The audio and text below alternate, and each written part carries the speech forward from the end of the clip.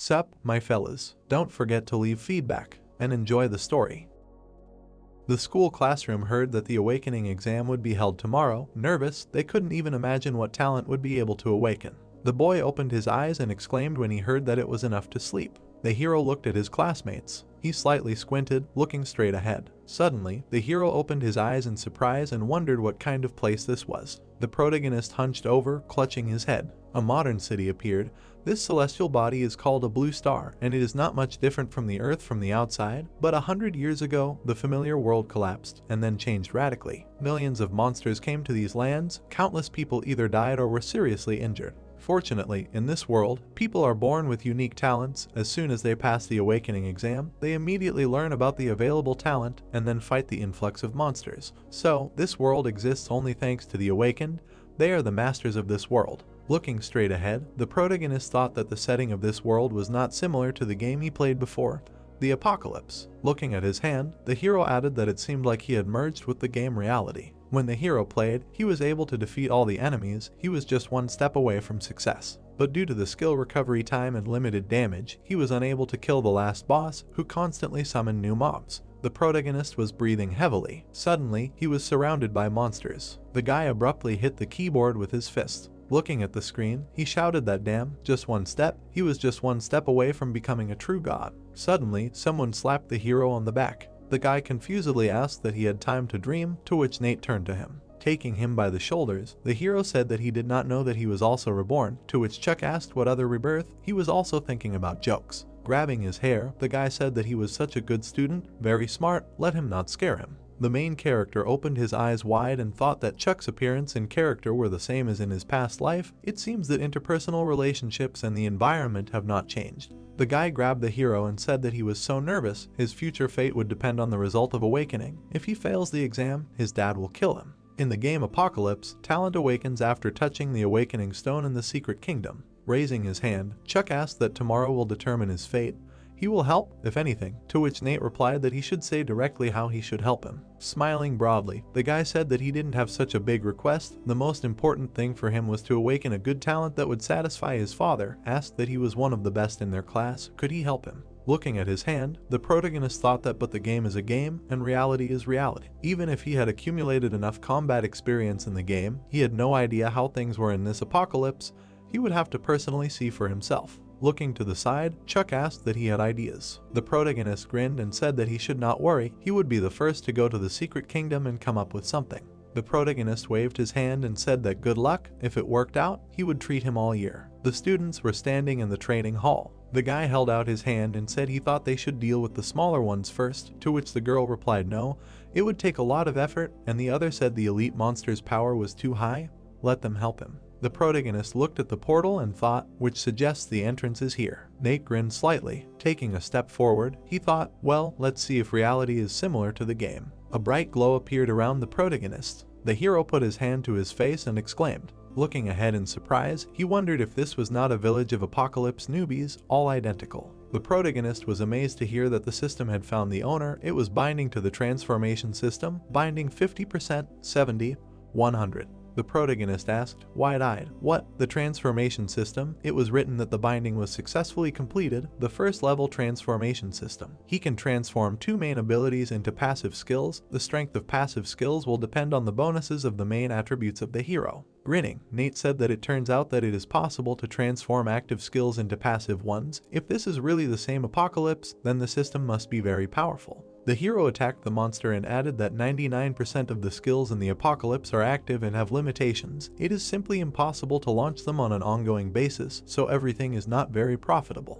The hero received an attack from the monster. Purple rays appeared around him and he said that but passivity is not limited. It can be used on an ongoing basis. As the level increases, the probability of success will increase, a rare treasure. The protagonist clenched his fist tightly and said that in his previous life, it was because of his limited skills that he failed to become a god. But this time, with the help of the transformation system, he would definitely succeed. A menu appeared in front of the protagonist, and he heard him choose the skill he wanted to transform. The protagonist clicked on the skill and said that he would try it. A sword appeared in the protagonist's hand. The wave cut skill was obtained, the first level wave cut.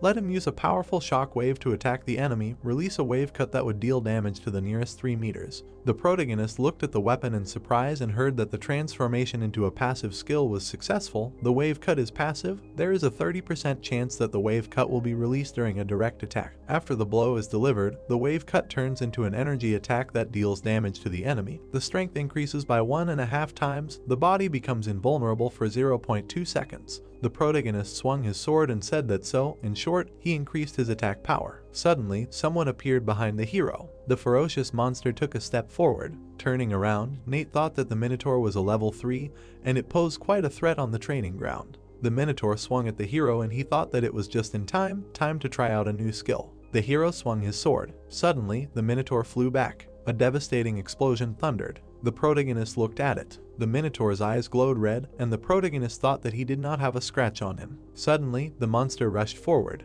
He swung an axe at the hero. The protagonist deftly dodged and struck, and then said that things were bad. Now he was only at level 1, so he would not be able to defeat the Minotaur right away. Looking at the monster in fear, the protagonist said, "Damn it." The protagonist deftly repelled the Minotaur's attack. Suddenly, the protagonist's sword crumbled. It was written that the passive skill of wave cutting was activated. The invincible body for 0.2 seconds was activated. The hero lowered his head in amazement and thought that the passive skill. Looking straight ahead, the hero heard that the power was increased by 1.5 times. Suddenly, the protagonist abruptly squatted down. Looking straight ahead, the hero used the passive skill of wave cutting.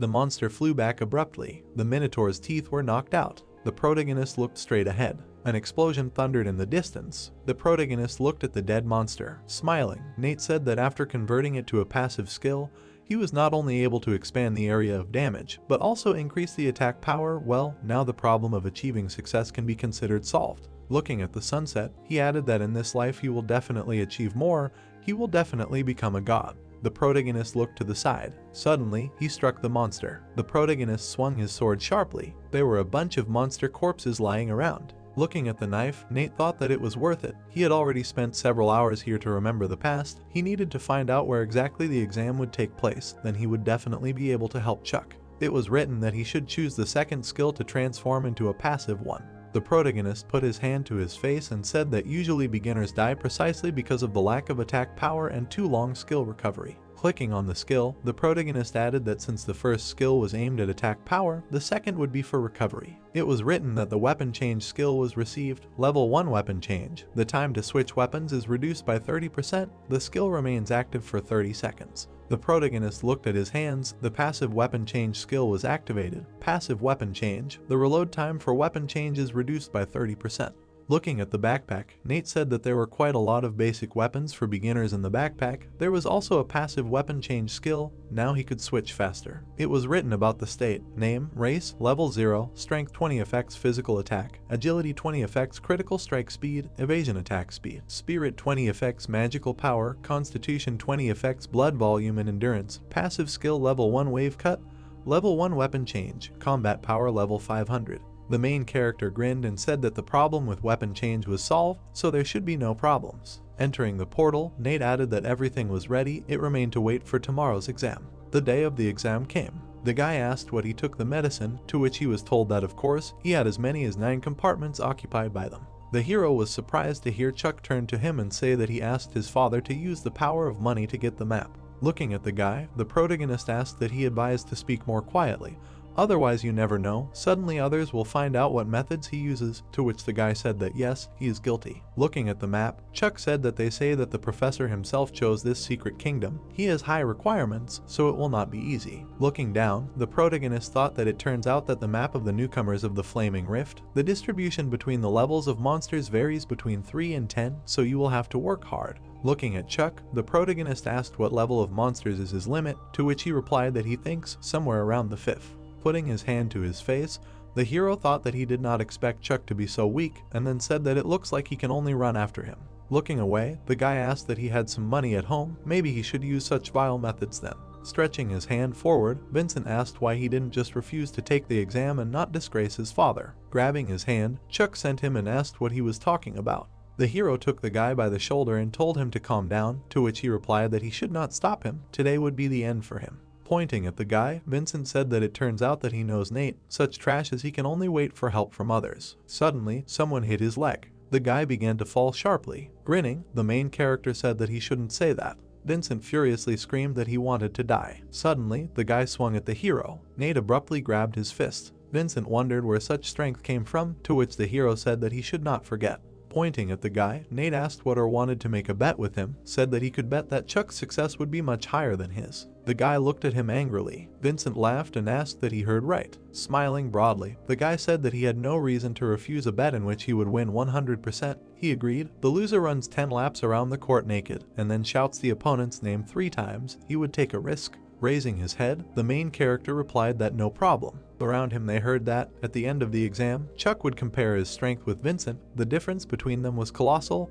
Isn't this a one-way game? The guy said in fear that he was crazy. How could he? To which the hero replied that he should believe him. Clutching his head, Chuck asked what to believe in what, said that he just wanted to pass the exam to look good in front of his father. Why was he selling him? Taking the guy by the hand, the hero said that he should stand up and listen to him. The hero whispered in his ear that the map should wait, and then looking at the hero, the guy asked that it was true, to which the protagonist replied that it was. Raising his hand, Chuck shouted that good, today Vincent is running naked. Suddenly the man cleared his throat. Looking straight ahead, Carl said that he was declaring the exam was starting. The students heard that he would ask the students to go through the teleportation point one by one. Smiling, the guy said that he should wait for his speech. The protagonist entered the portal. Suddenly, someone appeared in the dimension. A flaming rift appeared. Someone said that this world is a huge volcano, with magma bubbling everywhere. The main monsters are orcs and demons. After passing certain tests, a boss will be waiting for them at the top. Rubbing his hands, the protagonist said that it was a pleasant feeling. He hadn't felt it for a long time. Suddenly, Nate looked to the side.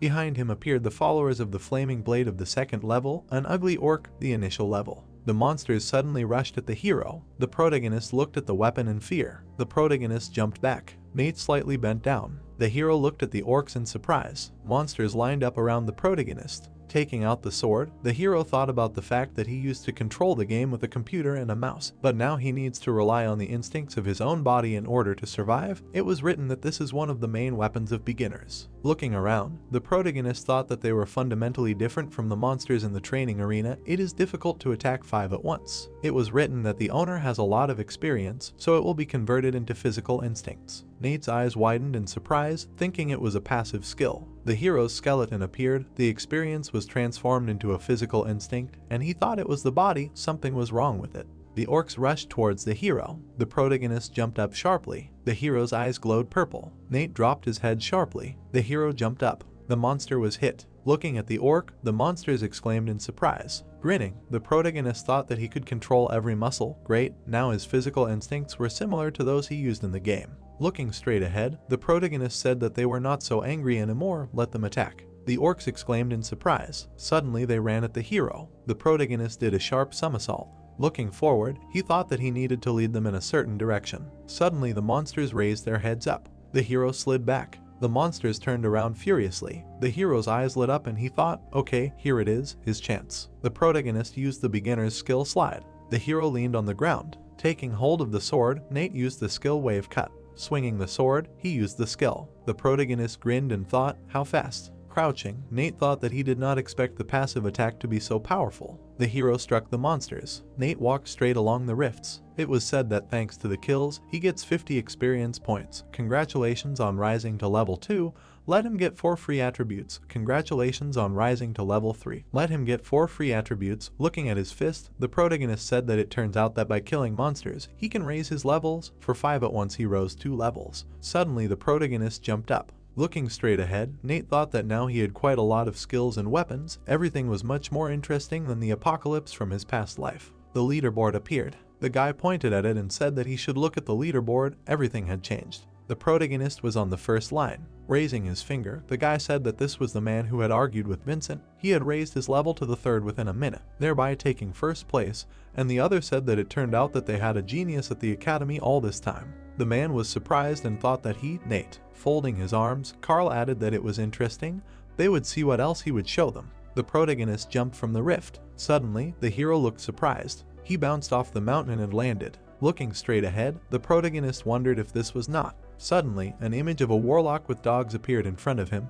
It was written that this was a 2nd level warlock, the initial stage, who had a hunting dog with him. The hero opened his eyes in surprise and thought that as far as he remembered, there was some kind of mistake with them in the apocalypse. In order to defeat them, you don't need to kill everyone sequentially, you need to attack everyone at once. The hero took out a gun and thought that no sooner said than done, everything should be very simple. Suddenly, the hero released a hook upward. The hero watched them from above. The protagonist took out a shuriken. Suddenly, he pointed it at the monster. A shuriken flew into the Warlock's head. After that, they switched to a combat state. The Warlocks looked at the hero in surprise. The Warlock pulled out his staff forward and used the shadow arrow skill. Looking at them, the protagonist thought that since the Warlock's rank is not high, he will only be able to use 2 skills, shadow arrow and hound. The hero disappeared from sight. The monsters returned the skill to normal. Standing behind the rock, the protagonist thought that it was not bad.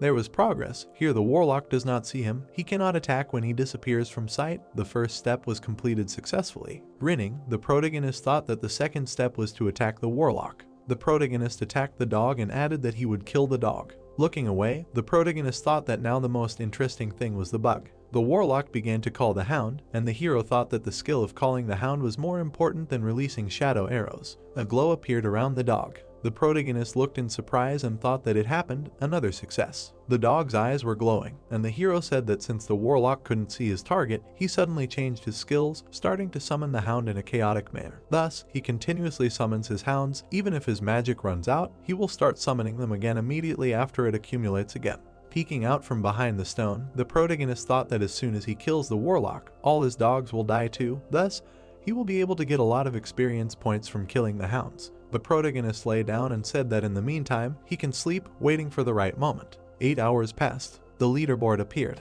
Chuck pointed at it in surprise and said that he should take a look. The girl pulled out her gun forward. The guy shouted that Sister Bella was the first to hit the arrows. She is so strong. She literally just took second place, as in an instant she found herself in first place, having received the 10th level. The guy held a weapon in his hand. Someone shouted to let them see. The headman Adam had just become a swordsman. I wonder if he could defeat the boss and touch the awakening stone. They had achieved success relatively quickly.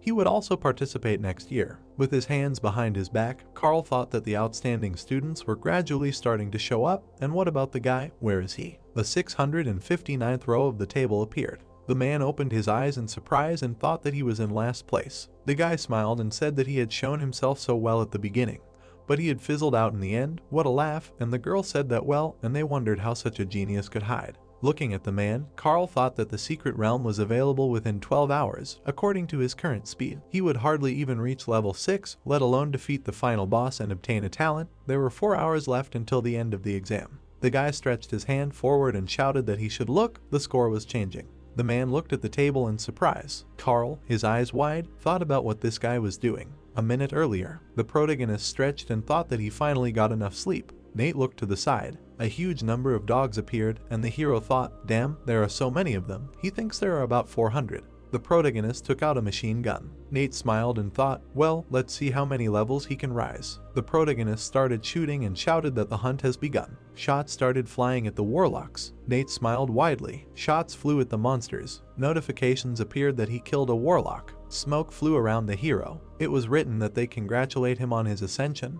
let him get 4 free attributes, and he said that it was cool, such progress. He was even a little tired. It was written that congratulations.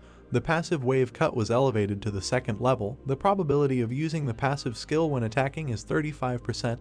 After the strike, the wave cut turns into an energy attack that deals damage to the enemy. The strength of the increase is 16 times. The body becomes invulnerable for 0.3 seconds. It was said that the passive weapon change was elevated to the 2nd level. The reload time is reduced by 40%, and the hero said that it turns out that with an increase in level and passive skills improve. Grinning, the main character said that the growth is quite decent. He increased his level. Will it be possible to activate a new passive skill? The main character was in first position. The guy said in surprise that in just 1 minute he passed 10 levels. Where did such a genius come from in their academy? To which the other replied that how cool. The 13th level can enter the top 3 in the country. He has been living for a long time, but he has never seen anything like this. This person is the best. Clenching his fist, the man said, let everyone look. This is his student. Asked, isn't it cool? Bob turned to the principal and asked what's the matter. The man shouted furiously, what kind of behavior is this? He's out of his mind. Such a student should have been warned in advance, to which the teacher lowered his head and apologized. Looking to the side, Carl said that he was also getting old. Since he was so easily impressed, it was safe to say that Nate was the most talented among all the students in Zhongcheng. Another dimension appeared. The protagonist looked to the side in surprise. It was written that congratulations on promoting to level 13. He can choose a specialization after passing level 10. Let him make a choice. The protagonist abruptly stamped his foot. A menu appeared and he thought that in his previous life of the apocalypse, he closed all the cells and reached the top, almost becoming a god, but there was something that he never chose. Looking at the menu, the protagonist said that freedom-loving, a specialization that does not change anything much. A diagram appeared, and the hero said that freedom-loving can use any attributes, do not fall under the restrictions, thus, he will not have any restrictions. Moreover, he can wear any equipment and change it whenever he wants. A view of the characteristics opened, and Nate added that but there are also disadvantages. This is low damage, the number of skills is extensive. Since they are not limited by anything, at the early stages he can still enjoy this specialization, but at later stages no longer. Clicking on the icon, the protagonist said that but thanks to the transformation system, even a weak specialization of freedom-loving will not bring trouble. Well, now they will try on this one. It was written that since they decided not to change their specialization, he is automatically assigned a spellcaster, loading 50, 80, 100%, loading complete. Looking at his hands, the protagonist asked what the hidden specialization was, the sorcerer. It was written that Nate was in first place, level 13, specialization was freedom-loving, and someone shouted that oh my god, something was wrong with his vision. How is that possible? There is not even a hint of talent in this specialization. What a terrible choice. Looking away, the director shouted that what is he even teaching children? Freedom-loving? What nonsense. The man nervously said that the previous students chose the specialization of a warrior. He does not know what is wrong with Nate. The man put his hand to his face and said that choosing such a specialization is tantamount to giving up a bright future. What a horror. Throwing his hands behind his head, the guy asked that freedom-loving people are really that bad, said that maybe they also have some tricks, to which the other said that yes, he understands. Smiling, the protagonist said that the greatest advantage of the freedom-loving is that they are not limited in the choice of weapons. At an early stage you can even make up whole combinations, combine skills in accordance with the skills of the enemy. He needs everything. The warriors went forward, and the protagonist added that but there are advantages only at early stages, as for the middle and later. Then the skills are already quite difficult to develop here, and the damage is generally not enough, so it will not be possible to win anymore. Closing his eyes, the guy said that therefore all hopes will collapse, and another student asked what and why a specialization is needed in which it is impossible to develop in later stages. Rocks appeared. Smiling, the protagonist said that the freedom-loving suits him best. Thanks to the transformation system, he will be able to compensate for all the shortcomings of low damage. Relying on his experience from a past life, he can increase the strength of the freedom-loving.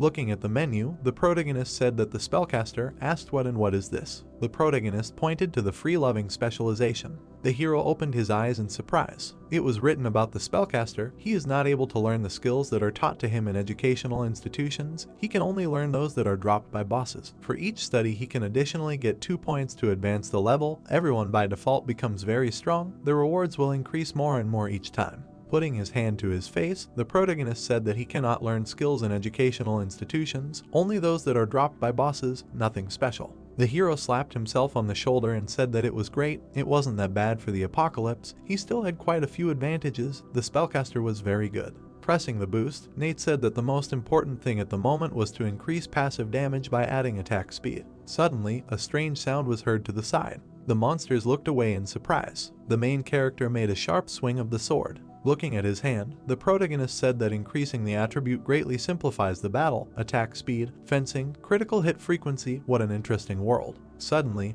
a special attribute, the Book of Demons, was thrown out behind the hero. Taking it in his hand, the hero asked that the old book seemed to help him open hidden missions. Smiling, the protagonist said that he almost forgot, it was better not to rush to fight the bosses, the main thing is to collect attributes. It was written about the end of the exam, 60 minutes left. The exam is coming to an end, the students are gradually approaching the boss, what awaits them will be the final test. The boss appeared, only by killing him and touching the awakening stone can you truly complete the exam. Behind him was the awakening stone. The guy kicked the stone. Looking straight ahead, he thought that this was the boss, if he defeats him, he will be able to touch the stone. The guy rushed forward and shouted that he was attacking. The monster used the sacrifice technique, inflicting continuous damage on enemies. Moreover, the curse of the ancestor is randomly released, which reduces the attacker's damage. Pulling his sword forward, the guy thought that after the boss used this technique, everyone else would undoubtedly die, But if he relied on his speed, perhaps he would still be able to deal with the boss. Suddenly, the guy opened his eyes in surprise. The guy flew back sharply. Falling to the ground, he exclaimed.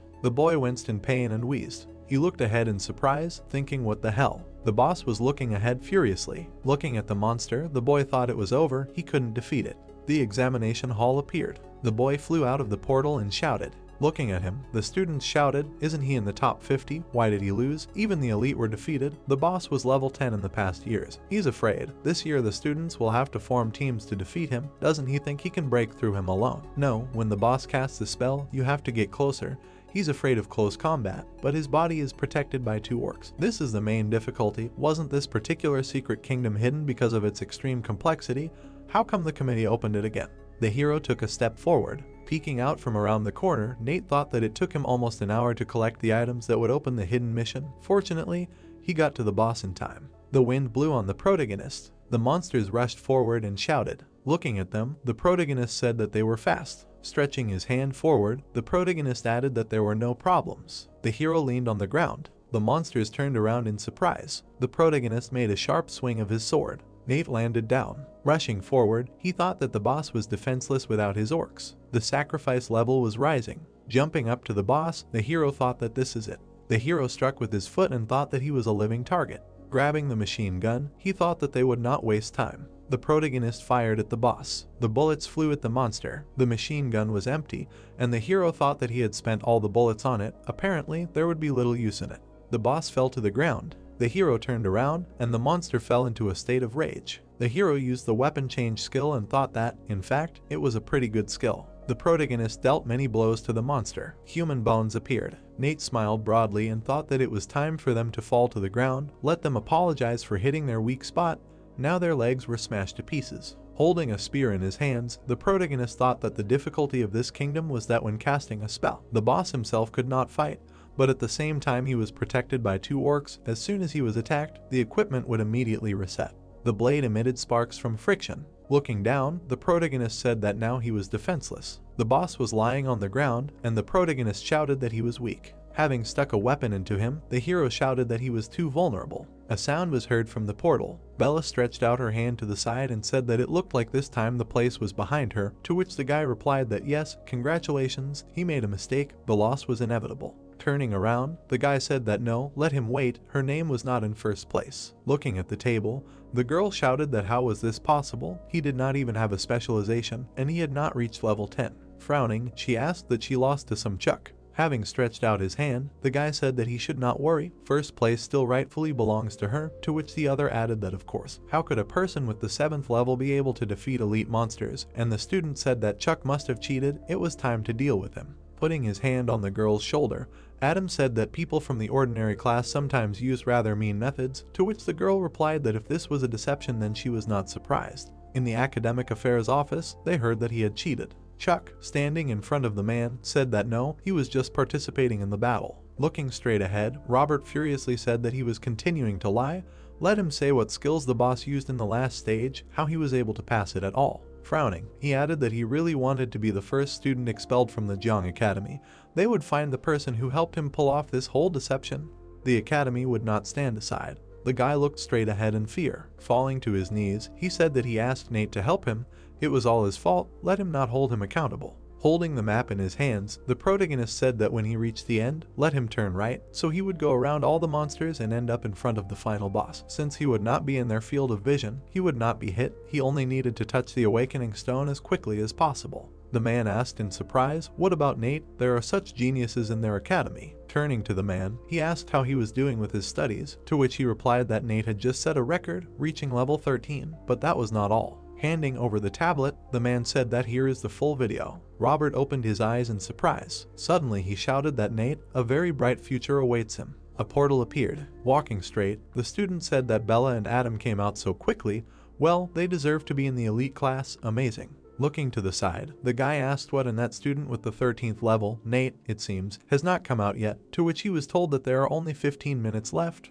Regardless of his level, he has already failed the exam. The hero extended his hand to the stone. Looking at it, the hero thought that it is worth touching the awakening stone, as he will immediately be teleported back. Well, there is still time, so for now he will complete a hidden task. A book, fiery obsidian, dead wood, transparent crystal, a broken sword appeared. The main character sat down and said that, and also the skull of a demonic dog, a total of 6 attributes. Looking at the flame, the main character said that it is possible to summon. Purple rays appeared. Through them it was heard that who dared to awaken him. The main character looked in surprise and thought that here is the secret boss. Suddenly, the elite boss of the 12th level tamon appeared. Raising his hand, the boss asked what he is. Striking the ground with his sword, he added that he should die. The protagonist looked at the cracks in fear. Magma began to break through. Rocks flew up from the lava. A crater appeared around the boss. Looking at the boss, the protagonist thought that he deserved the title of secret boss, much stronger than the last one. Looking straight ahead, the protagonist thought that the boss's advantage was high durability.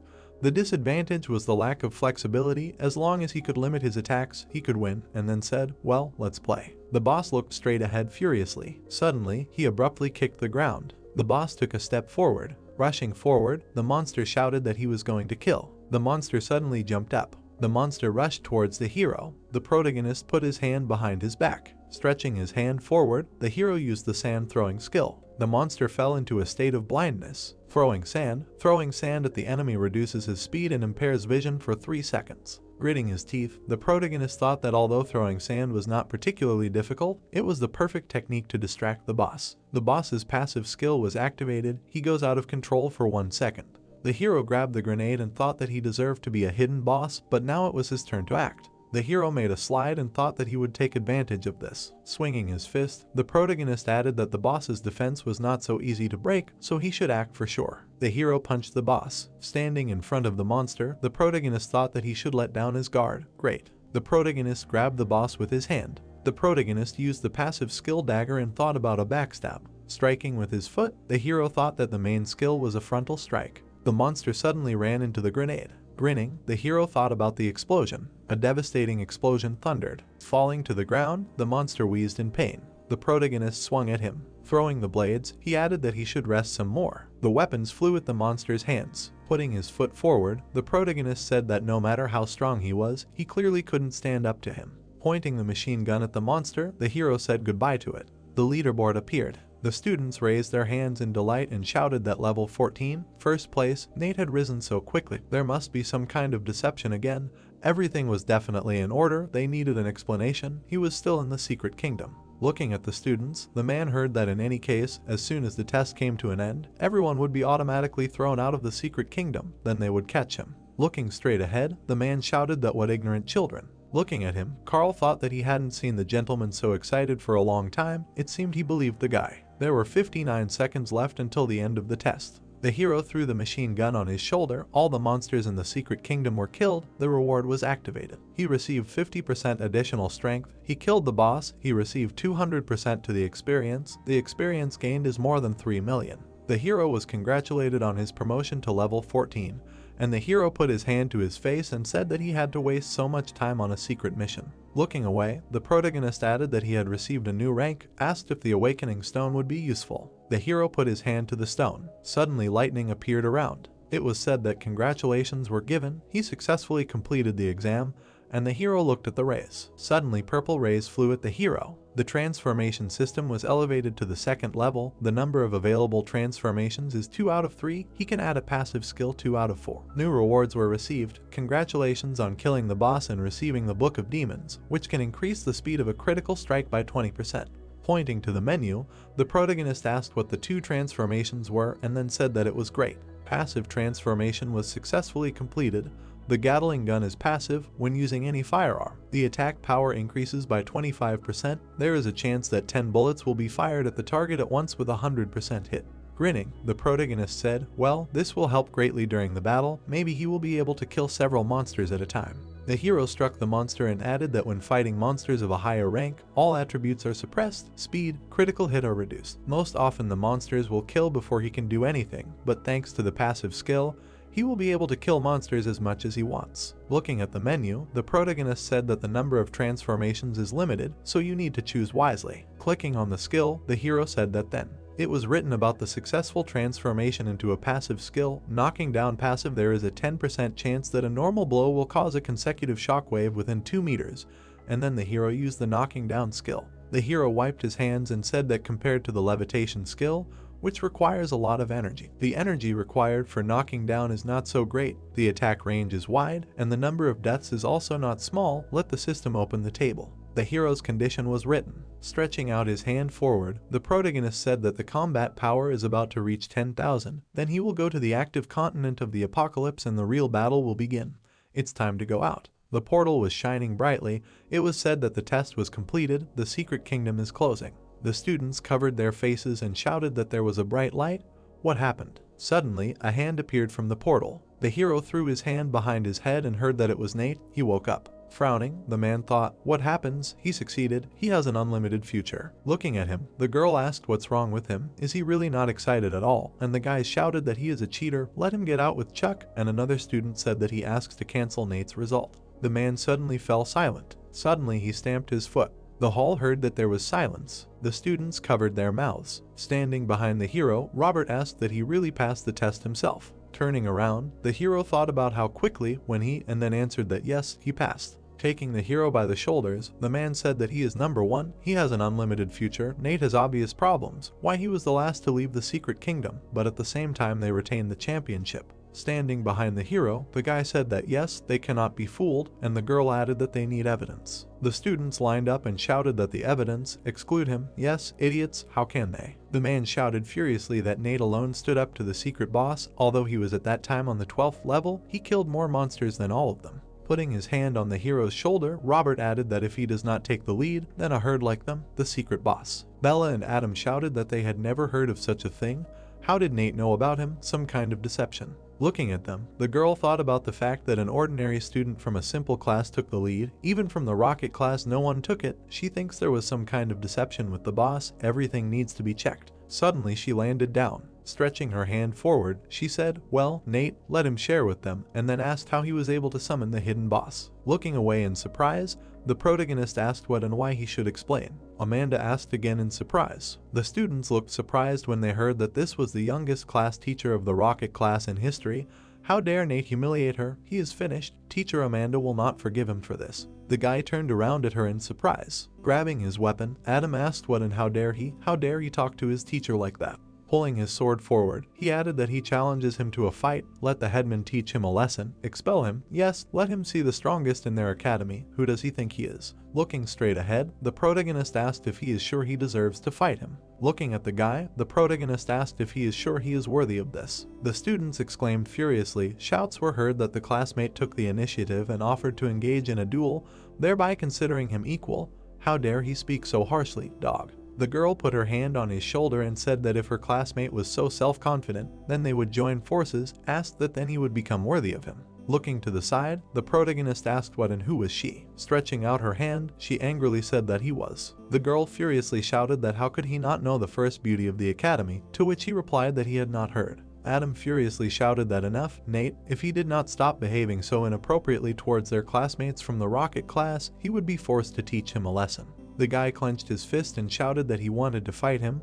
The fight would be not for life, but to the death. Amanda looked at him in surprise and thought that the duel was a forced battle between the awakened. It was clearly not worth refusing if she agreed. Looking at the students, she added that Nate would lose anyway, since he simply would not be able to stand up to Adam. Pointing to the side, the protagonist said that since he was in such a hurry to die, then he would escort him to the next world. Looking at the hero, Robert thought that this child had a lot of energy. Thanks to the battle, he would be able to learn about his true strength. Hitting the ground, the man added that since both sides had expressed their consent, they would set the stage for the battle. A huge cube fell onto the stadium. Putting his hands behind his back, the man said that he hoped he would not regret it, to which Adam responded approvingly. The protagonist closed his eyes and heard that they would see what he was capable of, to which he replied that he had enough of wasting time. The protagonist suddenly jumped up. The guy raised his head in surprise and heard that they were going to start. The guy clenched his teeth furiously and said that he shouldn't blame him later. The guy rushed forward, using extreme speed. This is a rank of talent, thanks to which you can instantly increase your movement and attack speed by 50%. In the distance, he heard that they should see, this is the swordsman's signature technique of shapeshifting, and the guy said that he didn't expect Adam to develop his skill so thoroughly, he doesn't even have time to follow his movements. Grinning, the guy said that he thinks he's already finished, classmate. Suddenly, the guy was behind the hero. Pulling his sword forward, he shouted that he should die. The protagonist suddenly jumped up. Smiling, the protagonist asked, "That's all?" Pointing forward, the guy asked how he dodged the attack. He saw, no, didn't he just transform his skill? He has additional agility, to which the guy said that he shouldn't joke. Frowning, Adam said that he was a little mistaken, now he'll take up the blade. Grabbing the weapon, he shouted that he definitely won't dodge his combo attack. The protagonist looked to the side and used the knockdown skill. The protagonist slid along the ground. Rushing forward, the guy used the charge skill and shouted to attack. The hero used the jump skill. The guy raised his head in surprise. The hero was amazed, looking down. Suddenly, Adam used the shape and shadow change skill. Rushing forward, he shouted that he won and used the attack reflection skill. Suddenly, a devastating explosion thundered. People watched the fight. It was heard that Adam showed the perfect combination of horror and lethality, so let him die, deceiver, and the girl said that an excellent blow. Holding the sword in his hands, the guy grinned and said that no one could cope with his speed yet. Suddenly, a blow flew to the guy's face. The protagonist kicked the guy. People opened their eyes in surprise and thought that they did not even see him. The hero's eyes lit up and the passive skill was activated. The hero swung his sword and used the wave cut skill. The guy fell sharply to the ground. Looking at the sword, the protagonist said that he knew his extreme speed was still at an inappropriate level. The girl looked surprised, hearing that his eyes were not deceiving him. Adam, one of the geniuses of the academy, was instantly killed in less than 30 seconds, so strong. The protagonist gritted his teeth and asked that he still wanted to fight. The girl looked at him in surprise. Bella lowered her head and said no, she wasn't worthy of it. The hero put his hands in his pockets. It was heard that oh my god, and they thought he was deceiving them. They were apologizing. They were too hypocritical. They were scolding him just now, and now they were going crazy about him. He was originally too strong for him. Nate is an honored genius of the academy. Let him say if he has a girlfriend. Looking straight ahead, the girl thought about how she didn't think Nate would be so strong. Why did she have such a feeling as if she wanted to get closer to him? The man frowned and thought about the extreme reaction speed and the perfect time to release the skill. He was much better than him in the past. Perhaps Nate could become the new legend of the 5 circles, a real genius. Such a good seedling should stay with them. Looking at the hero, Robert said that on behalf of the academy he would like to make an announcement. The man put his hand on the hero's shoulder and said that given Nate's outstanding abilities, he would be awarded 1 million coins, as well as a special title of student leader. The students looked forward in surprise. With wide eyes, they asked what student leader was. The protagonist put his hand to his face and thought that judging by their reaction, the title was quite impressive. Could it be exchanged for money? The man's eyes widened in surprise and said that in their city, there had not been a single student with such a title for over 20 years. The last student had 4 circles. Ordinary students usually only have 2 circles. Only a few from the education committee have 3 circles. Why assign this title to Nate? Looking straight ahead, Amanda thought about what it turns out. In the future, he will also be able to reach 4 circles. Taking a step forward, she added that she should take such a talented student to her class. If she can get him, she will definitely be famous in the future. The girl suddenly turned to the hero and asked if he was interested in transferring to the rocket class as a class monitor. He would personally be preparing for it a month before the exam. The students angrily shouted that oh my god, the teacher was a real goddess. He would give anything if only she would teach him. This guy was very lucky, he got such a lucrative offer so easily. Looking at her, the main character asked what she said and said that he did not need to be taught. Raising his hand, the protagonist said that it was not only about her, no one from the academy would be able to teach him, asked that she was not so freedom-loving. It was written that the name is Nate, the specialization is a spellcaster, the level is 14, the level is 0, the strength is 20, the agility is 94, the spirit is 20, the constitution is 20. The awakened talent is the reincarnation of the 2nd level of the SSS rank, the passive skill is the 1st level wave cut, the 1st level Gatling gun, the 1st level knockdown, the 1st level weapon change. The combat power is 9,972. It was written that the running shoes are level 8, the equipment type is cloth armor, the attributes are 20 armor points, -5 agility, +5 strength, durability is 50 out of 50. The effect of using it is that he can activate the speed skill by increasing the speed of his movement or swimming by 200% for 5 seconds.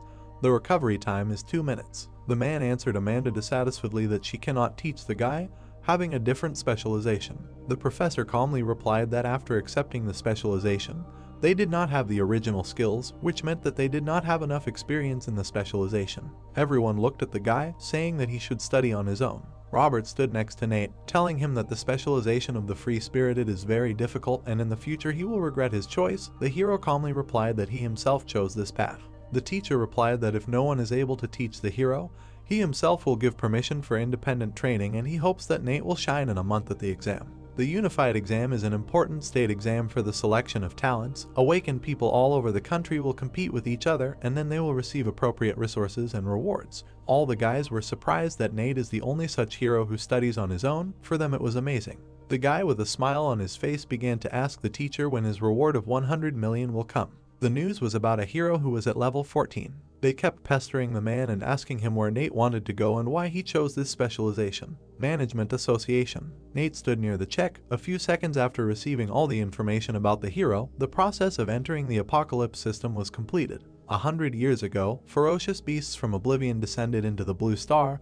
Having committed murders, they retreated. In order to somehow fight the cataclysm, humanity discovered the so-called apocalypse in the cracks leading to Oblivion, and then people entered it. The era of training began to get the opportunity to get to the continent of the apocalypse, and later the continent turned into a real battlefield where experts from all over the world fought. Compared to the exam place in the academy, there is much more trouble in the apocalypse. The most important thing was to reach level 20 and pass the unified exam. In the Broken Islands, level 13-18 was required. It was the same place as Nate himself in the past. The main character looked at the guys who were uniting to clear the monsters faster. The guy understood that they had only this way of fighting monsters, and he himself had the same knowledge in the past. The hero knew that it was best to first complete the hidden task, as he would get the most points. A dilapidated village with traces of people. His hand reached for the paper. It was written that yesterday while fishing, the guy found some strange huge shadow. But the people in the village did not believe it, so maybe Nate could help with this. A secret task was opened for the hero. The guy understood that no one except him would complete this task, and this task not only requires a lot of experience, but in the end it will reward the beginner with an easy-to-use artifact. Harnan Beach. People were calmly fighting the mutated turtles. Someone was directing the fireball technique. Everyone was screaming loudly, covering their eyes. One of the guys asked another how he dared to violate the rights if fighting was prohibited in the academy. The guy laughingly answered that he played a little and did not notice anything. He shouted that all these monsters on this beach are theirs, so they need to get out of here. Drake answered fearfully that this is a public place, not the private territory of the Demon Academy. His gaze fell to the side in fear. The guy asked the hero to repeat his words, since no monster will go to anyone. All the guys were shouting to leave, since they need to take care of others. Drake was unhappy, answering that they are constantly taking away opportunities, and because of this they are 3 levels behind. Chloe shouted that there is still one guy left. Nate killed the monsters with quick movements. The hero ran forward quickly, answering that today he would teach a lesson. The guy decided to kill all the monsters with one blow, so that no one else would get anything. Nate looked ahead, realizing that the hero wanted to use the high damage dealt by 2 mages to get rid of all the monsters. The one who first destroyed a certain amount of monsters' life points would be able to take possession of it. The rest of the players would not receive a reward for killing. Nate thought that ordinary people do not know about this yet. He ran quickly, not noticing anything in front of him. Nate understood that if his damage was 3 times greater than theirs, then he would get all the points from the kill. He understood that he needed to reduce the life points without changing the object of their hatred, because as soon as they changed the object of their hatred, the guy would inevitably die. As a master of hand-to-hand combat, he does not have many ranged skills, so all this power must be used wisely. The heroes did not understand what was happening. Mike asked the guys with a smile on his face if he thought they could take over his monsters. A snowstorm with an additional freezing effect was starting to roll across the area. The system window told the guys that if he died in the apocalypse, his level would be reduced, and if he died several times in a row, he would lose the ability to be resurrected. The guys asked Nate with a smile if he wanted to die right away. Everyone said that Nate would not be able to withstand 2 mages. The team looked ahead in surprise, realizing that the snowstorm had not killed him. No one understood how he survived, since the storms released by the mage should instantly kill an enemy with the same level. Mike shouted loudly to activate the storm to kill him. Nate calmly replied that he had just activated the passive skill of cutting waves, and then they would use the snowstorm to slow down. Nate decided to activate the machine gun. The system windows responded that all these machine gun actions worked successfully. One of the guys answered in surprise that the machine gun's action time was 8 seconds and no one knew how he managed to use it continuously. Everyone looked at the guy with incomprehension as he took away the loot. Nate laughed, answering that the damage from the machine gun was amazing. Magic was going through all the places. Mutated turtles were running along the ground. Nate was glad that 32 mutated turtle tails were received. Mike angrily shouted that they were robbed and he would pay for it.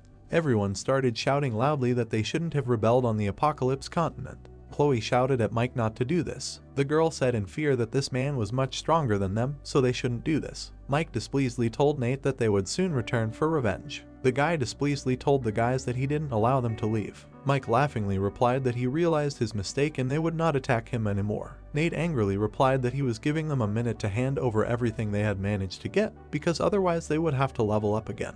One of the heroes shouted that he was not going to give up, even if he was on the verge of life and death. Drake looked at the heroes in confusion, wondering why all the students were so cool. Everyone looked at Nate, not understanding why he was not moving.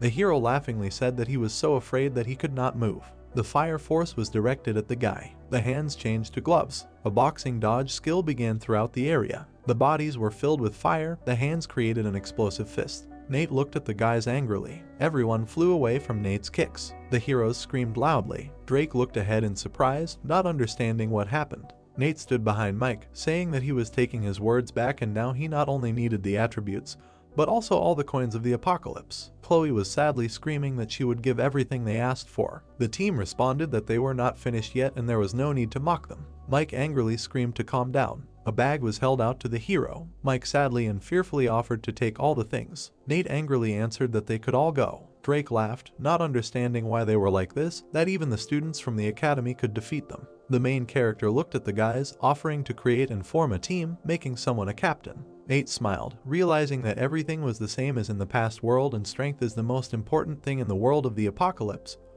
But with all this, no one should interfere with him collecting attributes. The system window began to show disappearing shadows. The hero understood that he still had 239 tails left and this day would be boring. The next day came. Nate was lying tiredly on the ground, saying that he was very tired and his secret mission was taking a lot of time to get at least one new level. The system window began to show all the states. The guy was glad that his agility had surpassed 100, he knew that most freshmen would not achieve such success. The guy decided that it was time for him to complete the mission. Demon Academy. Mike angrily shouted at his guys that their skills were lower than his, despite the fact that he was also a freshman. Chloe answered with a smile on her face that she found a person who could help them with Nate. Michael smiled, hearing that in the first group there were 30 of the best students who contacted everyone and most of them agreed to help them. The guy was glad that he found a better freshman who was able to rise to level 21 in just a year. Leon answered with confusion that there were rumors that he didn't bend over for anyone and no one knew if he would agree. The fire force began. Mike looked ahead confidently. His hands brushed the dust off his palms, and the guy answered that he was releasing such a force to use the fireball technique. The hero looked away with a grin, asking Mike what brought him here. The team smiled, deciding to get straight to the point and said that they had a battle plan. The freshman calmly answered that he was not interested. The hero shouted with confusion that he had not finished yet.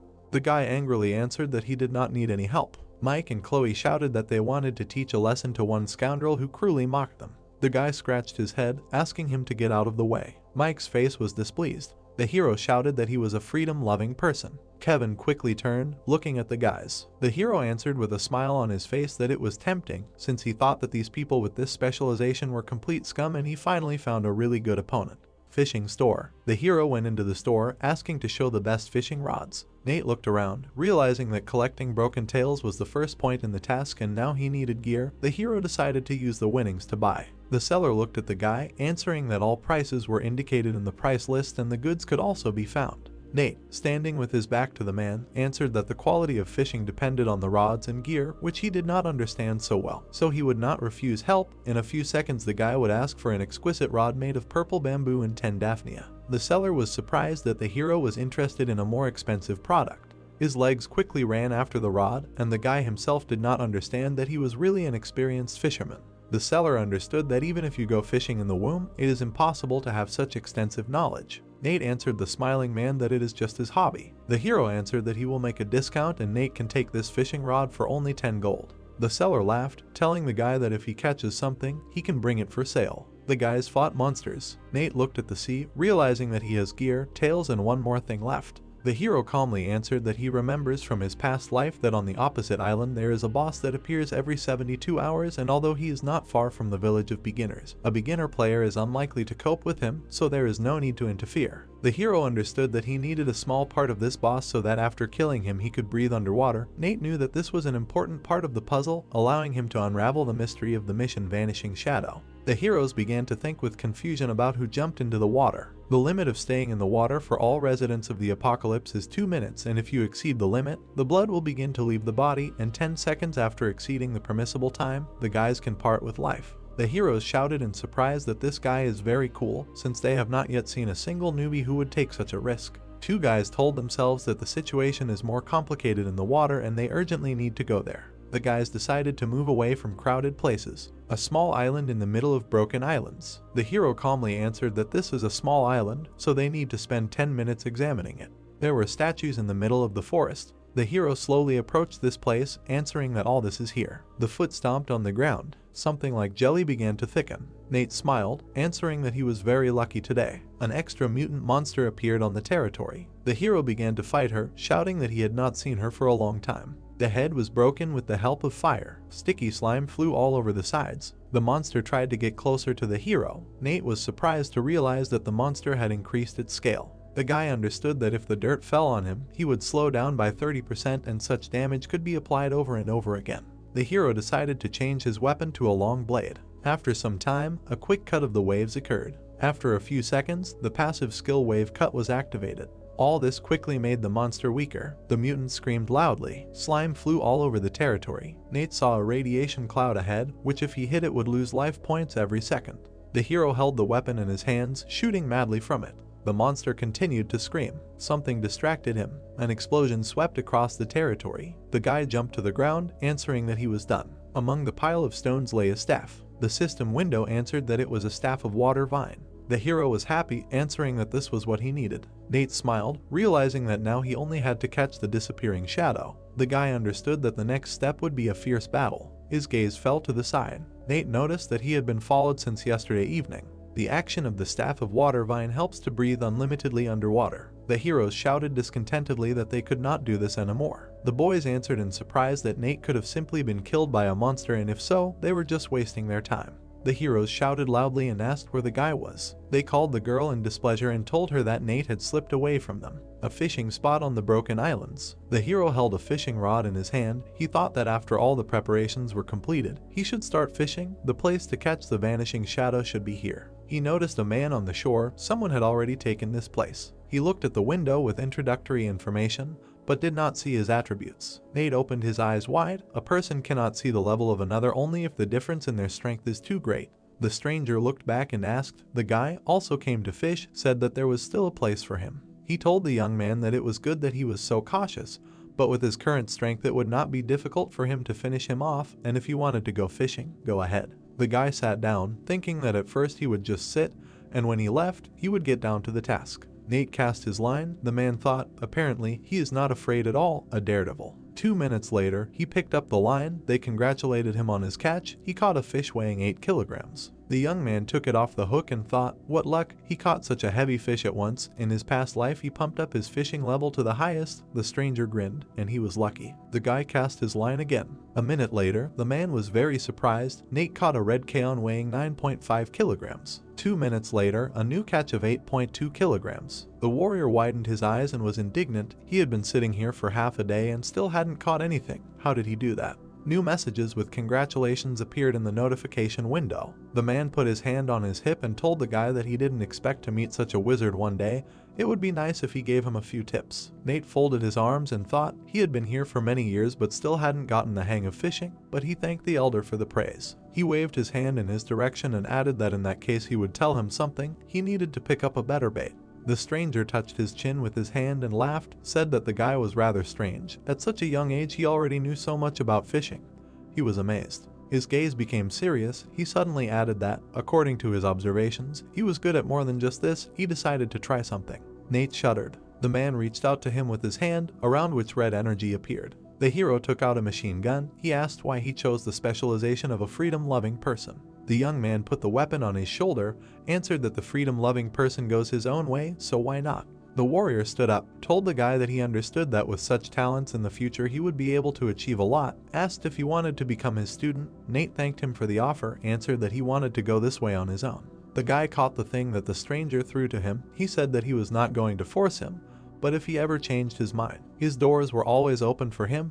The man asked to take the ring. If any questions arise in the future, he can safely come to the association. Nate asked embarrassedly, and why he decided to present this as a gift. On the device screen, the dialogue surveillance on Nate, the players informed the lady that they managed to attack the hero's trail, his coordinates, and that at the moment he is fishing, announced that in 10 minutes everyone needs to be there. Demon Academy Management Association. Team Mike moved through the crowd. The students shouted that today a group of the best students competes. Quite a rare and strange phenomenon, isn't Kevin alone? He is the leader of the first years. Everyone looks up to him. Quite a terrifying composition. Do they really want to fight the boss? Mike thought that Nate would die today. He turned to his classmate Kevin, said that they were counting on him. He thought, let them start first. If everything is as serious as Mike said, then he will act. The guy from the management staff reported to Steven that Mike is going to the continent of the apocalypse with a company of 20 people. Is something really coming?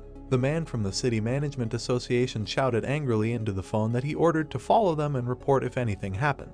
He grabbed his head, said tiredly, this guy will drive him crazy someday. He hoped that nothing would happen today. The hero continued fishing. The number of turtle tails was 39. He thought he was absolutely sure 400 tails should be just right. He couldn't be wrong. A team of players appeared behind him. Mike told Nate that they hadn't seen each other for a long time. His fishing would not work out today. The young man grinned. Weren't these guys from the scum group? What's wrong? They couldn't handle it themselves, so they decided to run for help. Yeah, the Demon Academy is amazing. Kevin frowned, thought, so this is freedom-loving, interesting. The students were furious. The leader shouted at him to shut his mouth, or does he think he can escape after insulting the spirit of their academy? Wished him dead. Nate's fishing rod bent badly. A warning of a big catch was coming. He screamed, finally. A huge monster appeared from the water. The players opened their mouths in fear, screamed, what kind of monster is this? Is it a hidden boss? They have never seen anything like it. It was Nate who caught it. It was a blue monster with many spikes, Prince Nasjack, a level 22 elite boss. Kevin gritted his teeth, thought that even he could not cope with it alone. Maybe its appearance is connected with the level 15 freedom loving. The student turned to the headman, said that this was a rather rare boss, and suggested, since there were so many of them, to kill it and take the treasure. The hero threw turtle tails at them, saying that they would have to sacrifice their lives. The monster jumped out of the water. Mike screamed that it was starting to attack. The blow threw the players to the sides. Kevin moved to the side, said coldly, freezing technique. The guy raised his hand and created a defense of ice, shouted to the others to attack. The magic damaged the boss. The leader of the group praised his classmate, said that only with him they can resist the Prince of Nasjack. Nate started all this against them and they need to kill him. While the others were fighting, 3 of the Demon Academy rushed at the hero. He thought they decided to interfere with his plans. Apparently Mike is a little crazy. He changed his weapon to a spear, thought that any tactics were pointless with him, used the cleanup skill against them. 3 mages were standing to the side. Nate immediately changed his weapon to a dart and used the main assassin skill shuriken. The player was shocked. The shurikens interrupted the use of the mage's skill. The hero used a blade and attacked them with a crescent. The guys recoiled in horror. One of them could not understand why he was switching weapons so quickly. Even if he was a freedom-loving one, it was impossible to react so quickly. The other noted that he had seen freedom-loving ones before, but their interval for changing weapons was at least twice as long. How did he manage to do it? Nasjack broke the ice barrier, shouted, damn people, the boss weakened control and went into the second stage. The monster activated the trident. Jets of water began to beat from the ground. He shouted that he would finish everyone off. Water filled the entire space around. The players found themselves under a thick layer of water. Nate wondered if this was the second phase. He had a clear advantage in the water. Prince Nasjack entered the second stage of his state, invincibility. The remaining duration was 30 seconds. Leon swam up to the headman, asked what to do now. Their mage was not able to attack in such an area, and they could not stay in the water for long. Surfacing was not an option every time either, Chloe added. Nate was all alone here. Nasjack would finish him off anyway. Mike clenched his fist, angrily thinking, what was the point then? Why did he gather such a crowd if they still ran into this boss? Was God himself helping Nate? How unfair. Kevin, who was behind him, said that if they wanted, they could leave. He would meet this freedom-loving person himself. The leader thought, great, Kevin was still on his side. Mike raised his hands and addressed the guys that if they tried, they would definitely defeat Nate. Suggested not to touch Nasjack for now and throw all their efforts into killing the guy. If they could defeat him, he would double the reward. The students looked at each other. They activated their weapons and moved to kill the hero. Nate asked with a grin, decided to finish him off. He dodged the fireball, thought that the 30-second countdown was starting. Very soon it would not be possible to hold back the boss. The hero went deeper. Mike no longer saw him. Thought, did he really decide to commit suicide? Had 2 minutes underwater already passed. The monster opened its mouth. The invincible state of Prince Nasjack was ending. From the tension, a vein bulged on the headman's forehead. He thought, this is the end. He also cannot stay underwater for long. Apparently, he will not be able to get out. The monster used the deep sea vortex against the players. The whirlpools in the water were sucking them in. They were screaming, "What kind of power is this?" The guy couldn't control himself. The leader said that if they were carried to the bottom of the sea, they definitely wouldn't be able to get out in 2 minutes. Another asked for help and didn't want to die. Someone attacked the monster in the head, used fireball explosion. It was Kevin. He was surprised how it was possible. He was level 21. Did his technique not affect nasjack at all? Mike said with excitement, "It's bad. Fire techniques noticeably reduce their power underwater." The student exclaimed, "They are not his rivals." The magician in glasses agreed that they need to save themselves faster. The headman turned to Kevin and said that Nate was still a dead man, suggested retreating. He replied, "Next time it will definitely work." The guys swam to the surface. nasjack screamed from the depths. Nasty people decided to anger first and then escape. He used ice shackles. The player's body parts began to be covered with ice. Mike exclaimed, "No." The guy was completely frozen. A message appeared about the exhaustion of the oxygen supply. The remaining lifetime was 10 seconds. The elder thought that he was not finished with Nate yet, and as soon as he was revived, he would immediately finish him off. He froze in amazement. The hero waved his hand and said, "Hi." Mike was indignant. Why didn't he die? They were carried away to the depths. He screamed, "No, how did he manage to survive?" nasjack turned around. The guy said that now the entire scene of action belongs only to them. A beam of light burst out of the monster's mouth.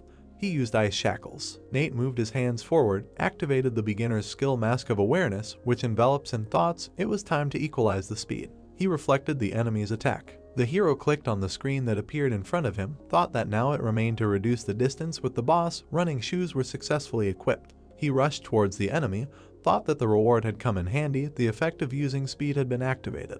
Nate switched his weapon to a one-handed sword, thought that although he was now level 15, the attribute bonus allowed him to achieve level 17 skills. In addition, his second specialization at 1.5 doubled his attributes, so now he was level 25 in abilities. He decided that it was time to crush nasjack and pierced his head with a sword. The guy jumped back. The monster said that he would kill him. The hero switched his weapon to a machine gun. He aimed it at the enemy. The machine gun was successfully activated, dealt damage to the head. nasjack's health bar almost reached 0. Nate extended his hand to the side, exclaimed, "Great, only 101 units of damage left, time to finish." The monster opened its mouth wide, rushed at him with a roar. How dare this man treat him like this? He's a corpse. The corners of the guy's lips slightly lifted. He noticed that everything depended on whether he could get to him alive. He used rotation and dealt 120 damage in one hit. nasjack exploded. A notification appeared with congratulations on completing a hidden mission, a disappearing shadow. In the blue window, a message about moving to level 17. Nate received a golden chest, joyfully exclaimed, "Finally." The guy got out on the shore. He lifted the lid of the chest. He took out a white ribbon with hieroglyphs. He was congratulated on receiving an epic attribute, the Tide Amulet. The note says that he is not limited to this level and can use the amulet at his current rank. The higher the level of the item, the higher its quality. Nate smiled slyly. Now he will be able to kill monsters. You just need to use the amulet, but you need to understand that there are still certain restrictions on use. In any case, for players of his level, he is invincible. He can fight face to face with enemies who are a dozen levels higher. Education Department of Jiang City. The man shouted that he did not agree with providing a quota for Nate. Charlie crossed his arms over his chest, noticed that the guy broke the city record, reaching level 14, asked, "So what's the problem?" Greg, who was sitting opposite, replied that he admits he is a real genius, but he does not even really have a specialization. He chose the path of a freedom-loving person. He stood up abruptly and slammed his hands on the table, said that Jiang City provides only one quota per year. Why should they give it to him? He opposes this proposal. Charlie also stood up and loudly objected. He thinks no one knows about his affairs. He wants to cover everything up in this way. One of the meeting participants started to applaud. He adjusted his glasses and said that it was actually very easy to solve this issue. Anyway, in the last discussion they decided to send Misha from Fenghua school quota. The man explained that not only did he reach level 12, but he also awakened an S-rank talent, choosing the wizard specialization, but their choice was not that important. Anyway, Nate showed up after the decision was made. Greg asked how about just asking them to fight, the winner would get the quota. The man in the tank top opened the door and apologized to the guy for keeping him waiting. His friend was counting his catch, excitedly reported that it was 734 kilograms. He handed Nate a tray of coins, asked how he managed to handle so much, added that he would return 30% of all his purchases. The young man thought, yeah, the Apocalypse continent is a real gold mine. The hero looked at the screen. The host greeted the viewers. Now they are in the Jiang City Academy. The guy took the towel off his head, asked, Jiang City Academy. The man was surprised. He also knew, recently all the headlines were full of only these events. They say, the Jiang and Fenghua Academies will hold a competition between students to determine who should get the quota. Nate moved his fingers to open the information window, said, quota, competition, why did no one tell him? He saw a bunch of missed calls, thought, okay, the question is gone. Because of the last event he received a lot of calls, so he did not pick up the phone. The guy decided that it was time to sort out the current events. The man with the microphone pointed to the board and explained that the competition would consist of 2 parts, namely, 10 points are given for the team competition and 20 for the battle of attrition. The academy that scores the most points gets a quota. The team battle will be 5-on-5, an elimination battle. Each of the academies sends 20 participants to the competition. At the end they will see who has more left. The host's voice echoed throughout the huge stadium. He asked to welcome the participants. The team from the Zhang City Academy consisted of a fighter, a mage, a shooter, a priest, and a warrior. The team from the Fenghua side, a swordsman, a horseman, a magic caster, an assassin, and a boxer. The students shouted words of encouragement. Bella was wished good luck. Someone drew attention to Misha as the strongest student of Fenghua. He is level 12. Another objected that he definitely cannot compare with his classmate Nate, but for some reason he has not been seen all these days. Greg, with an undisguised smile, noticed that Nate was really afraid to compete and laughed. Robert asked him not to worry, he will definitely come. Misha, with an expression of superiority, asked what about the widely known Nate, or do they think they can compete with him? He called the Jiang Academy a dump. Bella gritted her teeth, wondering where Nate had gone. This was a very important quota. How could he miss something like this? She turned her head, suggested that the team figure out a strategy. The mage should protect the priest from knife attacks and cover his back. There was no healer on the other side of the stage, so they should protect their own with all their might.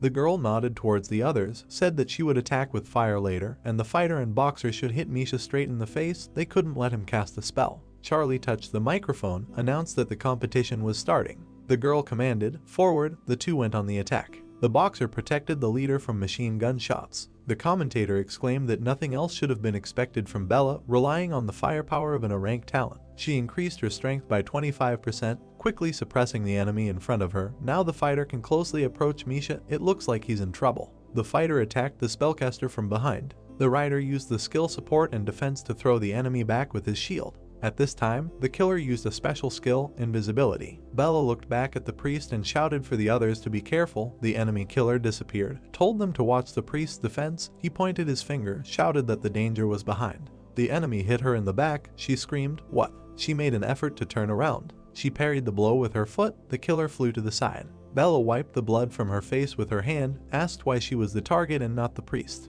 Nisha held out his hand with a glowing rod, asked if she still didn't understand. The shooter, this is the basis of their formation. The guy was going to use the highest demonic magic, Thunderbomb. The students in the stands were amazed. Shouldn't it take 5 seconds to cast such a powerful spell? It can't be. How did he develop such speed? Greg laughed contentedly. Everyone seemed confused. Misha awakened an S-rank talent, which is the speed of casting spells. It reduces the casting time of all spells by 30%.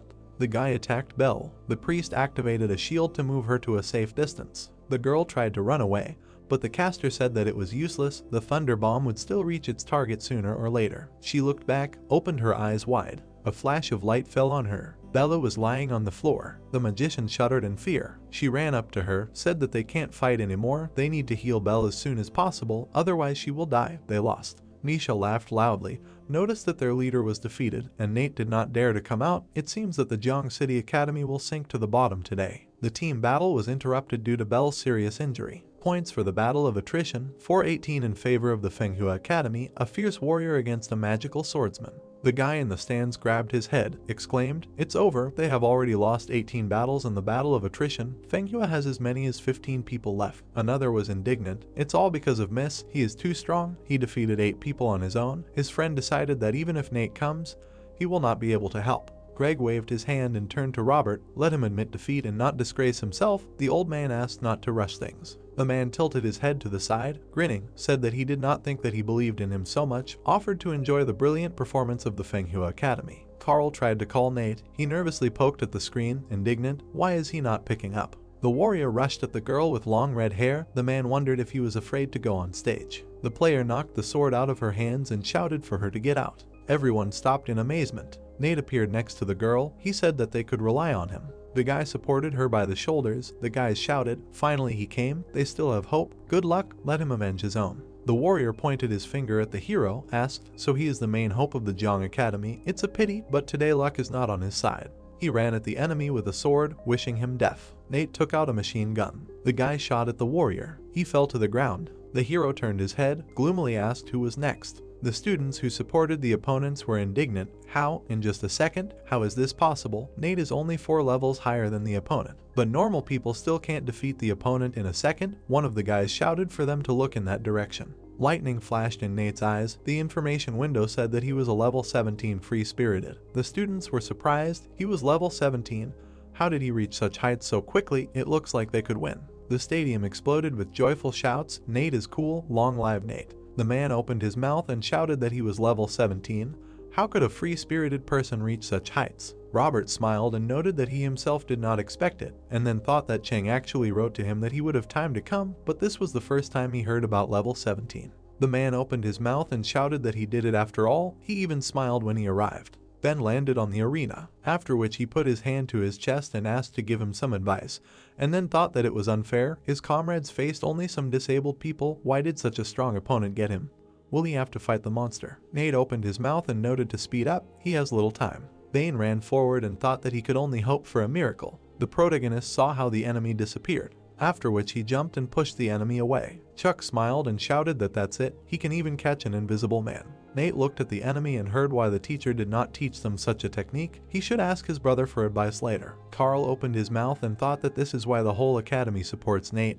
He helps the students raise their spirits. Well, he thinks that now all the students will look up to him. 10 minutes later, the guy ran into the break room and shouted that they are doing badly. Nisha opened his mouth and asked if he could see that he was resting. Why shout like that? The guy opened his mouth and shouted that this Nate had come at the last moment. It only took him 15 minutes to even the score. Their students were about to collapse without strength. Meisha gritted his teeth and shouted that it couldn't be. The crowd looked at the arena and shouted that it was unbelievable.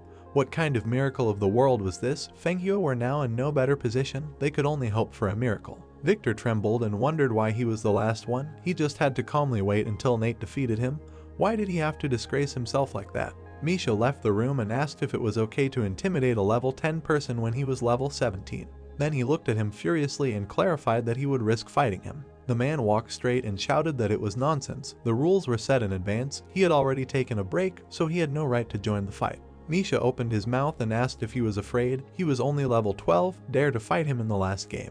Nate stared at him and thought that it seemed like he was not like them. He just had a feeling that the students of Fenghua Academy were not simple. Fortunately, this was a great opportunity to confirm his guess. Then he opened his mouth and added that in that case, let them attack. The crowd opened their mouths and shouted that Fenghua Academy was a disgrace. Let Nate be careful. Misha's talent allows him to increase the speed of casting spells by 30%. His sister had already suffered at his hands. The man turned and noted that he could refuse such a spectacle. Carl turned his head and heard that it was decided. Then he opened his mouth and shouted that since both sides agreed, in that case they would have a double duel between Misha and Nate. Misha landed on the arena and said that he only needed to land one blow, and the rest was up to him. Carl raised his hand and shouted that the fight was on. Victor threw a sharp punch. Nate dodged sharply. Then he threw a powerful uppercut. Victor flew upward. Then a dragon flew at him. Then he fell to the ground. Tola smiled widely and shouted that in a matter of seconds, Nate is great, the way of the free-spirited is not so bad, long live Nate. Nisha raised his staff and loaded the gas bomb. Nate opened his eyes and thought that he had a problem. The blonde smiled and asked if he saw it too late. Then he released the projectile. The protagonist put his hands out and thought to cast the spell to summon a thunder bomb. It takes 5 seconds, and he only 3.5 seconds. It took him only 3 seconds to defeat Victor, but it lasts half a second longer than him. Misha stared at the dust clot. The protagonist began to come out of it and said, well, although he shortens the pronunciation time, it is worth trying to do it in 3 seconds. He can still deceive others, but certainly not him. Then he put his finger out and shouted that he must have received some kind of reward in the secret kingdom. He underwent a secret baptism. He is right. Misha opened his mouth and thought that his technique used to be invincible, and then shouted, what nonsense, let him shut his mouth. The guy opened his mouth and asked what he said, what other secret baptism, and the viewer noted that it was a sin not to know this, the baptism of the secret kingdom, a kind of bonus, and it is divided into 2 types. After which he presented a scroll and added that from the 1st to the 10th level they can awaken their specialization and various talents. but when passing from the 10th to the 20th level you can get a secret baptism and special bonuses. Then he presented another scroll and noted that obviously, with the current level of Misha and the rest of his team, he would never have passed the secret kingdom on his own. They must have turned to their leader for help, but such fraud is strictly prohibited. The audience jumped up and shouted that this is why they are so strong. He suggests investigating the Fenghua Academy. They are for justice, let them investigate the Fenghua Academy. The man turned and asked if he saw. Robert opened his mouth and said that without Nate they would not have suspected anything. But if you think about it, you can also notice the problems. Why not contact the Management Association? They will do so. The man opened his mouth and shouted that they decided to throw mud when they realized that the enemy is too tough. Nate, how did he manage to reveal Misha's abilities if others could not do it? The audience stared at each other and said that as Nate saw, his vision goes beyond the standard. If you think about it, he is much stronger than any third-year student. How wrong is that? The protagonist looked up and thought about what he decided to turn attention to him. The man opened his mouth and thought that a third-year student could not have reached level 17 so quickly.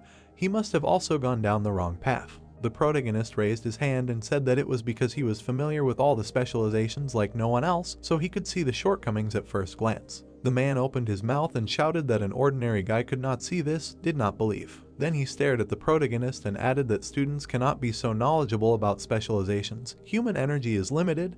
There are too many techniques in the world for one specialization. It is impossible to remember everything. Then he opened his mouth and noted that since he is so brave, he needs to test him. If he does not hold out, let him not blame him. First of all, he would like to discuss the holy messenger of the Blue Fist, what he thinks. The spectator opened his mouth and shouted, because this is not a particularly popular type, and another spectator added that it's over. He definitely does not know this, no one specializes in this, so Nate definitely has no information on this matter. Greg gritted his teeth and thought that he would smear him. If he hadn't encountered this in his youth, he wouldn't have known anything either. The main character put his hand out and noted that the main skill, mind control, you can stick a spear into the ground and opponents located at a certain radius will stand still. The reload time is 80 milliseconds. You can increase movement speed by 20%, attack speed by 10%, jump power by 50%, and all this for 10 seconds. Greg opened his mouth and thought that he didn't know anything at all. The girl smiled and noted that if they doubted, let them look at Greg's expression. And another spectator shouted that the elder was so talented, just great. Nisha put his finger out and said that he was just lucky. He says that he understands his specialization. In that case, he will ask a question, can he tell about the hidden characteristics of the spellcaster? The audience opened their mouths furiously and shouted that he went straight from the trump card about hidden characteristics. He deliberately wanted to put him in an awkward position, and who even knows the answer to this question, except for the spellcasters themselves. Nate looked at his hand and said that isn't the hidden characteristic of a spellcaster that if he studies a spell, he can embody it in magic. Spells are divided into 5 elements: gold, wood, water, fire, earth, and they are fundamentally different from each other. The results from using them are also different. Why is the thunder bomb so powerful? It belongs to the type of gold spells, and having gained the second circle, he will be able to create more powerful techniques. Misha opened his mouth and asked how he knew this. His leg trembled and he shouted that it can't be. Then he fell to the ground. Charlie turned his gaze and said that it was a pity that he decided to use his talent incorrectly. Today's farce has come to an end. You can announce the results. What do you think? Greg lowered his head and said that it was a pity that everything turned out this way, and he only wanted to pave the way for his student to a bright future, but unfortunately, he stumbled. The judge looked at the arena and shouted for announcements to be made. Fenghua Academy loses all of its achievements from today's event. Jiang City Academy wins. Nate stood in the arena and heard that they won. Nate is undefeated, the champion. The man raised his hand and noted that he was officially declaring that the only quota of this house goes to a student from Jiang City Academy, Nate. The protagonist raised his hand and noted that he would like to know something. At present, there are only 10 universities in Xia country that have taken over the secret kingdoms. Nate was sitting in the director's office. Then he turned the page and wondered why these 10 universities did not have what he needed. What kind of university was this? Shenu University. Then he opened his mouth and said that there were many secret kingdoms in this university. Why was it not in the top 10 of Xia country? Charlie put down his cup and noted that it was a long story. 50 years ago, there were many secret kingdoms at Shenu University. Everyone was happy, and it was the first in Xia country. Then he introduced the university and added that over time, other universities also began to develop their secret kingdoms, which became much more progressive and their students became much stronger. Then he presented a map with dots and noted that for some reason, the secret kingdoms in Shenu were much more difficult than in other institutions, and over time it became too difficult for students to pass them.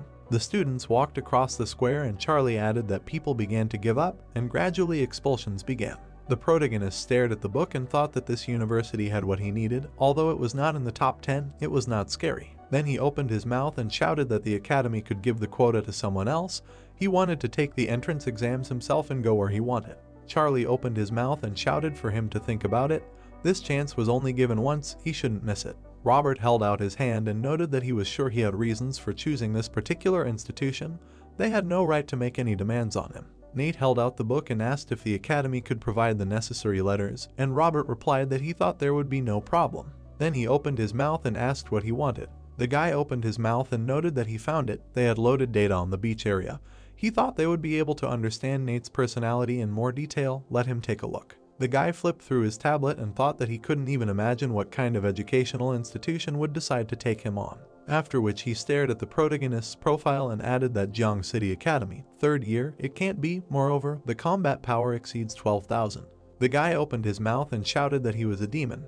No wonder he was able to kill 22 rare bosses at level 15 as well as 21 people. And the gentleman said that he thought he would achieve great success in the future. Zia country really needs such a genius, they should not miss him. The guy pointed to the screen and said to take a closer look, and Steven said that this is an unknown level of combat power and what is this? After which he looked at him in surprise and asked why he was with Nate. The guy opened his mouth and asked if the people from the Demon University were here. Steven entered the reception area full of people, after which the people started walking towards him and shouted that he had come, asking to help them. Steven hunched over and heard that his son was one of the best, but for some reason he had suddenly dropped to level 4. Although there was no reason for that, he thought the villain Nate was to blame for everything, asking to reveal his data. Romeo smiled and said that they hadn't seen each other for a long time. He thought he had heard everything. This was a real call, asking to provide him with data on Nate. Steven put out his hand and said that he thought he needed to think carefully about this issue. As far as he knew, Nate had nothing to do with it. The incident was provoked by his university, so he could not provide him with the desired information. Romeo opened his mouth and asked what if they were to instruct. Steven opened his mouth, thinking that Nate had great potential. He was their hope for a bright future. He couldn't let him die at the hands of some scum, and said that in that case he would protect him. The crowd looked at the two glowing warriors in fear. Romeo laughed and shouted that he knew it would be like this. Before he came, he asked for advice and then received the necessary instructions. Steven gritted his teeth and thought that what a slippery guy. It turns out he denounced the headquarters. In any case, he will be on Nate's side. After which everyone looked at the screen and heard that Long live the vice director. Even the headquarters is on his side. They will succeed. Then there was a refusal. Romeo opened his eyes and thought that his request was rejected. It seems that some serious patron is behind him. Steven stared straight ahead and wondered if the higher-ups also didn't want the information to spread, so he wasn't the only one who believed in Nate. Then he grinned and added that he was a bastard, and he wasn't that simple. Well, he would work hard to help him overcome all the difficulties. The woman opened her mouth and said that she respected her superiors. It seemed like her kids had done some mischief themselves. They should be dealt with. They wouldn't cause any more trouble for anyone. Oscar opened his mouth and noted that it seemed like there was a misunderstanding. Since others trusted him, he would too. Let him say hello to Nate. Then he left the room. Steven took out the cards and said that what a generous auction card. Moreover, the ability to exchange the card for level 60 armor was also worth a lot. Then he stared straight ahead and thought that the guy, yes, he surpassed 90% of the population of the Zia country, let him not let him down and disappoint him. The sun was shining through the window. Robert opened his mouth and said that he was sorry, but they could only give him a third of everything he needed. And Charlie noted that his demands were not small. If he wanted all this, he thought that universities had nothing to teach him. The protagonist opened his mouth and was surprised. Then he lowered his head and said that he was grateful to them. He remembered some other things, so he had to go. Charlie put out his hand and said why he had a feeling that he was planning something dangerous. Robert looked at the protagonist and said that if he had come up with something, it would be better for him to abandon this idea. They could settle everything, but not killing people, but maybe he would still say what exactly he wanted to make from these materials. The protagonist grinned and said that he was going to create the strongest weapon of all time. In the office of the Fenghua Academy, the director said that they had just received a message from the Education Bureau. Let him read it. Then he opened his mouth and said that the Municipal Education Department had decided that Fenghua Academy should return all the honorary awards it had received in the past 3 years. A student named Misha would lose his academic status and be suspended from participating in the university entrance exam for the next 5 years. Everyone at the table sat silently and heard that all the teachers involved in this incident could no longer be hired. As for Wang, let him get ready first. Further measures would be taken by the Discipline Quality Committee. Then they opened their mouths and said that it was over. Such a punishment would cause irreparable damage to the academy. The best students had been suspended. They would not succeed this year. They said that other students were going to transfer. Tony opened his mouth and said that hard times had come for them. He was afraid they were going back to the beginning. The man opened the door and shouted that he asked for forgiveness. Things were bad. That student, Nate, had come. The teacher stood up and shouted that he was talking about that student from Jiang Academy. Why, he still hasn't left? What kind of punishment is this? The man clenched his fist and said that he would go to him and find out why he came. Nate looked at the grass and heard that it looked like that monster Nate.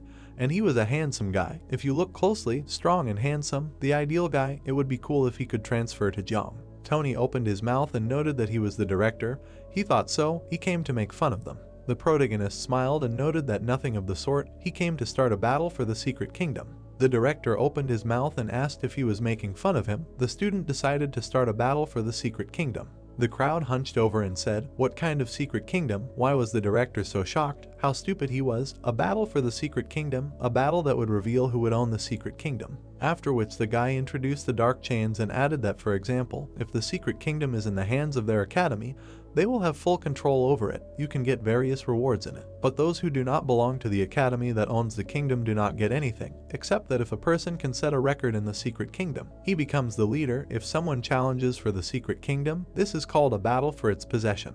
The man clenched his fist and shouted, "How could a child of the 17th level even dare to challenge him? Let him go back to his academy. He is not welcome here." Nate grinned and asked, "Are they really afraid of him? That is why they do not dare to challenge him." Tony raised his hand and noted that they are not afraid of him. What bet does he offer? The protagonist put out his hand and replied that he needs about 20 materials. If he wins, he will give him 5 of them. Tony stared at the paper and wondered why the student needs these materials. Does he really want to create something? Then he opened his mouth and asked what if he loses. Nate smiled and said that if he loses, he will do everything that is said. Tony turned and said that they agreed, asking to come here. A moment later, the crowd was in front of the entrance to the secret kingdom. Tony put out his hand and said that their academy controls the 4th level of the secret kingdom. As soon as he passes 1 level in 3 attempts and sets a new record, he will immediately become the winner. The protagonist stared at the choice of levels. The man opened his mouth and shouted, as he thinks, where Nate will go, he must go to the easiest mine of the dead. There at least the recommended level is lower than his. But even in the easiest location the passage is 2 hours, 43 minutes and 21 seconds. He doubts that he can handle it. The teacher had to spend 2 months to set the current record. After which everyone looked in surprise when they heard that he chose. He will go to the dark abyss, and shouted that he is completely sick. He decided to choose the most difficult. Tony opened his mouth and said, "Young man, they will not be responsible for him. The terrain is extremely difficult. Setting a record, given his level, is almost impossible." Nate smiled and noted that he is confident in his abilities. Tony put his hand out and shouted to get ready. Everyone turned on the screens. Everyone should watch Nate. The man ran and shouted that their morale is very strong. He will not break them. They must see Nate's failure with their own eyes. Well, such support will not hurt them. Nate landed in the abyss. Then he looked around. Then he began to walk forward and thought that he remembered. In his past life, the dark abyss was like a labyrinth. Among the monsters, fishmen predominated. The protagonist stared at the monsters. Then they saw the protagonist. Nate smiled and thought that it was time to go fishing.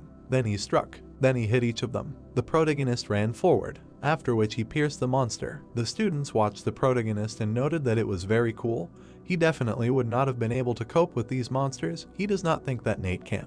The protagonist ran to the pond. Then he stared ahead and thought that here is the first difficulty. If the whirlwind touches the local attributes, it will be difficult to find them. Fortunately, he has a specialization of a freedom-loving person, so there will be no problems. After which he stepped on the water. A moment later he ran across the pond. The man looked at the screen in surprise and shouted who this Nate was. It seemed that it was too easy for him. The piranhas had been tormenting the teacher for a very long time. Tony opened his mouth and asked how much time had passed. The teacher needed 25 minutes to complete, and the man replied that 12 minutes had passed. Tony opened his mouth and shouted. The protagonist took a step forward, after which he stared at the sleeping monster. The lobster lord suddenly woke up. Nate put out his hand and thought that the boss's characteristics were not the highest. There would be no problems. The projectile flew into the lobster's head. The protagonist stared at the enemy and said that the lobster lord, Balsha, attacks the enemy at the moment when the opponent is at close range and begins to attack himself. The man pointed his finger and shouted that he was trapped, that he shouldn't have attacked Balsha on his own, and the other one noted that despite the fact that he deals more damage than his peers,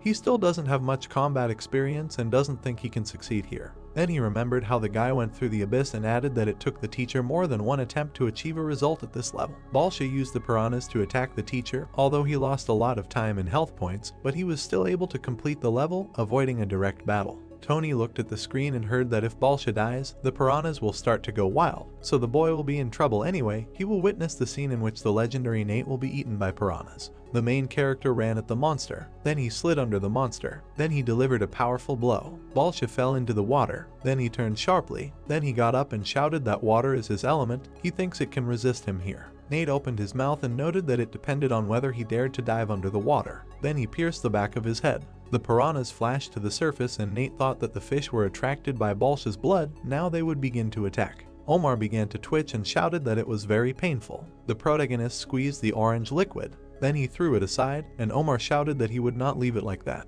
The protagonist leaned on the lobster's head. Then he jumped back. Then he turned his gaze and said that he was still a little lacking in development. Nate ran into the next passage. Tony opened his mouth, heard what the hell this was, how did he even think of this, didn't the teacher's efforts seem in vain now, and said that at first it seemed that he had no plan. But how wrong they were, he was definitely a simple student, where did he get such a mindset? Even the teacher had to spend a lot of time on this passage. After which he looked in surprise and heard that he was continuing to move forward, and he had chosen the right cave. The man opened his mouth and said that it couldn't be, there were a lot of dead ends in the labyrinth. The teacher had gone through it at least 20 times before he remembered the route. And the second one shouted that he thought he was very good at orienting himself in space, maybe he had been here before. Tony flew up and shouted for them to stop misleading themselves. The dark abyss had always been under their control. And this was the first time he had come here, didn't he know? Was it really that hard to admit that some people had better abilities than them? After which he looked down and added that it looked like their academy's dungeon was about to end up in the hands of a high school student.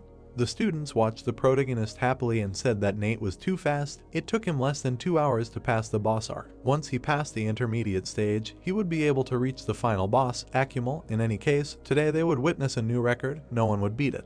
Nate opened the doors and noted that apparently this was the final point. Then he stared at the altar and thought that if he remembered correctly, every time he lit the brazier, 4 level 18 snakes would appear. As soon as all 4 braziers were lit, the meeting with the final boss would begin. With his current strength there should be no problems. Then he stared at the staff. Nate summoned a fireball and thought that in this case, everything would end quickly. All 4 braziers caught fire. The students opened their mouths and shouted that Nate was going to deal with all the monsters at once. Yeah, now he will definitely have a hard time. If he lights 4 braziers at the same time, about 16 level 18 monsters will immediately crawl out. If he passes everything, they will transfer to his academy tomorrow. The man opened his mouth and noted that it was obvious that he would have a very large load. And the second noted that doesn't he understand, they will only benefit from his defeat. Tony folded his arms and thought that he would see what he would do this time. Snakes appeared around the protagonist. Nate crouched and used a decrease in the enemy's attack power and increases defense for 30 seconds, after which green beams came from the protagonist. Then he jumped back. The protagonist took out a bomb launcher and fired, after which there was an explosion. The man opened his mouth and shouted that his techniques are too extensive. His destruction can reduce attack and increase defense, and napalm bombs help in ignition. Then he pointed his finger at the screen. Nate put out his staff and cast a spell, after which a huge rock fell. Then there was an explosion. The man clenched his fist and said, "Oh shit, an ammunition expert and an elementalist, these are different specializations. How could Nate even recreate a chemical reaction?" And the second added that it seems that the specialization of a free-spirited person is not so simple. Tony opened his mouth and shouted that he was a genius. What a combination of techniques and what movements, their Fenghua Academy is significantly behind. The braziers flared up. A huge snake appeared and shouted who dared to summon him. Nate opened his mouth and said that they hadn't seen each other for a long time, let him show his strength. Akumul opened his mouth and shouted that he would make him pay for his summoning.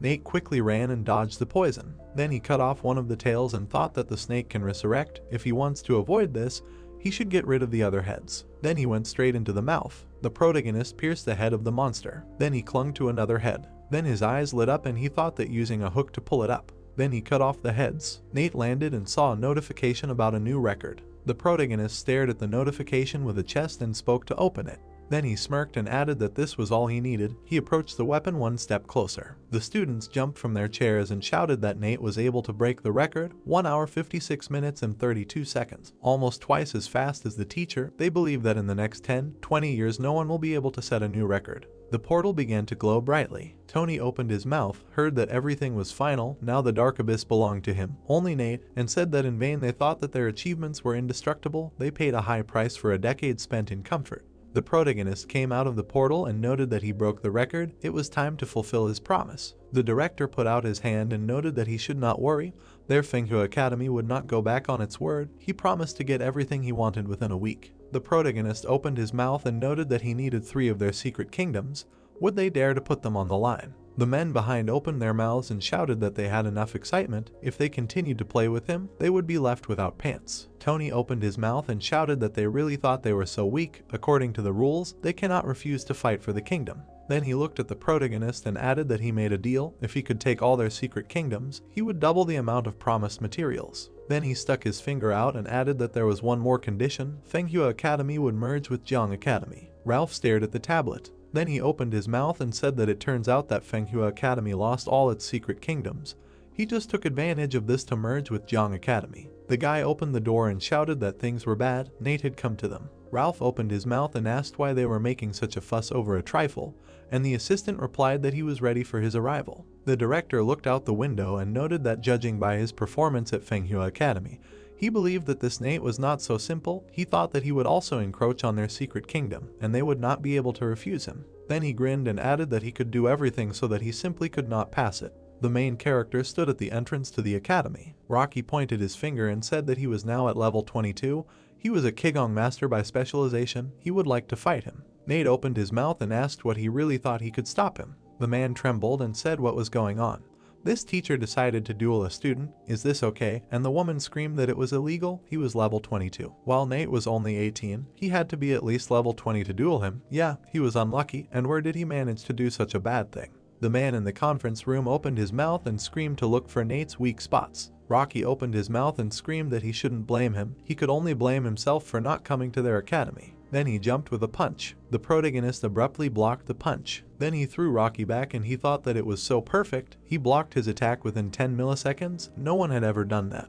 The protagonist jumped on top, after which he hit the guy in the chest. Rocky flew into the floor, after which he passed out. The main character turned to the walking man. The students opened their mouths looking out the window and shouted that wasn't it Nate. This time he decided to attack their academy, apparently. Even their teacher is not good enough for him as an opponent. Let him watch. The 22nd level teacher is here. I wonder what will happen next. Nate opened his mouth and asked if they really decided to prevent him from entering their secret kingdom, wants to attack one by one. The blonde clenched his fist and shouted not to think that he is so invincible. Today he will show him true strength. Does not believe that after so many battles he will have strength left for the secret kingdom. Nate opened his mouth and said that they will end everything as soon as possible. The blonde glowed blue, after which he froze and trembling. The main character called a gun, after which he shot the guy. The men stood up abruptly and shouted, "What kind of skill is this? The teacher couldn't defend himself. Where did he get such power from?" Nate turned around and shouted for them to come over, not to make them wait. After which the screen turned off. Everyone stood up with the director and heard that Nate doesn't take them seriously at all. Let them all come down. They won't be afraid of some kid. The main character stood on the beaten guy. Ralph glared at him. Nate opened his mouth and said that they came, then let them line up. The warrior jumped up and shouted that a level 27 player would teach him a lesson, after which bullets flew at him. Then he fell to the ground. Nate threw the gun over his shoulder and called the next one. A moment later, 3 warriors appeared who shouted that he was so arrogant. Today he would punish him at level 32. Another level 35 player was also in action, and a level 38 warrior. A bright sunset appeared in the sky. There were unconscious warriors around the protagonist. Ralph gritted his teeth and thought that there were no more teachers below level 38 in the school. According to the rules, he can't restrain him, but he can't let him take everything away.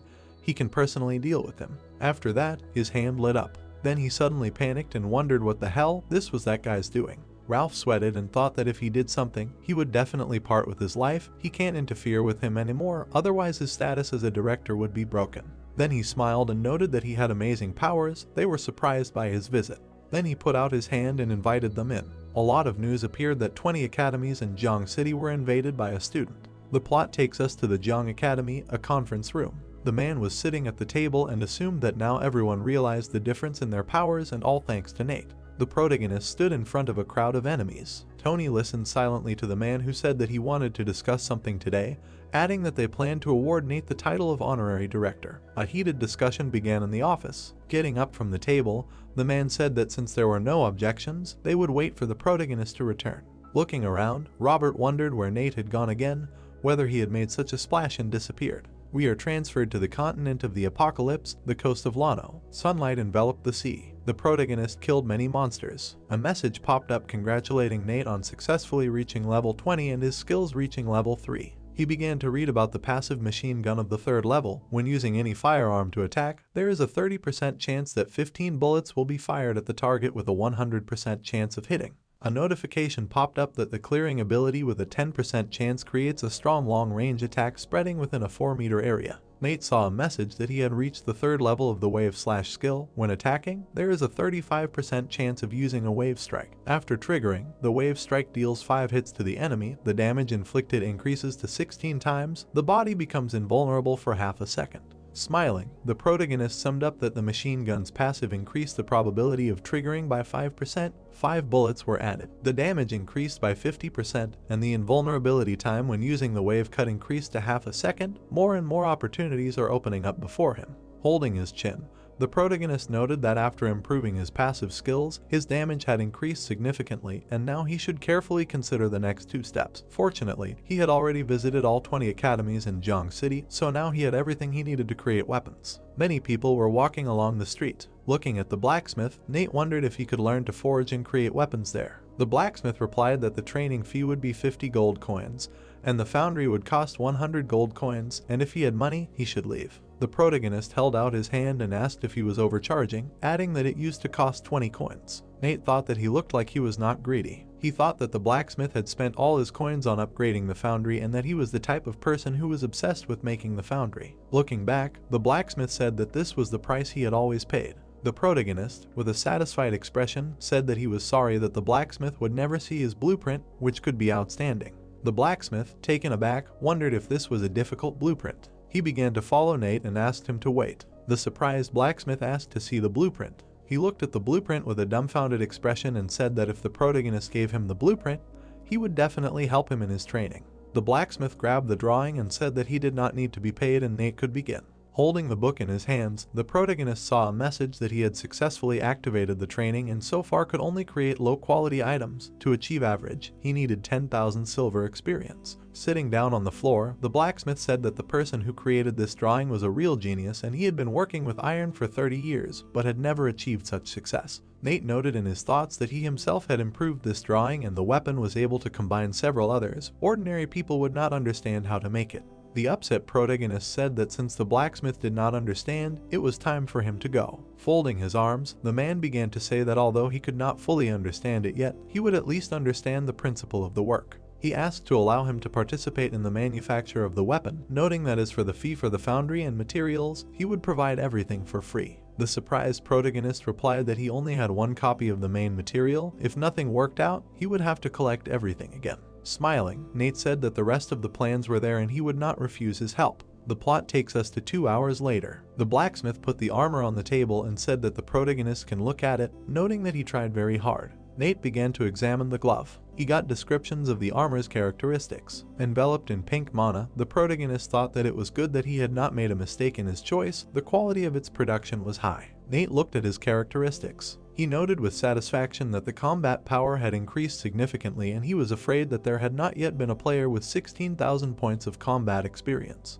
The joyful blacksmith asked if his skills were good. The protagonist replied that the quality was good and he had passed the test. The guy entered the room and said that he had collected all the necessary materials and that they could begin today. Inspecting the room, the guy asked if the blacksmith had left. The plot introduces us to Drake. He introduced Theodore with a smile on his face and noted that despite the fact that he doesn't like people, he is still considered one of the best masters of the apocalypse. Drake pointed out the fact that many were willing to spend a lot of money to help him and he was also having a hard time. Drake was dumbfounded by the sound of shouting behind the wall. He asked if anyone was discussing skills in the back room. Pulling back the curtain, Drake heard Nate asking why Theodore couldn't tell the difference between forging methods. The protagonist stood over him and said that when selling liquid metal, the critical number must be above 25,000, otherwise there would be problems. Drake was dumbfounded by the fact that someone was judging the great master. Drake raised his hand and called Theodore. Nate was surprised. He looked at Drake with a crazy look. Dumbfounded, he wondered why the protagonist was looking at him so strangely,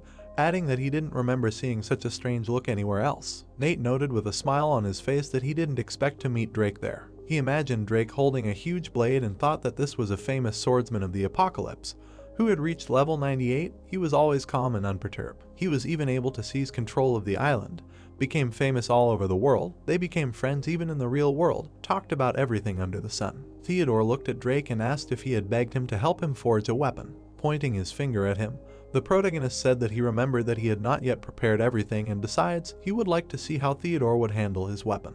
The dumbfounded Theodore asked if Nate had decided to mock him. Lowering his head, he noted that the protagonist's skills were much higher than his and he had no other choice. Theodore began to forge a weapon. The plot takes us to 2 hours later. A joyful Drake held a sword in his hands and said that he even helped create a level 24 weapon.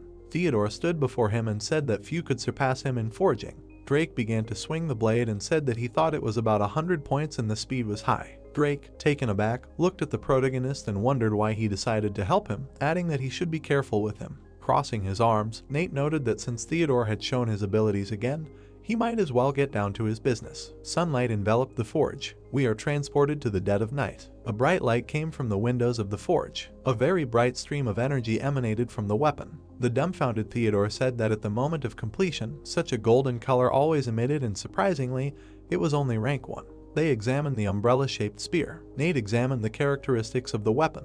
The surprised protagonist held the spear over his head and thought that the base damage was 25% higher than in his past life, and he thought that no one would even think that a level 20 student would walk around with a weapon that deals 150 units of base damage. Nate said with a smile on his face about changing to a machine gun. The spear began to transform. Theodore was taken aback, asked if this was the weapon he had taken part in creating, adding that the design was too elegant. Holding the machine gun in his hands, the protagonist said to change to the spear form. Nate grabbed the spear in both hands. Stunned, Nate saw messages that he had received an S-class weapon and now no one would be able to dodge its attacks.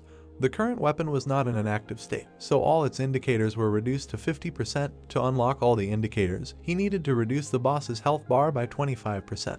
The plot takes us to a swampy area, a secret kingdom of the middle level. Many people were standing in front of the pink portal. People were discussing that there were several teams, one of which included 27th level participants and another 25th level. They asked where to send a 22nd level kid who had no weapons or equipment. Standing among the people, Nate thought that there were about 10 minutes left and he thought that everything would be the same as in his past life. Looking at the blue one, he noted that in any case, he should prepare for the battle. He pressed the button to transform the sphere of nothingness. A message popped up that the sphere of nothingness is a skill with which you can launch a sphere at your opponent. As a result, he will receive continuous damage. The interval between attacks is half a second. The sphere of nothingness has high impact force as well as high speed. Holding the sphere in his hands, the protagonist noted that this was not bad. After converting the sphere into a passive skill, its attributes increased and during the skill cooldown, you can use these 0.3 of a second to deal additional damage, and in the meantime, you can use 2 or 3 more passive skills. He clicked on the projection and emphasized that it was time for another thing and he did not know if he could convert it.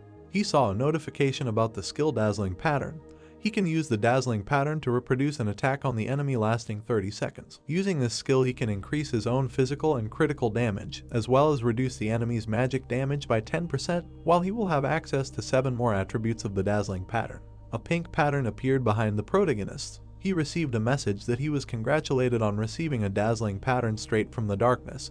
During the battle, he will have a chance to increase physical and critical damage, as well as increase damage from magical attributes. Surprised, Nate thought that he chose the dazzling pattern because it increased critical and physical damage, and was also great for the sphere of nothingness. He wondered who would have thought that this skill could also be transformed into a passive one, and now there was no need to activate other skills. He remarked with a crazy look that if he could transform other skills in the future, he would be unrivaled in battle. He wondered in his mind if he would be able to create 5 dazzling patterns at once with a spear in the future. He heard people say with a dissatisfied look that even at level 20, Nate came there and everyone wanted to get a piece of it. The man stood in front of him and said that the protagonist was really free-spirited and he thought that no one would agree to accompany him to the secret realm.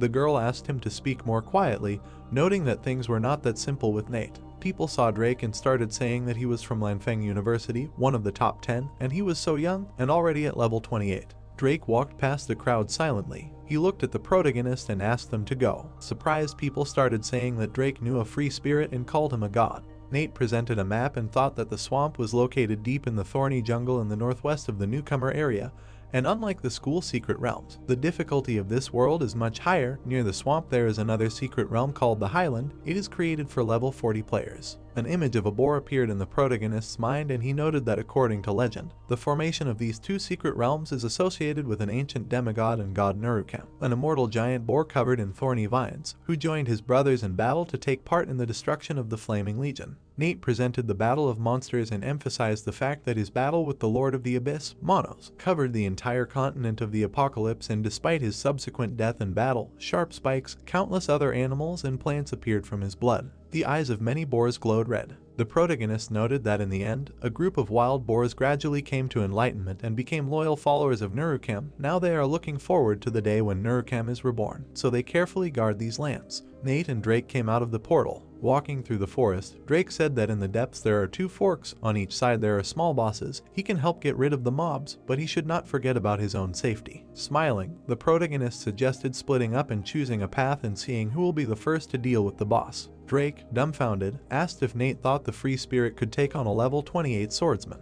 Drake asked if the protagonist was afraid of taking too much damage, noting that the mobs there were also level 26, and that they were grouped in groups of at least 4 creatures. Nate smirked and asked if Drake was afraid. Holding his face, Drake asked not to blame him if he died. Looking to the side, he stated that there were more monsters on the left, so he would go there. Looking at Nate running away, he asked why he chose his path. Frowning, Drake wondered if he was a desperate daredevil or just a fool. He quickly moved through the forest. A crowd of boars stood in front of Drake. Drake, smiling on his face, rushed at them and noted that it would not be particularly difficult. He cut all the boars with one blow. He jumped into the air with the blade in his hands. Drake launched a series of attacks at the monsters. He said with a serious expression that he had already covered 2/3 of the distance in less than 10 minutes. The protagonist advanced at high speed. He rushed past a huge crowd of boars. His eyes glowed pink. Grabbing a spear, Nate asked to let him try his new weapon on them. He transformed his weapon into a machine gun. The protagonist began shooting the boars. The boars fell to the ground. Nate looked at the corpses of the boars. Inspecting the machine gun, he said that one shot fired about 50 bullets, the damage of which reached 170 units, and it was not in vain that he had spent so much effort.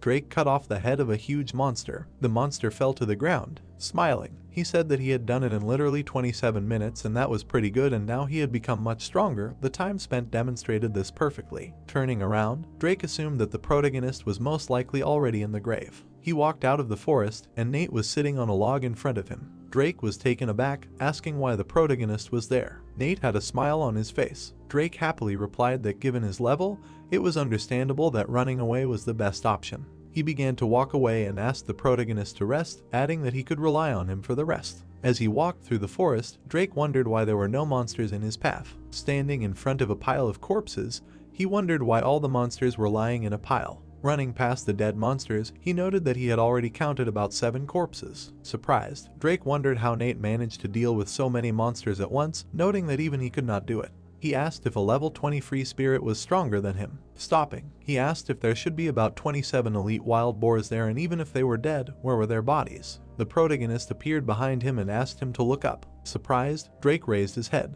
Many corpses were impaled on tree spikes. Frightened, Drake noticed that Nate had killed 27th level boars on his own. He said with a dumbfounded look that he had made a mistake and the protagonist was very strong. He asked with delight if this was his doing. Nate replied that in fact, everything was not so difficult and Drake would have succeeded too, and he only needed to resort to the help of skills. Sitting on a stone, the protagonist asked if Drake understood everything.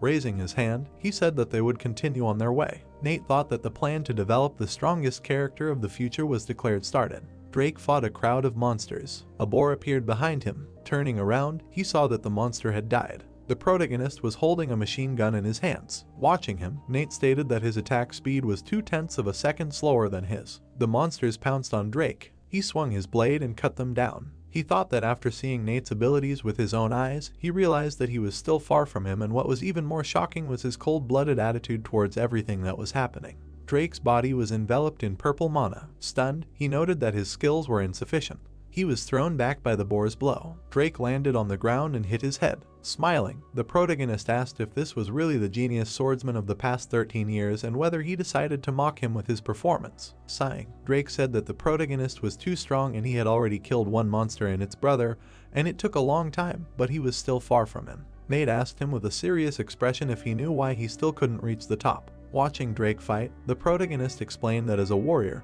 he often ignores his injuries, which he shouldn't do. Thinking that health is not that important, he blindly continues to strike, which disrupts his own rhythm. Drake was flying towards a huge monster. Nate emphasized the fact that his strike depends on accuracy, not speed, which is why he can't achieve the desired result. Standing above him, the protagonist asked him to understand this, adding that he hoped that his knowledge would be useful to him in the future. Drake stood up and spoke about timing, the sequence of attacks, and that everything must be calculated first. Nate, with a smile on his face, suggested that he was starting to become like the Drake he knows. The protagonist clarified whether he wanted to become the first swordsman of the Apocalypse continent.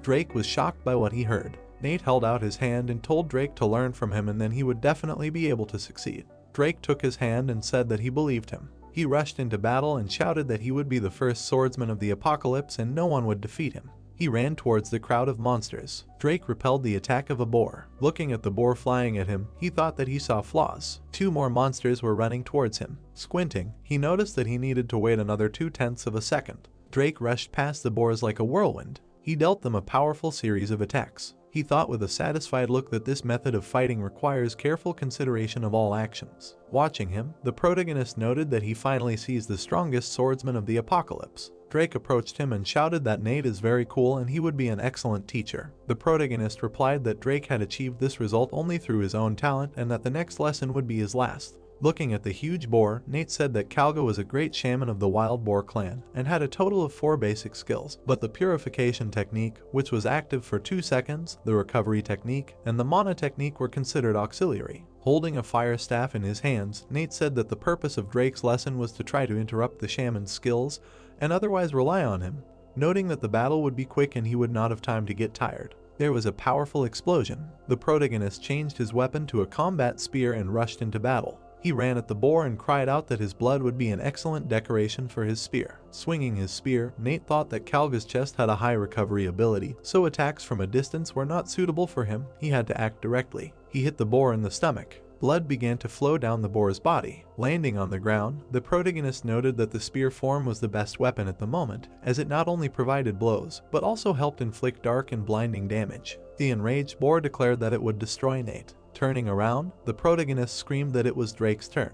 Drake ran at Kalga and swung his blade. He saw a message that the recovery was interrupted and laughed with satisfaction. A green aura enveloped the boar. Stunned, Drake pointed his finger and screamed that he had already been interrupted and this was too much. Nate asked him to focus and not miss the next chance. The protagonist launched a series of attacks at the monster. Drake jumped up, holding the blade in front of him. He hit Kalga on the head. Bounced off the monster, he thought that this disgusting recovery was again, but his demonic slash skill had not yet rolled back. Swinging his blade, Drake emphasized the fact that there was only one way. He used a piercing strike and hit the monster. A message popped up that the piercing strike was a ghost blade skill that dealt multiple horizontal and vertical strikes in one move, could cause dizziness in weak enemies, and increase damage to larger enemies for half a second. Holding the spheres above his head, the protagonist said that this was not bad and Drake was starting to understand, and now it was time to show him the skill of reducing health units. Nate fired multiple magic strikes at Kalga. The boar fell to the ground and raised clouds of dust. Kalga was furious and screamed that he could not die and had not yet waited for his master. Nate held his hand in front of his face. A dark sphere flew over the boar. The sphere exploded behind him.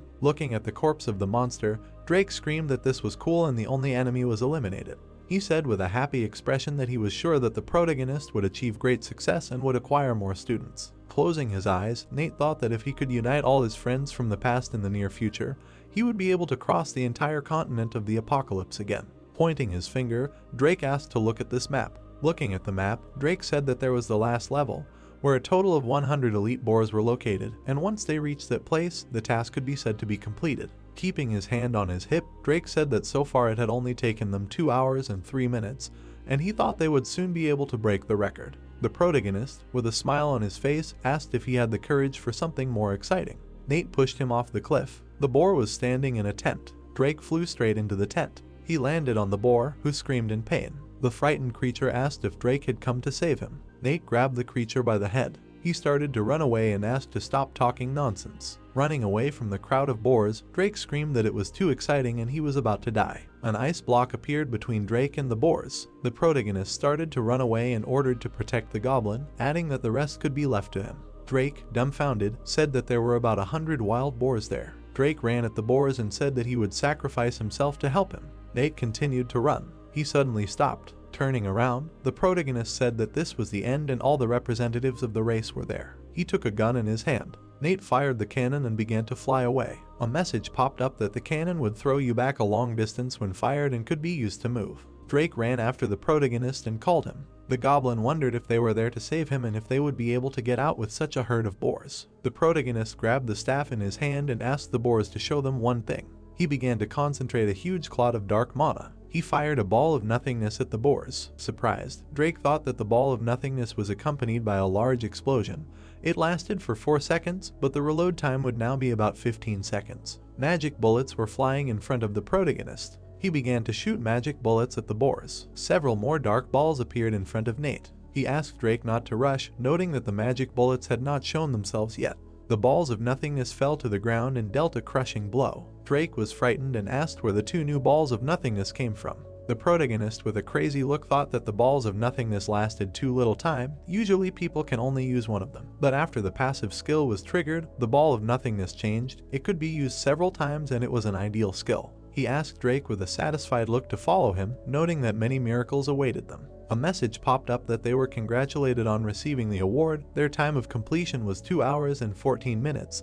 The average level of their team was 24 and they currently occupied first place. The warriors looked at the podium and shouted that they had completed the test in just 2 hours. The first team was ahead of the second by as much as 37 minutes. Well, they did not expect anything else from God. The protagonist raised his umbrella and saw many notifications. Then he put out his hand and opened the chest. Then a notification appeared. The guy squeezed the ball and said that he opened his treasure chest and got level 35 shoulder armor, and what about him? Then he opened his mouth and shouted that this is the second circle, and also the form of a ghost, and Nate said that he should put it up for no less than 50 million if he decides to sell. The plant approached the protagonist and said that he was grateful for saving him. He accidentally revealed their secrets. Then he took out a piece of paper and added that he wrote down the contents in a letter and he needs to bury it at the coordinates, hoping that they will help him verify his mission. Then he disappeared and added that he once again thanked for the help provided. Drake leaned over and asked if this was really a legendary hidden mission.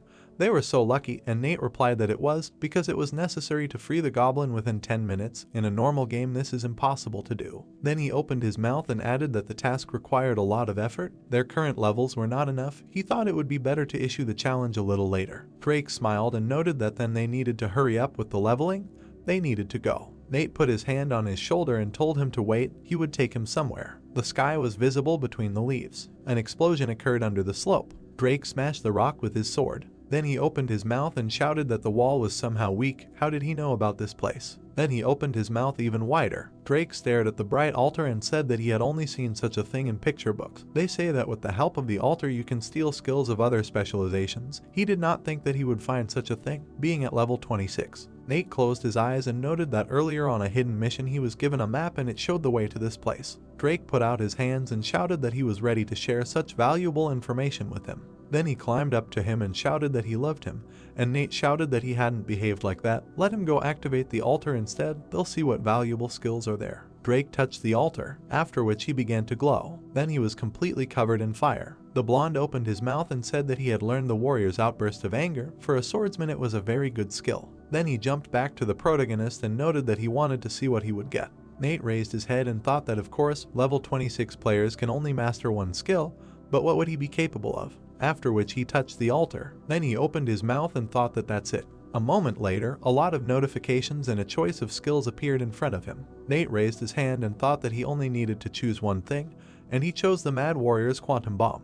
After which he put his hand out and a notification informed him that he had successfully mastered a new skill. The protagonist stared at his hand and thought that this was enough for now. One could say that he was now definitely invincible. Dark smoke rose near the building. Nate entered the forge and heard why he had come. The blacksmith turned around and shouted that he did not expect that he would even be able to set a record, and the protagonist said that he would like to borrow a furnace for a few days.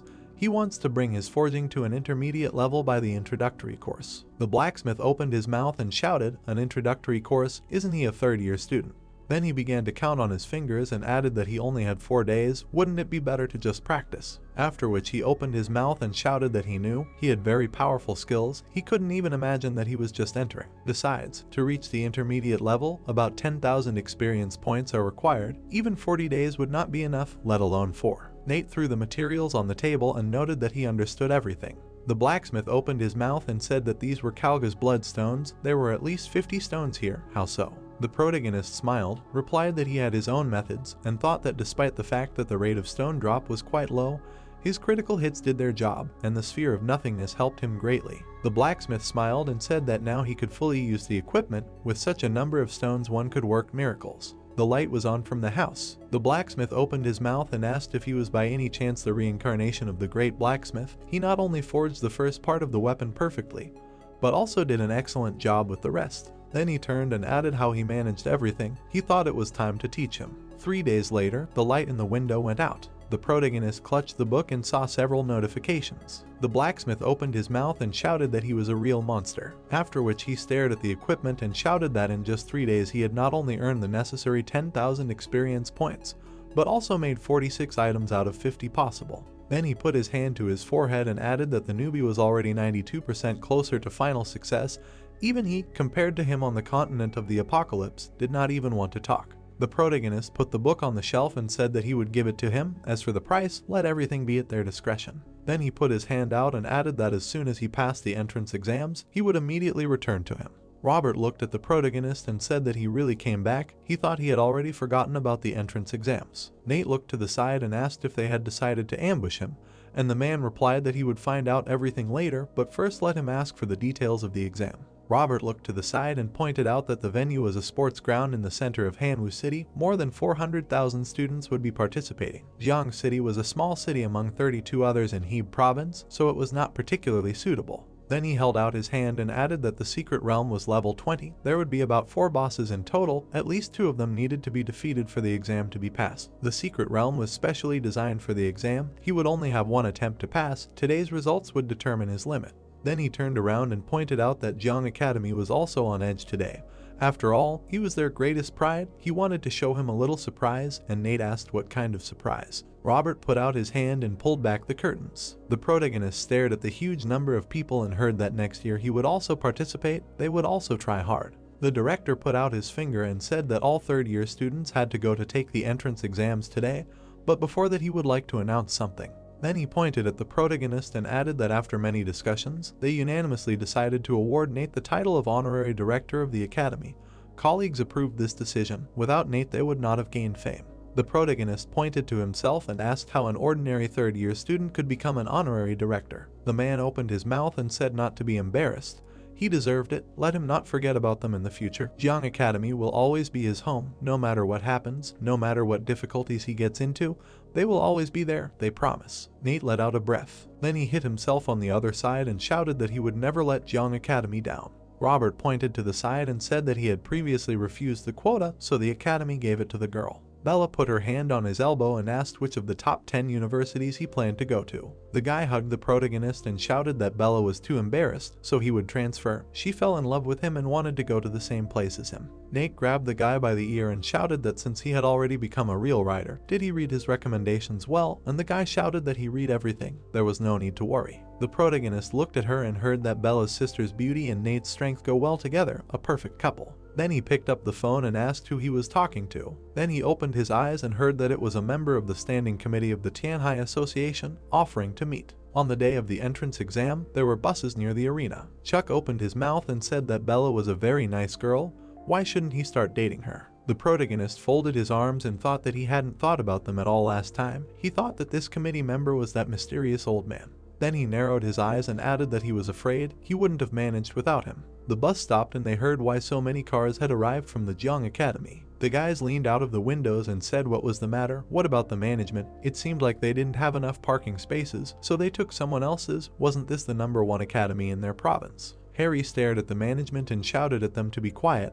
They hadn't reported the number of their people. Besides, they had also taken someone else's spaces. Everyone wait. Then he stuck his finger out and asked, "Don't they know that parking spaces are allocated exactly as much as the budget allows?" And Bobby asked how those rednecks dared to conflict with them. Tony opened his mouth. Steven walked towards the crowd and noticed that they seemed to have plenty of energy even in the early morning. The man held out his hand and said that he was there for a reason, that he should wait a minute. He would report their arrival to the management, and Steven noted that it was not necessary. He came on personal business. Then he extended his hand and asked how Nate was doing. Harry opened his mouth, wondering what was going on. A member of the standing committee had come to meet a student. Wasn't Jiang Academy just a worthless academy? Why was Steven interested in them? And said that he could see it himself. They should give the parking spaces to Jiang Academy. Steven folded his arms and shouted that here was their hero. Excellent, very good. Then he held out a box and noted that the Demon University had given him a present.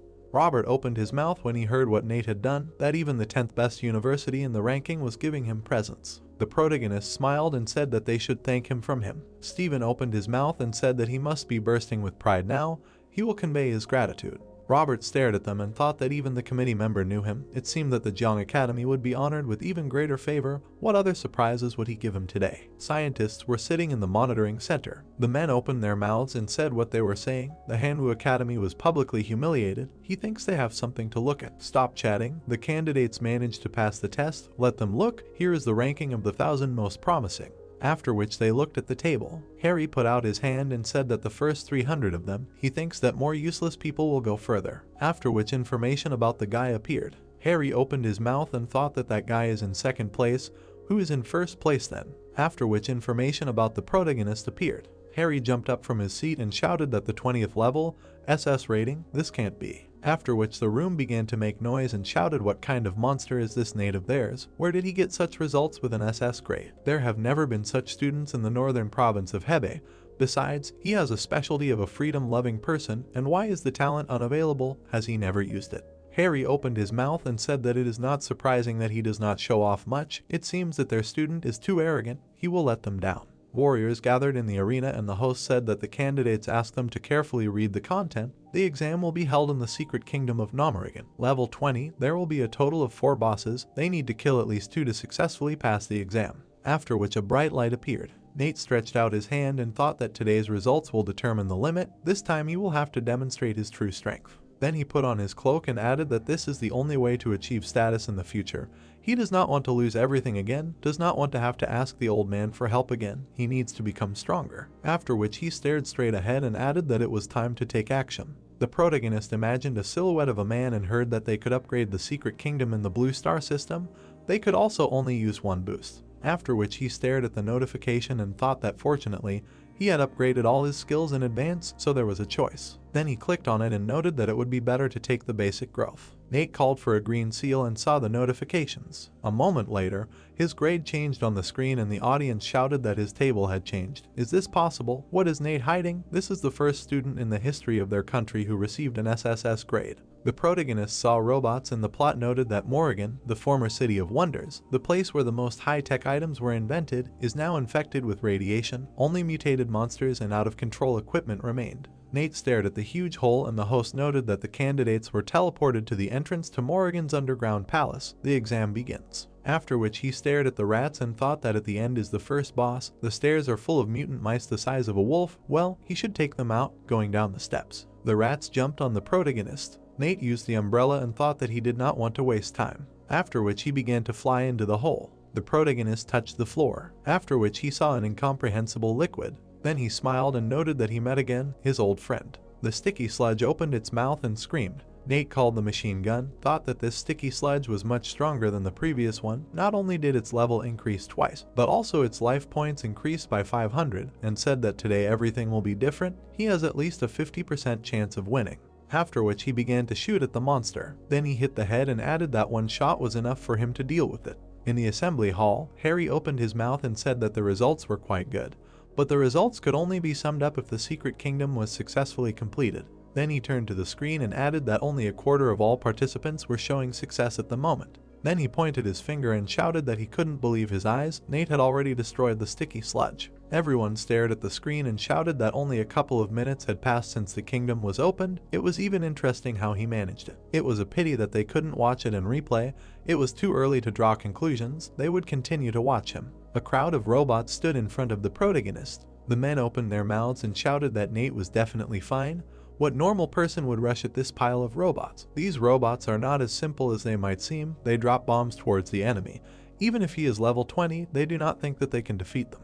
The bespectacled man put his hand out and noted that apparently he was an SSS rank student, not just words, a good buff. Nate began to dodge the explosions, after which everyone in the hall was surprised and shouted, "What kind of ability is this? Not a single bomb managed to touch him. He must be predicting the future. Incredible. These are the skills of a person who has reached the SSS rank." Two men opened their mouths and shouted that the second boss would appear very soon.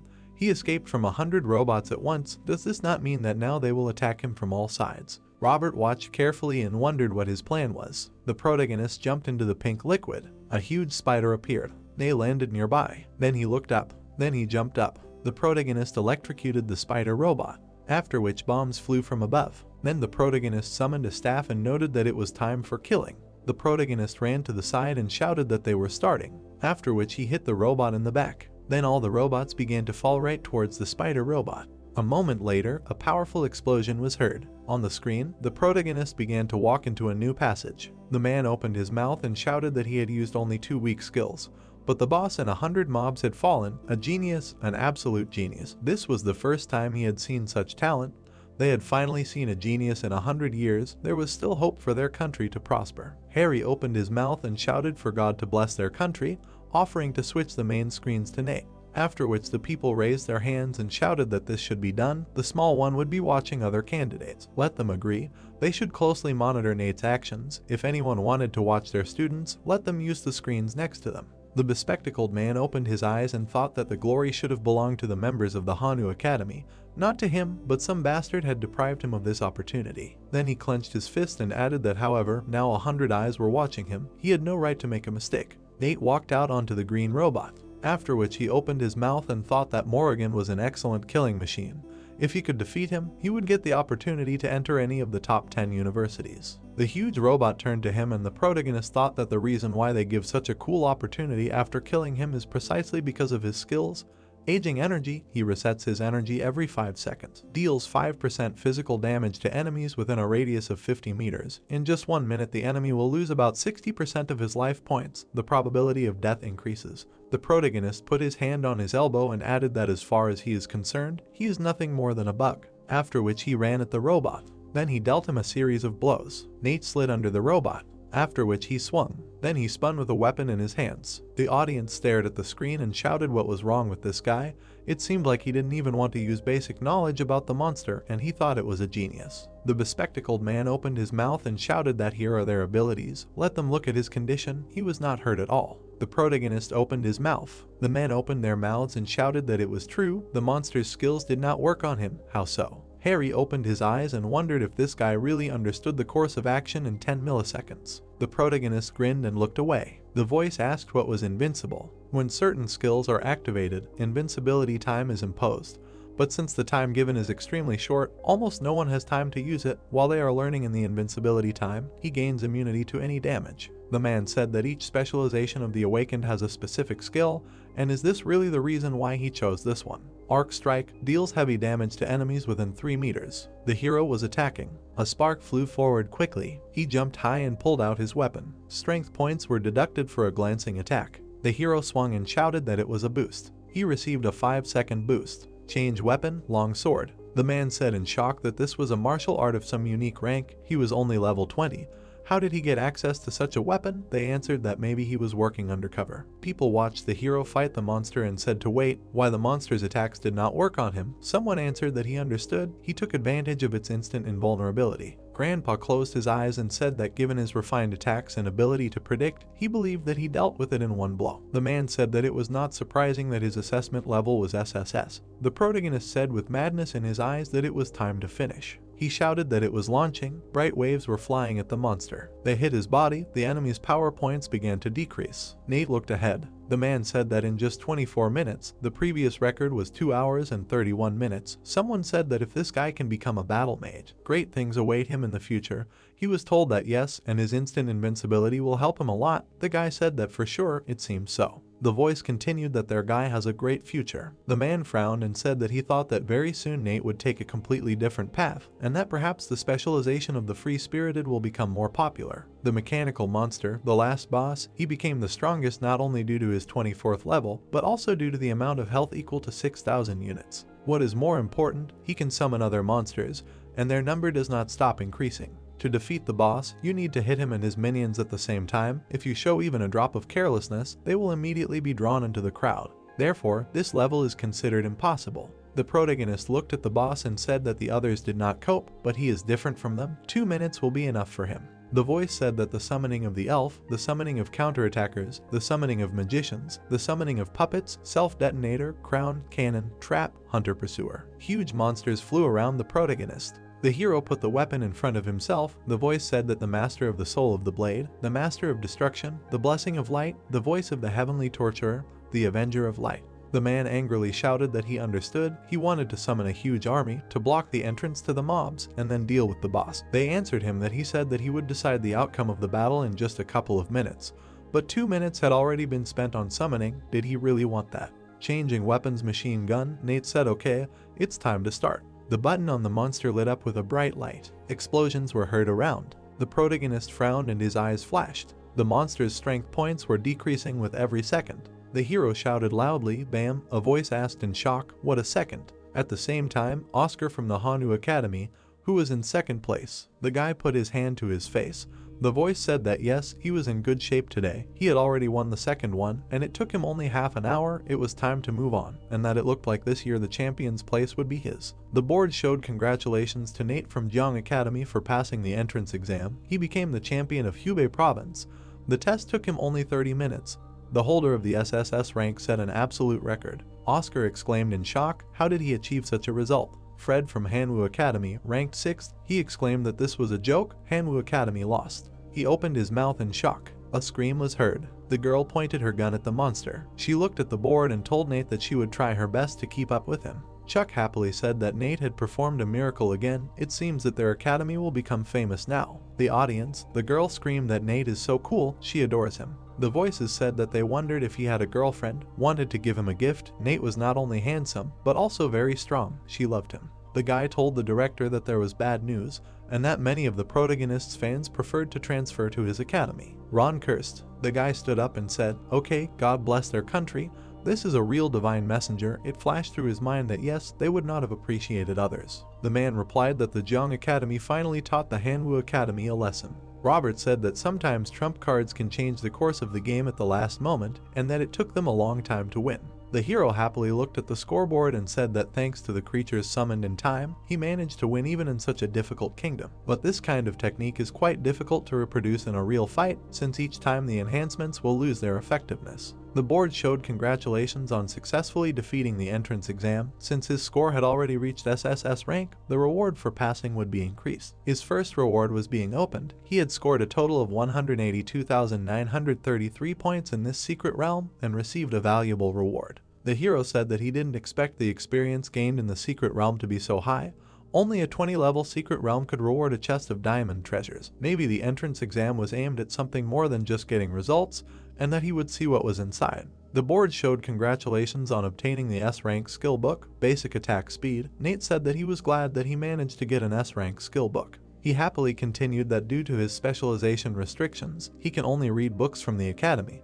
Who would have thought that there would be an opportunity to get a book of S-rank right away, and that it was a wonderful reward? The effect of increasing attack speed compensates for his low agility. The so-called agility limit, this means that with the increase of his agility, the value of attack speed will fall. Nate said that but the book with its technique will help him not to lose it. What a useful thing. On the scoreboard were written congratulations on the successful acquisition of the main speed. Now his attack speed will increase by 15%.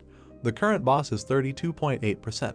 Nate clenched his hand into a fist and said that his attack speed is superior to any other people with the same level as him. They are even higher than those of level 30. He looked at the monster and said that there was one last hidden reward left. The hero held holy water. The voice said that if he remembered correctly, then this boss can drop a mask. He poured out the contents and the board said congratulations on receiving the secret award, the leprosy mask. Item, leprosy mask. By putting it on he can change his appearance, height and weight also change. Recharge time, 12 hours. The voice said that great, all awards received, the next step is admission. Congratulations to the hero on his victory were written on a huge board. The protagonist appeared in the square. Everyone began to turn around to look at him. The voice called him, congratulated him on his victory and said that this year he became a champion. Someone shouted that he always believed in him, he deserved this victory. The voice said that he is worthy of being called a man born once in 1,000 years. Yes, their country needs a strong man like him. Someone said that the future of their country depends on him. Let him help them overcome all the obstacles and glorify their country. They hope he will continue in the same spirit.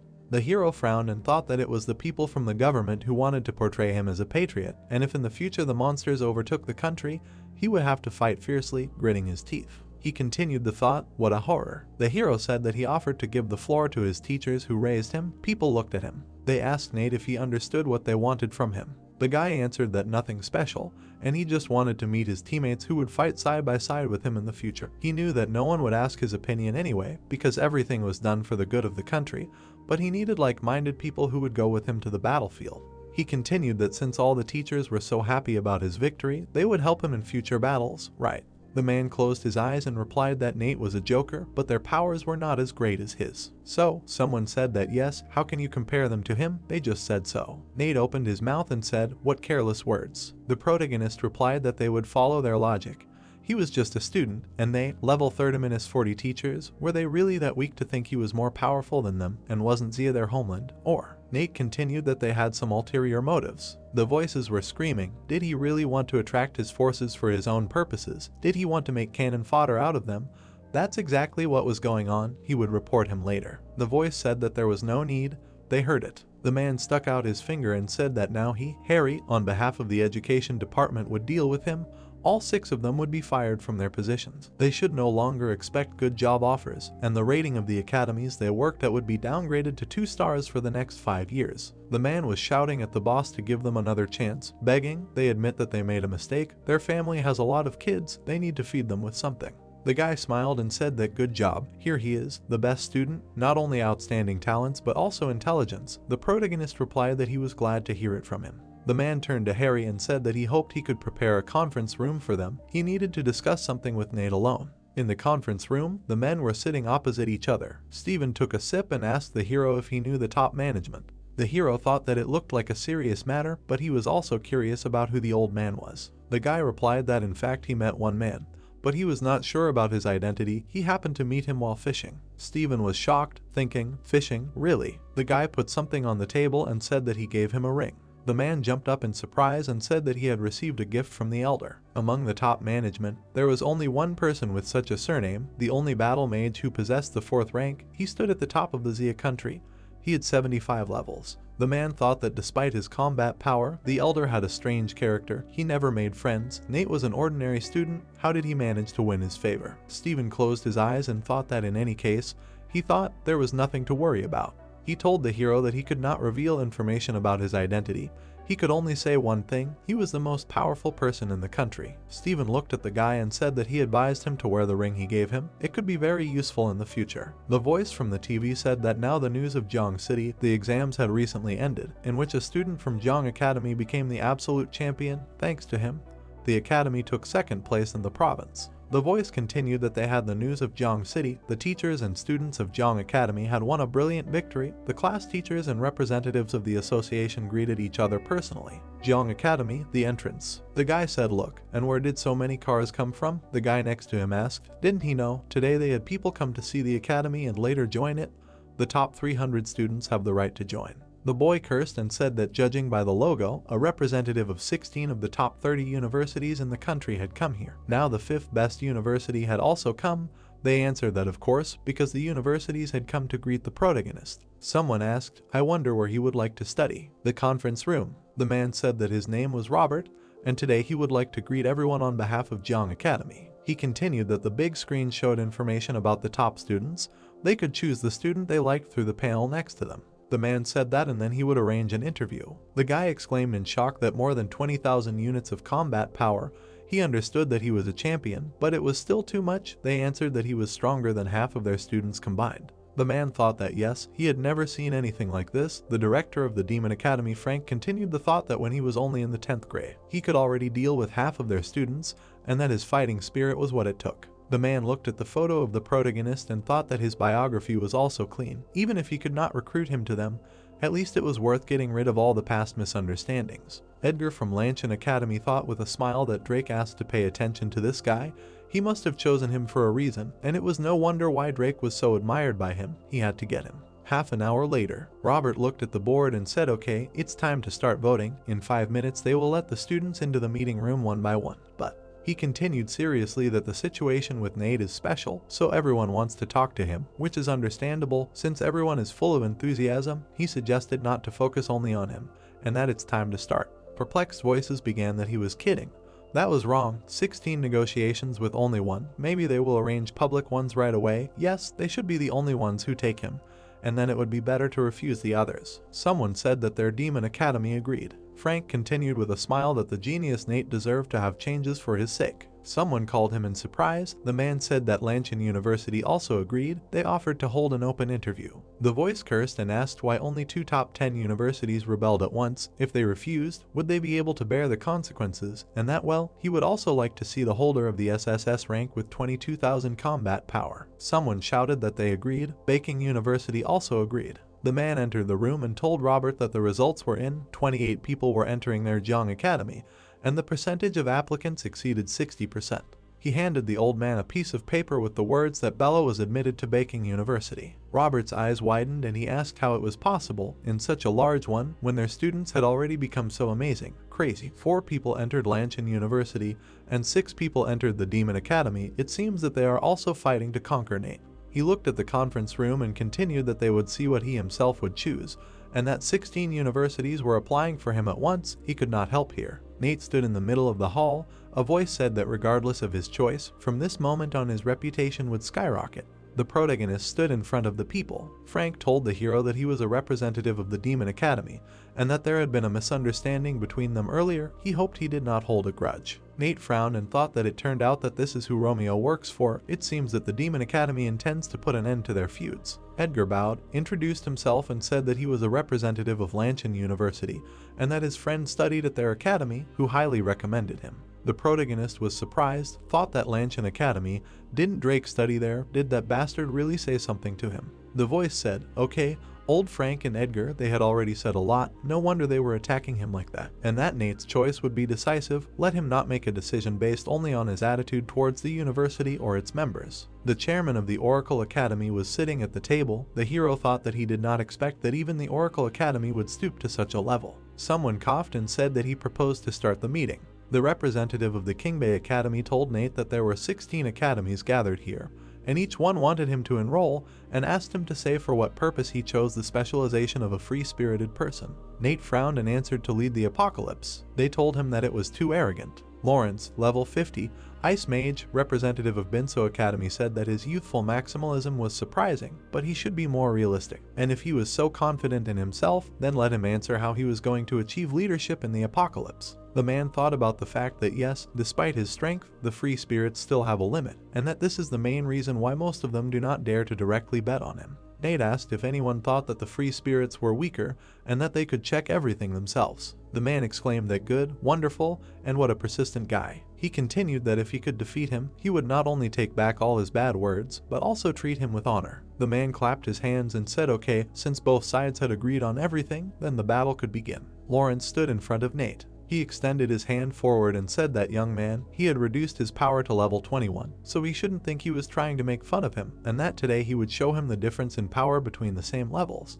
The man said that Elder Lawrence was very strong, his speed and skills were amazing. Someone added that he decided to demonstrate his power on his student. Wasn't that too much? The man replied that Nate had been cheeky to him, why not teach him a lesson? Lawrence frowned and said that ice shards. The hero looked at him and asked what all that was. He placed the weapon in front of him and asked to let him show what real speed was. Explosions flashed in space and flew towards the man. The bullets flew into Lawrence's body and he jumped back. A moment later, he fell to the ground. Nate turned to look at the people and asked what anyone else was doing. Someone exclaimed that in just a second. What kind of shooting speed was that? The weapon in his hand was unique. This was definitely a representative of the freedom-loving ones. Frank grinned and thought, yeah, that's it. So that's what Mike and the others were experiencing. The man frowned and thought why Drake didn't say he was that strong. Damn, that defeat, that's just awful. The voices said that their academy was willing to provide 2 rank skill books as well as 8 million coins as a scholarship. Damn. And their Lion University would give him 3 rank skill books, all tuition would be free, plus they would provide an apartment in the very center of the capital. They were too greedy. If he were to enroll in them, the scholarship would be a monthly salary for a teacher, plus he would have access to 5 rank skill books. Someone shouted that 10 books, as soon as he enrolled in them, they would provide 10 rank skill books and a room overlooking the river. Edgar shouted furiously that they were loyal to Lianchin Academy, so once he joined them, he would have access to a whole library of rank books. The man smiled and said, damn, Elder Edgar was too ruthless, giving access to all the rank books. It seems he was better. Frank exclaimed, how cunning they were. The man said to the Oracle Academy representative that they were the only ones who had not spoken out, so he could put forward his conditions. The man added that these were just conditions. He could say whatever came to mind. Is that so scary? The representative turned to the guy and said that their Oracle Academy would give him the right to access the secret realm, as well as help in strengthening. The man exclaimed that was all. The other said that he could add at least 5 attributes. Power in the secret realm was too insignificant a luxury, and who would want to accept such conditions anyway? Nate smirked and thought, well, unlike the others, all these books don't make much sense to him, but the secret kingdom of the Oracle Academy is just what he needs.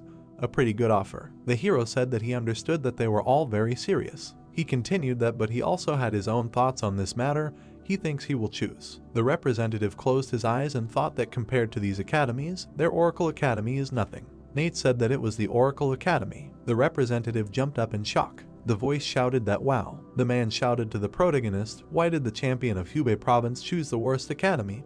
How could he? The hero answered Mr. Theodore not to worry.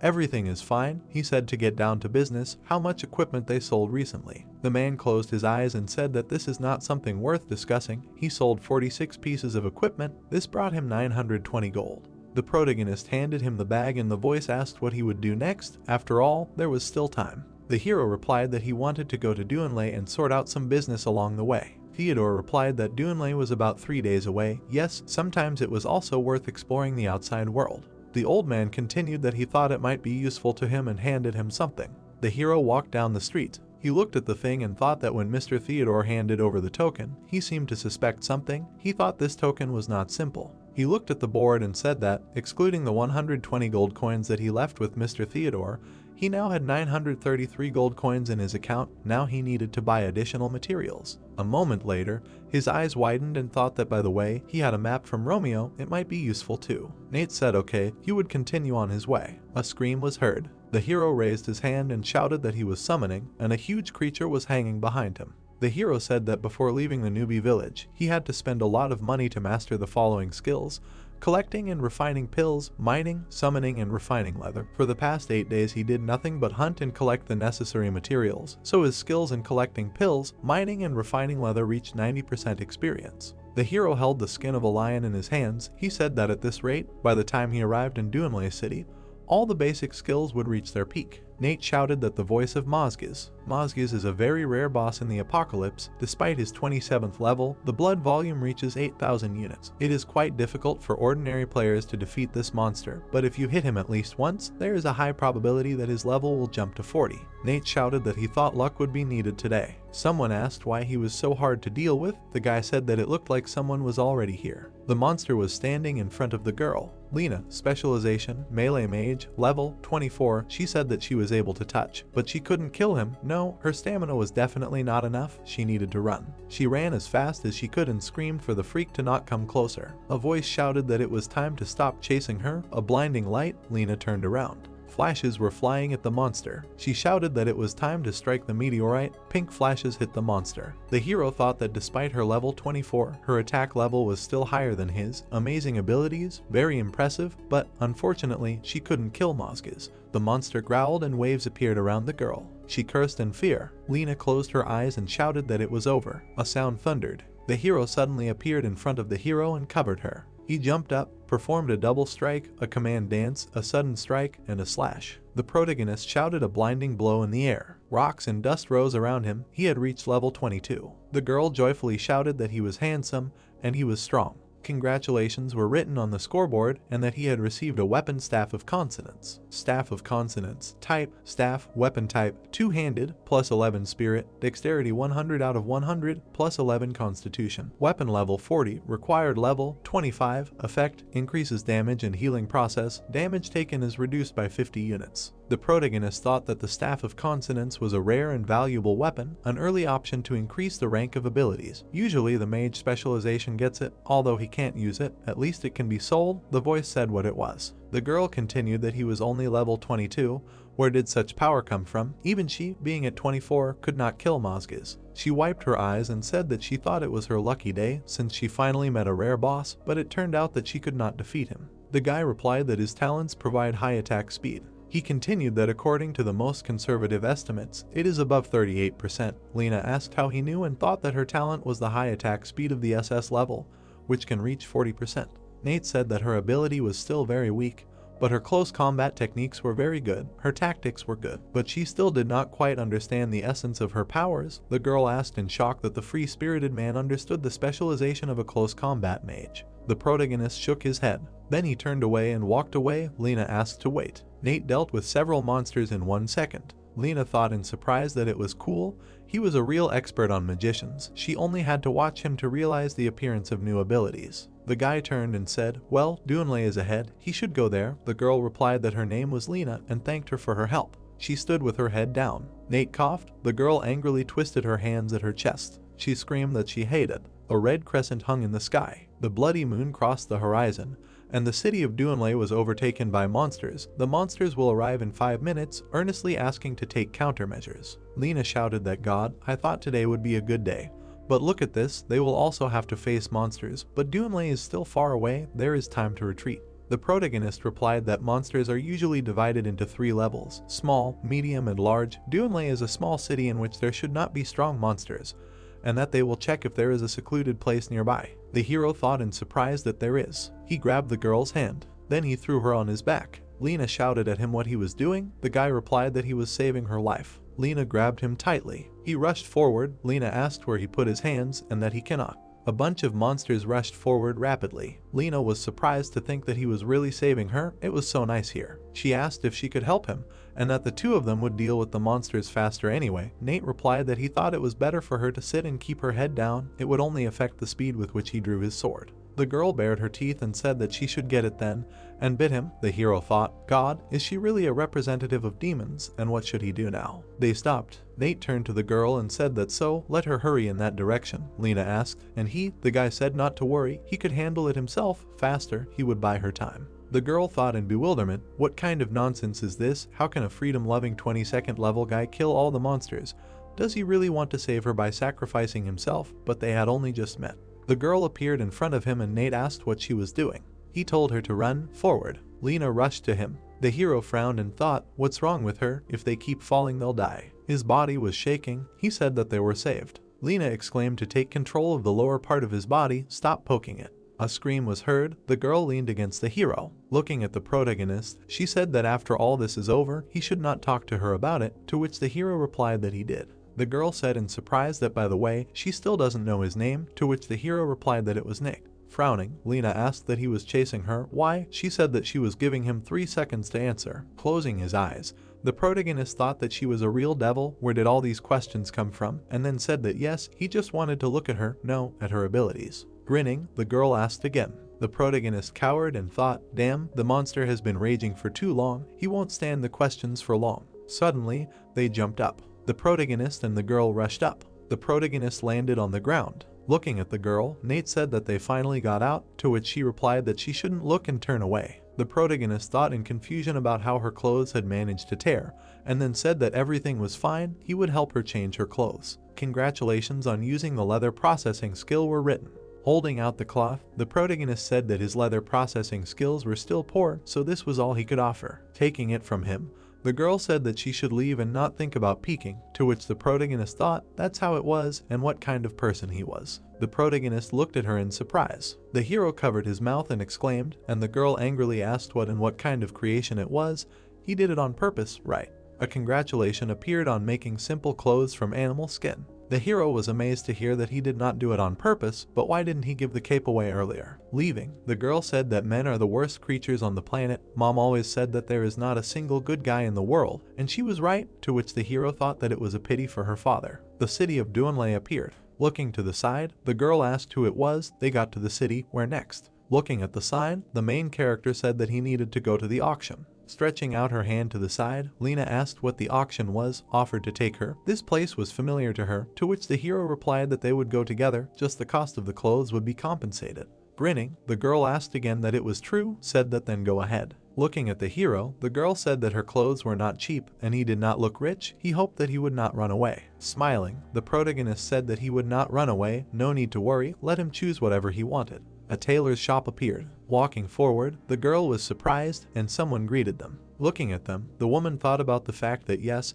and only where did they come from? They are obviously poor, damn, they will only waste time in vain. The protagonist looked at her angrily. Holding the dress in her hands, Lena asked if it suited her, to which the protagonist replied that it suited her very well. Standing by the wall, the woman said to try them on carefully. Their clothes are very expensive. If they tear, they will have to reimburse the full cost. Looking at the price tag, the girl said that it was expensive, more than 30 gold pieces. Turning to the hero, Lena said that she now had almost 150 gold. Okay, let him forget it, they will go to a cheaper store. To which Nate replied that everything is fine, let him take it, if he likes it, he will pay, asked that maybe he liked something else. Lena and the woman looked at him in surprise. Putting her hand to her face, the girl said that but it is very expensive, gold coins are indicated there, not silver, he understands, to which the hero replied that everything is fine, let him choose. The woman looked at the bag of gold in surprise. Smiling, she said that they would go with her, show her the new collection. An image of a girl appeared. Standing in front of her, the woman said that both things would cost about 40 gold coins. She would pack them, and then thought about how careless she had been. If she had behaved more respectfully, perhaps they would have chosen more outfits. The hero took the thing in his hand and said that he should not rush. He wanted to look at the quality. Looking at the clothes, the main character said that the quality of their things left much to be desired. Considering their price, they could have tried harder and made something worthwhile. Frowning, the protagonist asked what kind of professionalism this was. Stretching her hand out to the side, the woman shouted that they should not talk nonsense. Their store has been operating for more than 20 years, and no one has complained so far. Stop slandering. The hero exclaimed in surprise and said that in that case they should call the owner. He would demonstrate how to sew clothes. Putting her hands on her hips, the woman said that their client was not an easy one. She was the owner of this store and a tailoring studio, and what did they want to teach her? Looking at the clothes, the main hero said that the ratio of materials in their products must be 50% silk, 40% leather and 10% wool. Asked why then set such a price for a product with terrible quality. The hero's eyes lit up and he said that what was worse, even the tailoring was crooked. The color was also duller than it should be in reality. Was she sure that the quality of their products corresponded to the prices they wanted to set? The woman asked in surprise that how he had seen all this. It was impossible. Looking at the hero, 124 wondered if there was something he did not know. Frowning, the woman thought, damn, it looks like she's run into a real pro. If others find out about this, the store will close. Bowing, she said that she apologizes for her ignorance. She didn't know he was an expert in such matters. Admits that they missed a couple of defective items. Asks him to be noble and not spread this information. She will give him compensation. The girl angrily said that her employee had just stared at them with arrogance. Having hit her, the woman asked how dare she behave like that with customers. The woman said in fear that she was mistaken just now, to which she told her to shut up. Starting today, she no longer works here, let her get out. Having handed the box to the main character, the woman said that she fired her, hoped that there would be no hard feelings. Let him take whatever he wants from the store. In addition, let him accept this small sign of attention. Smiling broadly, the protagonist said, what about her? He had recently developed the relevant skills, so he understands such matters. Since she had not intentionally allowed that thing to be sold, they were even. Raising her hand, Lena said that she wanted this. This was also not bad. It seemed she liked it. What a beautiful color. She was buying it. Looking at her, the store owner thought that this girl was too heartless, let her not empty her store. Taking a step forward, the girl said that she had bought as many as 8 outfits. Amazing, asked what and how much that woman had given him. Smiling, the protagonist said that it seemed she had dumped quite a lot, as much as 300 coins for silence, and then he thought that now his capital had reached the amount of 1,070 gold coins. He thought he could be considered one of the richest people on the continent. Pointing ahead, the girl asked that wasn't he going to the auction, said that they would go, she would show the way. The auction building appeared. Looking up in surprise, the protagonist thought that he didn't think he would be cooler than in his past life, and the girl said that it was okay, it was just a small task, but when she first came here, her reaction was the same. Climbing the stairs, Lena said that they were going, she would take him inside. Putting her hand on the table, the girl asked him what to say when the auction would take place. Looking at the ticket, the woman said that she was welcoming a VIP client with a silver card. The auction would take place in 10 minutes. They had the last luxury room left, she would issue it to her. Looking away, the protagonist thought that he had long guessed that this girl was not as simple as she seemed. She even had a silver card, and it was given mainly to elders. Great, he did not need to reveal his cards. Stretching out his hand, the guy asked that they had luxury rooms left, said that they would also take part in the auction. The man behind the counter said that he was asking for forgiveness, but this respected guest had just taken the last one. She was the owner of a silver card. Throwing the cards on the table, the guy asked why they considered a silver card a VIP, said that they should look at this color. Taking the card in his hands, the man said in surprise that it was gold. Holding the card in his hands, he said that he apologized, he would prepare a regular room for them, to which the girl furiously said that he would. The girl took the protagonist by the hand. Laughing, the guy said that he deserved it, and the other added that yeah, they almost ruined all their fun. Looking at the protagonist, Lena asked that they had come, and at the reception they had promised to give them the room, why not put their brains in place, to which the protagonist replied that everything was fine, let him keep them.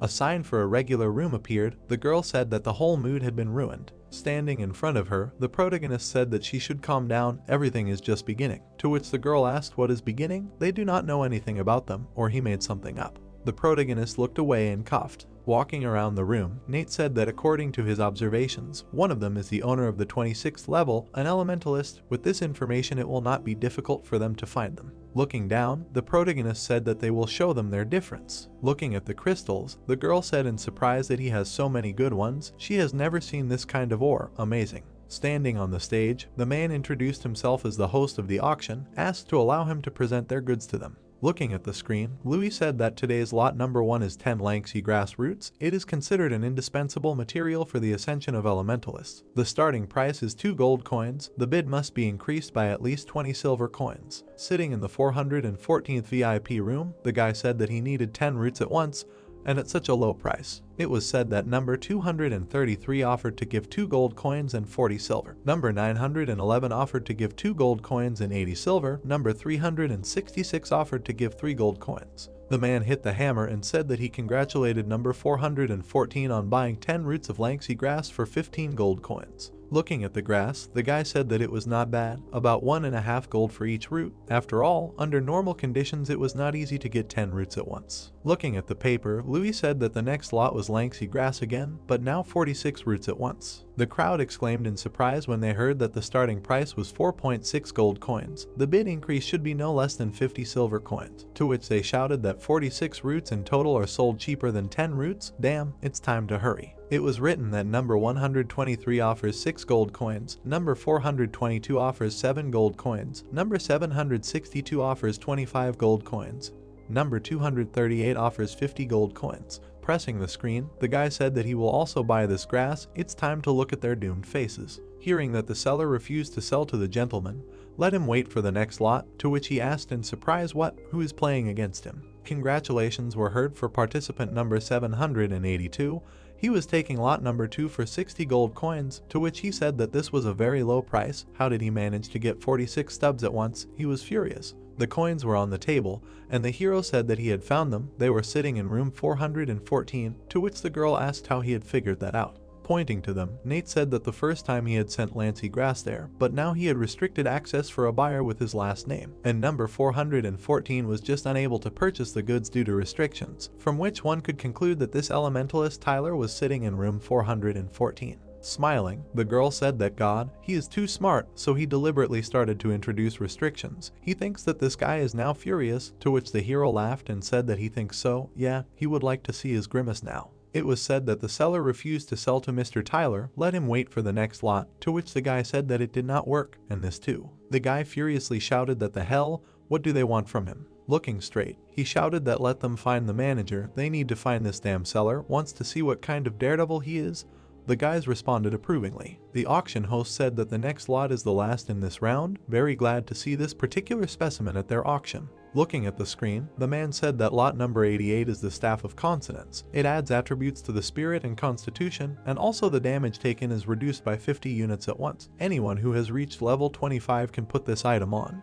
But he thinks that's enough praising it, it's time to get down to business. The starting price is 100 gold coins. The next bid must be no less than 10 gold coins. He asks for them. It was written that number 622 offers 110 gold coins. Number 521 offers 120 gold coins. Number 798 offers 130 gold coins. Number 565 offers 520 gold coins. Tyler put his hand to his face and said that damn, he couldn't even dream of such a thing. He simply has to buy it, no one will bother him anymore, right? It was written that participation is prohibited.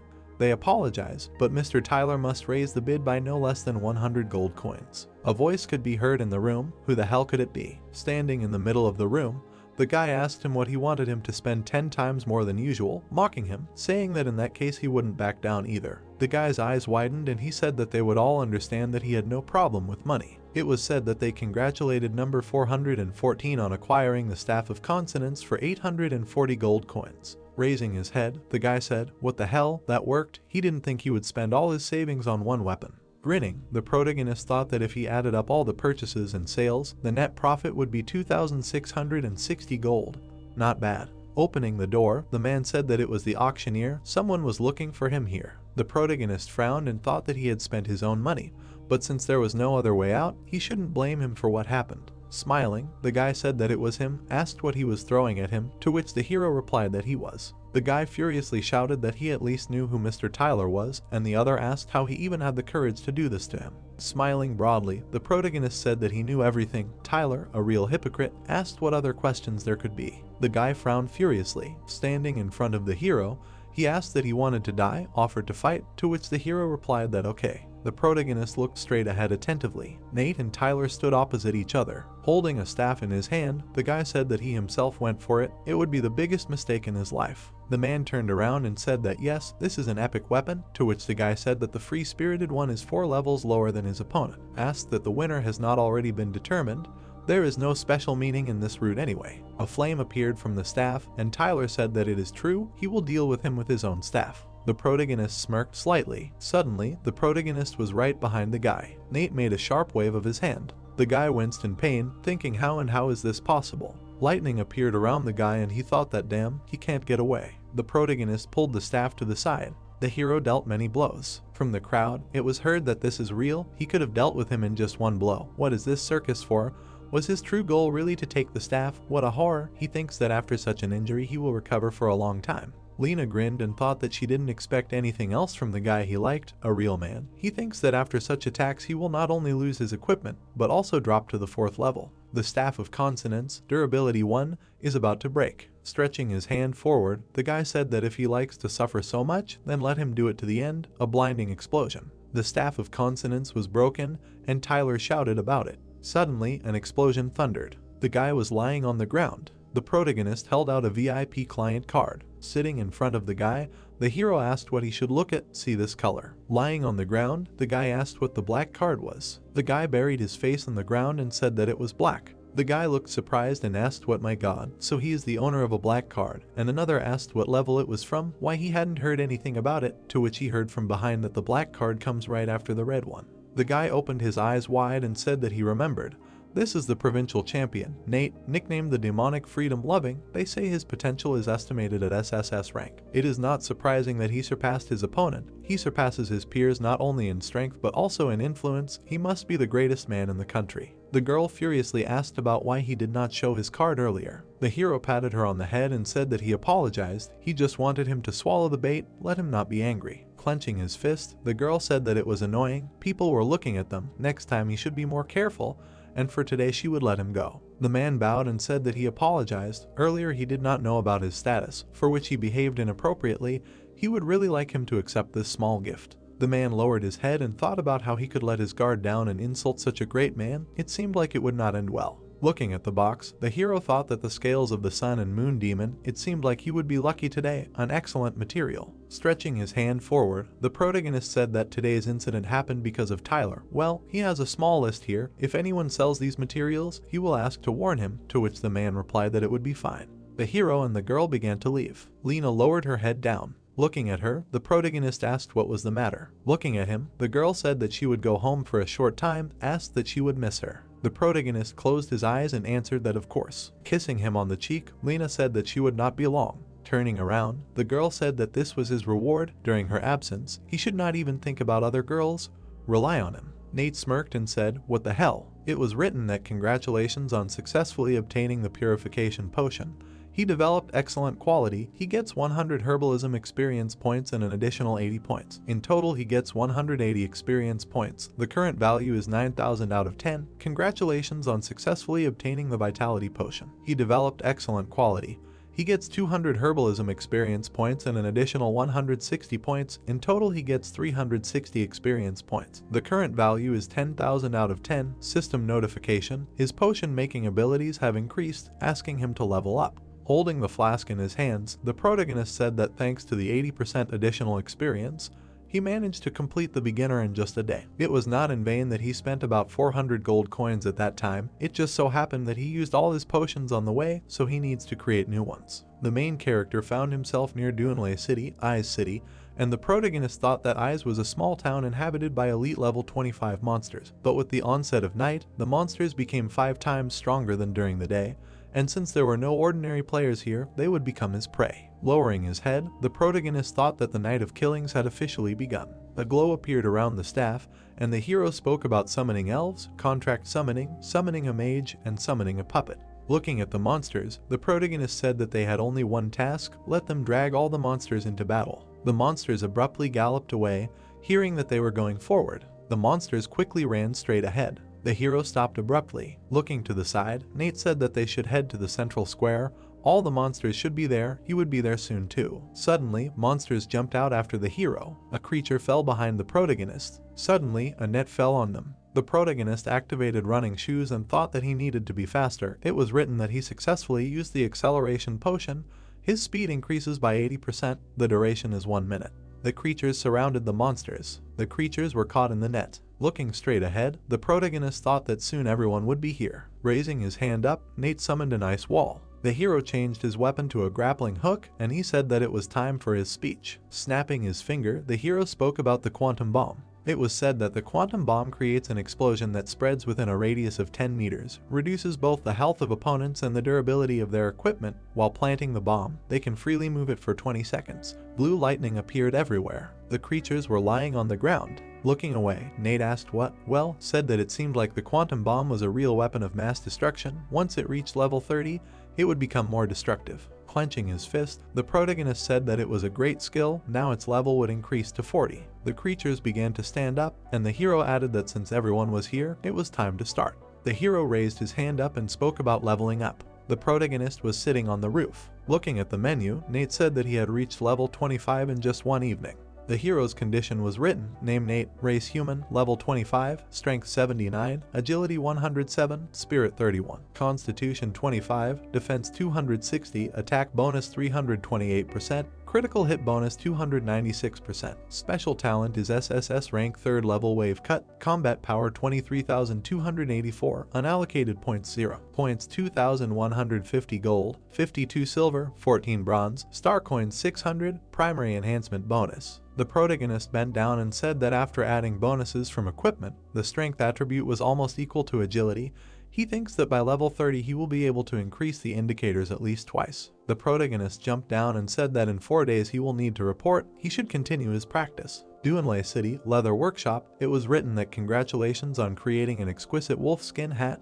He got 100 points. The current experience is 10,000 out of 10,000. A system reminder, he has completed the initial stage of studying leather goods. Now they can move on to the middle stage, and the protagonist raised his head and thought that he was damn tired these 3 days. But at least he gained enough experience, if not for tomorrow's lesson. He could rest. The girl smirked and said that here is a book on leatherworking for the middle level. Looking at the hero, the man said, well, he has improved his skills quite quickly, considering such a young age. Amazing skill. From the crowd, it was heard that isn't this the head of the Duel City Association?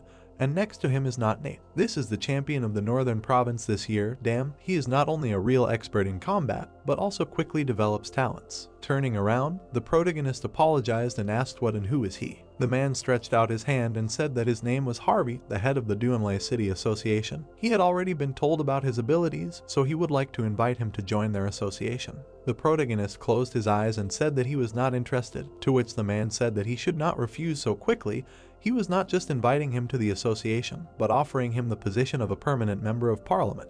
People, looking straight ahead, heard that the position of a permanent member of parliament, it was the 3rd level from the top. Before him there were only the head and elders. He would also get a 15% discount in all stores, saving countless money. Looking to the side, Nate thought that he had not had such an opportunity in his past life. He thought, nevertheless, he should not miss it. Turning around, the protagonist apologized and said that he was not interested. Raising his hand, Harvey asked what could. He knew little about the status and powers of a member of parliament. Members of parliament can, to which the hero replied that he said so. Turning around, the protagonist said that there was enough space in the parliament. The crowd could hear that. Damn, he thinks Nate is taking on too much. What impudent words. Frowning, the man said that but this is the limit of what he can offer him, given the 2 developed skills, but apparently there is nothing left. The man put his hand to his face and thought that apparently he was wrong. This Nate is too arrogant, constantly trying to grab the star from the sky. The man was surprised to hear that and who said that he only has 2 skills. Turning around, Harvey asked what he said. The man furiously said that if he developed 3 skills, then he will give him the position of elder. In all stores there will be a lifetime discount of 20%.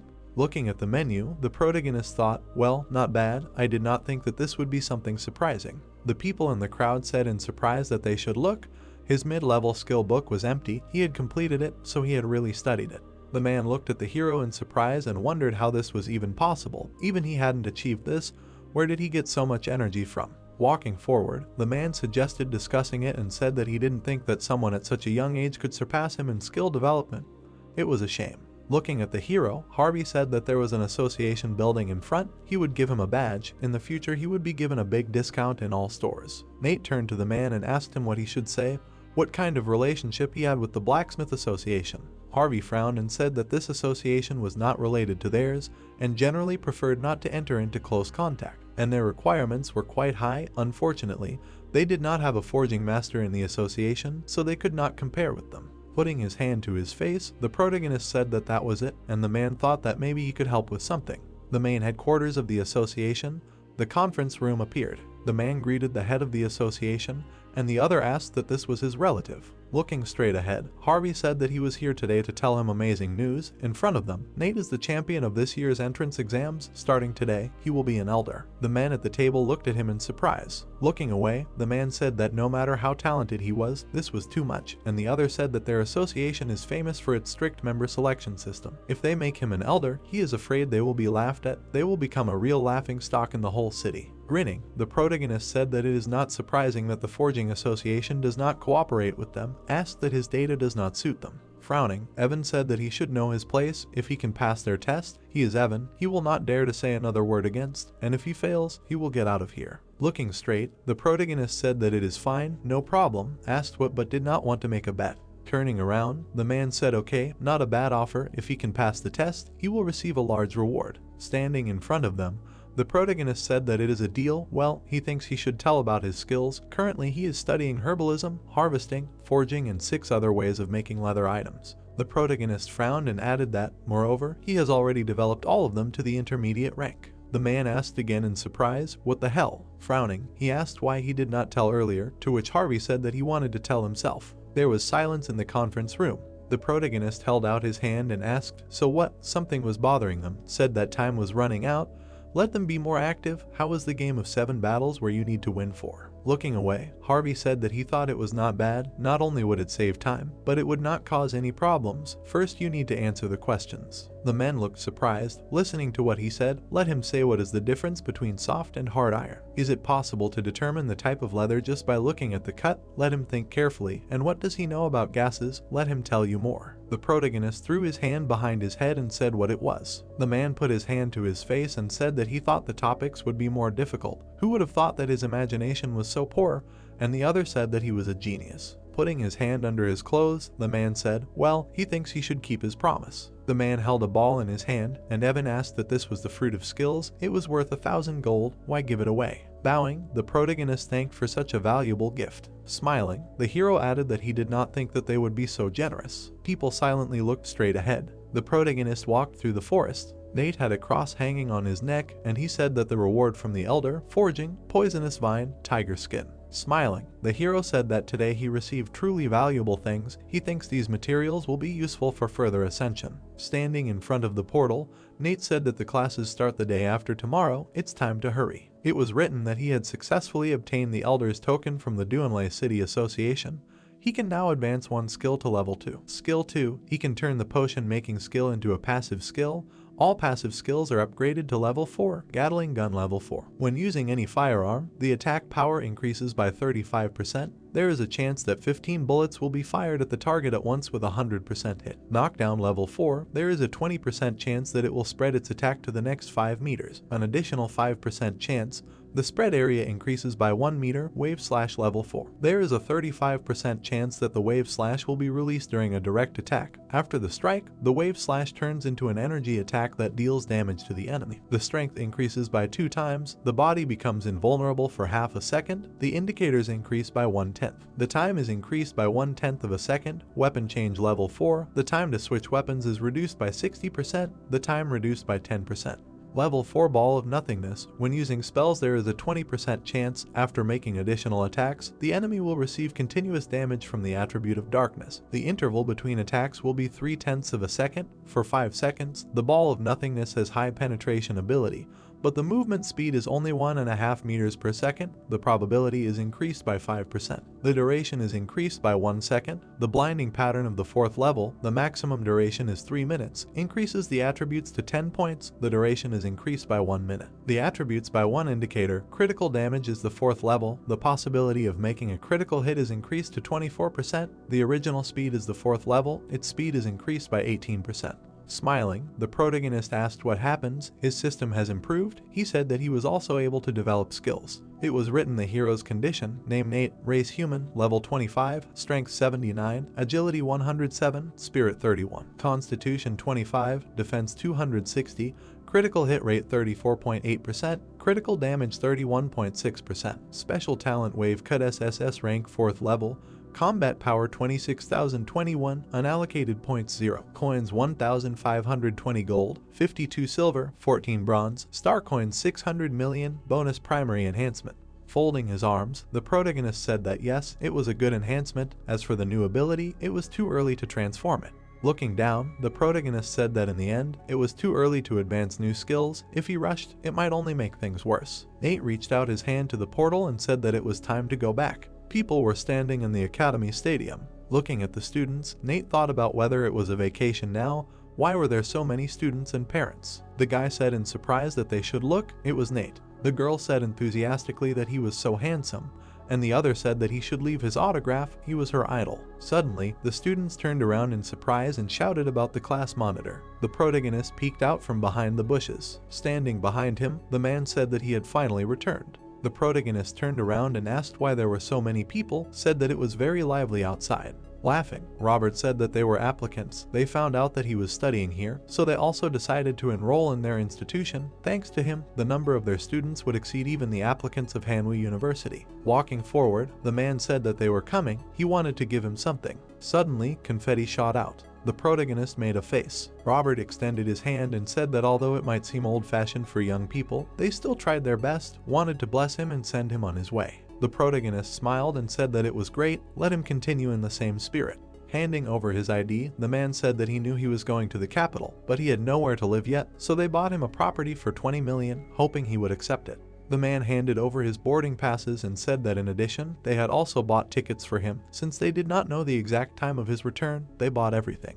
Holding the papers in his hands, the protagonist said that he was very grateful. Clenching his fist, the man said that okay, it was late, let him return as soon as possible. If he got into trouble, Jiang University would always help. Bowing, the protagonist thanked him for his concern, said that he would try not to ruin his reputation. Turning around, the protagonist said that when he returned, he would definitely drop by to see him. The view of the Oracle Academy opened up.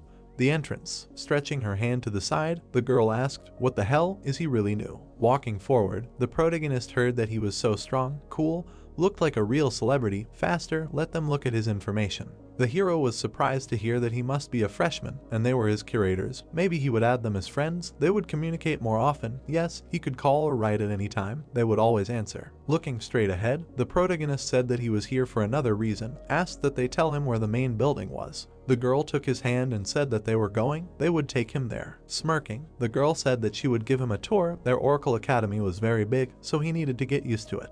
Looking straight ahead angrily, the girl said that she was taking on too much, who asked her to perform at all, who said that she was held in high esteem, how annoying she was, she took away such a handsome man. Walking along the shore, Lucy said that they were almost there. As soon as he reached level 30 and the third transformation, he would be able to officially receive higher education, but it was not that easy to get grades here. The division by classes seemed, and she added that the first class was the 15th, 25th levels, the second class was the 26th, 28th levels, followed by the third class, the 29th level, and in his senior year he should already rise to level 30. If this did not work out, he would not see higher education. Standing behind the hero, the girl said that they had arrived, let him insert his identification card into the machine. The system would automatically read information about him. The protagonist inserted the card into the machine. Lucy was surprised to hear that the authentication was complete. A first-year student at the Oracle Academy, Nita, level 25th, champion of the Northern Province. Primary assessment SSS rank. The dormitory is luxurious, a single room, the 7th district, room 1, to which she asked that he was already at level 25th.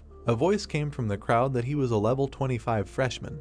No way, let him see how they accept people like him. It's all over. The entrance exams are tomorrow. If he gets caught, he's finished. The girl grinned and asked if he was really that champion, said that in that case, it's no wonder he has an SSS rank. They'll put him in an elite dormitory. There are only 9 rooms. She'll take him to his area. Smiling, the protagonist replied the first. Bending down, the man asked what his name was, to which the hero thought that he suspected something and replied that it was Nate. Waving his hands, the man said that everything, he could go, and the hero thought that, yeah, he was some kind of strange person. Grinning, the sage thought that Nate, number 1, interesting. Stretching her hand forward, the girl said that she was training again, asked what about the pills, to which the man replied that he had literally just left. At the entrance to the academy, it was heard that the entrance exams would soon begin. Stress again, does not know if he will be able to pass the secret kingdom, wants to move to a better dormitory. He too, they will try together. Smiling, the man said that this year the competition will be very difficult. Asked what he thinks, Nate will again take the championship, as in his province. Clenching his fist, the guy said that their academy also wanted to accept him. This Nate is a high-level professional. Grinning, the man said that they also cannot lose sight of this person, to which he was told that they say he has very high indicators in all parameters, so he is a truly worthy shot. The man looked away in confusion. Standing behind the main character, the guy asked what happens. He is the same champion of Hubei province, and then said that his name is Chris. He is also the champion of his province. They will see who is good. The main character turned around and said that it seems they do not know each other. Chris smiled and said that he will still find out about him when he enters the secret kingdom. He will show him where the crayfish hibernate. Looking straight ahead, the main character said how boring it is, asked what he thinks will be able to withstand him. Turning to the guy, the hero added how boring it is, asked what, maybe, he will calm down already. Frowning, the guy said okay, they'll continue. He entered the secret kingdom of the Death Monastery. Open area, cemetery, library area, level 2030, difficult. Since their specialization is considered hidden, the highest difficulty is set for him. He opened a new zone, arsenal, church area, 3040, very difficult. The hero entered the cemetery territory, and the main character said that he almost forgot about another quality of freedom loving. Today he opened the map of 3040 levels, interesting. Looking at the monsters, the protagonist said that since the first 2 zones are not particularly difficult, he will just pass by. Many people were standing in line. Looking straight, the man said that today the first-year students are going through the Death Monastery. Will they cope? And the other said that he thinks someone will definitely not be able to pass. After all, the final boss is on the 28th level. They will look at their indicators. The guy's card appeared, Wind Mage Specialization, Level 23, total progress of 40%, Cemetery Territory, which took 4 minutes 13 seconds, takes second place. Grinning, the man said that yes, he did not expect anything else from the champion. He thinks he will pass the Secret Kingdom in 2 hours, to which he was told to wait. Why is he only in second place, really? Information about the hero appeared, and someone said that damn, Nate passed the zone in only 25 minutes, too cool. The man said that it was time to change the strategy, they will take him for themselves, to which he was asked that they are sure that they will get him. They have plans for him. It was heard that oh well, it has already been decided that he will go to them. Well, and they, although okay, he will not even look at them. The guy looked surprised and asked, why did not he pass, why does not come out? The hero's card appeared, and he heard that how so, he had entered a more difficult zone, but today's task required going through the armory. What was wrong with the Secret Kingdom? The man clenched his fist and said that in any case, he only had to go through the first 2 zones. This was a violation of discipline. This could not be encouraged. Besides, his level was not high enough, he could get injured at any moment, to which he was told that his results should be annulled. Stretching his hand forward, the guy said that they should not rush things. As far as he understood, Nate was not acting recklessly. Looking at the man, he asked why they did not report to the rector. You never know what he would say, to which Dylan replied that fine, they would do so, let them monitor the passage. Gritting his teeth, the guy thought about hurrying up. It would take him about 30 minutes to get to the rector's office and back, then they would not be able to help him in any way. A secret kingdom appeared, the arsenal zone. The hero, standing behind the wall, thought about the fact that the difficulty of the passage increased as soon as he got into the arsenal zone. The average level of mobs here is 30, and their number is about 70. These monsters are very bloodthirsty. Taking the form of a ghost, the hero thought that despite the difficulties, he would be able to go further. Suddenly, a bomb flew near the monster. The protagonist looked at the explosives and thought that he finally got to it. It was time to act. Raising his hand, the protagonist greeted everyone. The protagonist called an ice wall and thought that he would use the ice wall to slow down the monsters. Releasing a fireball, the protagonist said, and now the fireworks. The hero grabbed the staff and used an ice barrier, and then thought that the ice barrier would help him be immune to any damage for 10 seconds. This is enough to withstand the explosion. The protagonist took cover from the explosion. The man opened the door slightly and said that he had to tell him something. Sitting at the table, Thomas asked what was the matter, why he came in person. Standing in front of him, Dylan said that today the student committed a serious disciplinary violation. The exam should only be held in the first 2 zones, but he spent only 25 minutes on them, and seemed to have decided to go through the entire map, to which the man asked what 25 minutes, and he was not talking about Nate. The man asked in surprise how he knew that. Looking at him, Dylan said that he could not know how to get into the armory. According to the rules, he should be punished, to which Thomas said that this is how they will change this rule. The man exclaimed in surprise, and Thomas raised his hand up. Looking at the beam, the man asked what he decided to give him a privilege, said that but it can only be given once every 5 years. The privilege allows students to go through the secret kingdom without receiving any damage. Thomas, closing his eyes, said that he should go and not try to ruin the future of this child, to which Dylan replied that it was okay. Looking away, the man thought that it was useful for young people to be more ambitious. He would give him a chance, but no more willfulness. The protagonist turned his head and said that it was not bad. He had done it in just 8 minutes, high risk, but also large rewards. Standing in front of the gate, the protagonist said that now a difficult battle awaited him. A silhouette appeared in the middle of the hall. A master of weapons appeared, an elite boss of the 35th level, life 18,000. Looking at the boss, the protagonist thought that yes, he strikes very quickly, it will definitely not be easy. He will definitely not be able to block the whirlwind blow. Besides, he is immune to many attacks, so this will also be difficult. Extending his staff to the ball of nothingness, the hero said that it looks like this will be a very difficult battle. They will begin. Suddenly the ball rushed forward, and Nate said that forward, they will deal a wave of damage. The monster's eyes glowed red. An attack flew at the boss. Rushing towards the hero, the monster said that he had been waiting for a long time for the battle. Let him wait, it will show his true strength. The boss used the gallop skill. The protagonist flew to the side and thought that his head hurt. It was not worth wasting the ball of nothingness in vain. Unfortunately, he would not be able to move at the same speed. Well, his health points will soon begin to fall, but the blows will only be stronger. He needs to hurry. Having fired his weapon, Nate said that since it did not work out with that, let him try this. The monster's eyes lit up and he said that great, he was interested in him, his turn had come, and then went into a state of rage. Looking at the whirlwind, the protagonist thought that it was good that he was in time. Frowning, the protagonist thought that he only had 50% of his health left, so he had to act. The hero dealt several blows to the whirlwind. After drinking the potion, The protagonist thought that they would see what the Lord of Medicine was like. It said that he used the primary vitality pill, he restored 600 life points. Green particles flew around the hero. It was written that he used the primary vitality pill, he restored 600 life points. The hero rushed forward and exclaimed. Suddenly, lightning appeared under him. The hero successfully defeated the weapon master. Turning around, he said that finally, less than 1,500 health remained. Yes, a terrible monster. It was said that congratulations on receiving the privilege without injuries. Even if he dies in this test, he will not receive any real damage. And the hero asked in surprise, what is this? Who helped him? Yellow particles flew around the hero, and he said that well, okay, better than nothing, at least there will be insurance. The player's card appeared, the total progress of passing 100% of the arsenal, which took 53 minutes 49 seconds, takes first place. The man furiously asked how this was even possible. He just returned, and he had already passed everything, all because of the privilege sent by the rector. The men were surprised to hear that the headmaster Thomas granted Nate a privilege. This is the highest level of relations. Even he has not managed to achieve this in 20 years. It seems Nate was recognized. His status will be even higher. Looking straight ahead, the man shouted that they should see. He was already on the church grounds. This was crazy. Being on the 25th level, he decided to challenge the 40th level. No, he needed to check it out. Looking straight ahead, Dylan said that if the boss wanted to follow him, so be it. A huge house appeared, and the man added that in the end, he also wanted to see how he would cope with the strongest boss. The protagonist opened the doors. In the hall, people were sitting on the floor. The man was sitting on the throne, and Dylan said that there were two final bosses in the church. One of them was the commander of the Scarlet Crusaders, and the other was a priest who stood somewhere behind the first. The protagonist activated the ghost cloak. The Crusaders fell to the ground. The protagonist took the torch and thought that later he would have to face two bosses of the 38th level at once. He would have to sweat, but he had it. The man was hanging on chains. Standing in front of him, the hero asked that he wanted revenge. The man looked away and asked what could help him. The hero cut the chains. Edward, the former commander of the Scarlet Crusaders. Because he stumbled, he was forbidden to appear on these lands. In the past, Edward was a hidden NPC of the game. The player has two options for the development of events.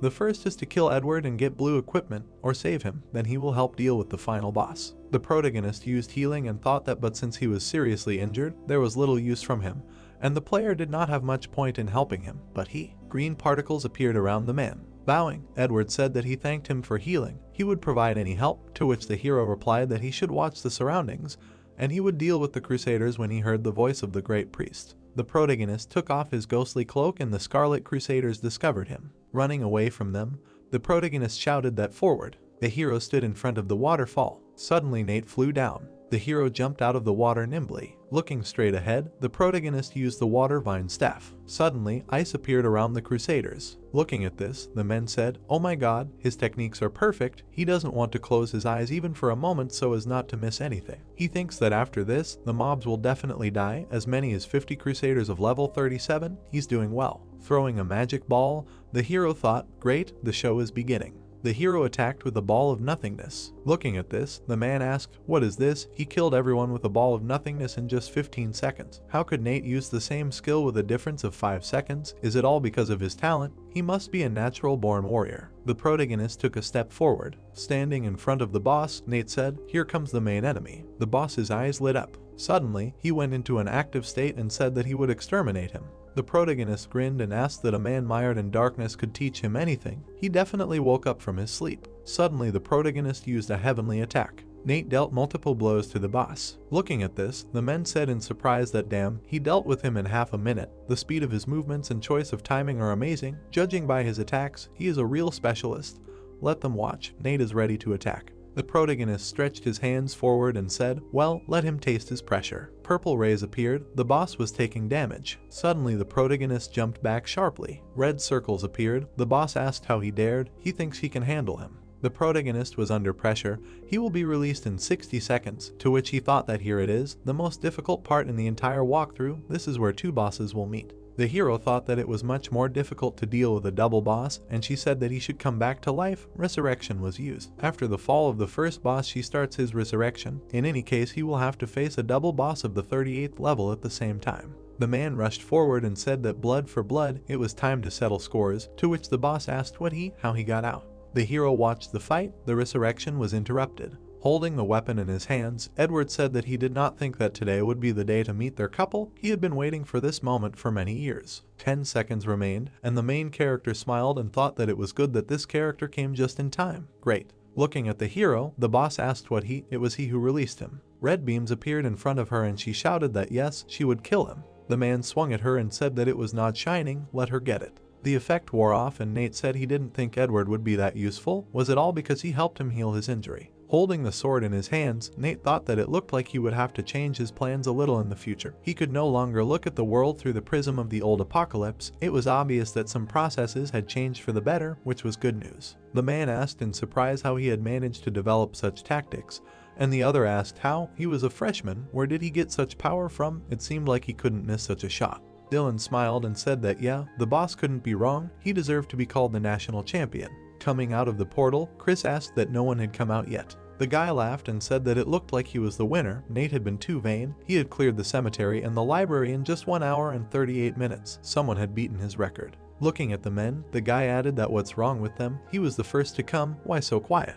Suddenly Chris turned around. The guy's eyes widened. Pointing at the screen, the guy asked that he went to the church. On the stone it is written that the Scarlet Monastery with historical events was updated by the traveler. The level at the time of passing is set to 25, and the specialization of freedom lovers, the time of passing is 1 hour, 40 minutes and 58 seconds. The grandfather says that he is a real genius. He has not yet met people who could pass the Scarlet Monastery being at his 25th level and asks himself whether he has been looking in the wrong place all this time. The man turns to him and says that it is time for him to take his medicine. To which he asks her how long she is going to sit on the continent of the apocalypse, and she replies that no more than 10 days and asks again if he agrees. The bald man replies that everything is fine with the grandfather and therefore she can relax and asks again if she has a groom in mind. The girl smiles awkwardly, gives a negative answer and clarifies what he is talking about. The grandfather takes out a file of some brunette, where his student number is indicated, that his specialization is freedom-loving, and the level is 25, saying that he found a candidate for her and explains that he occupies a leading position,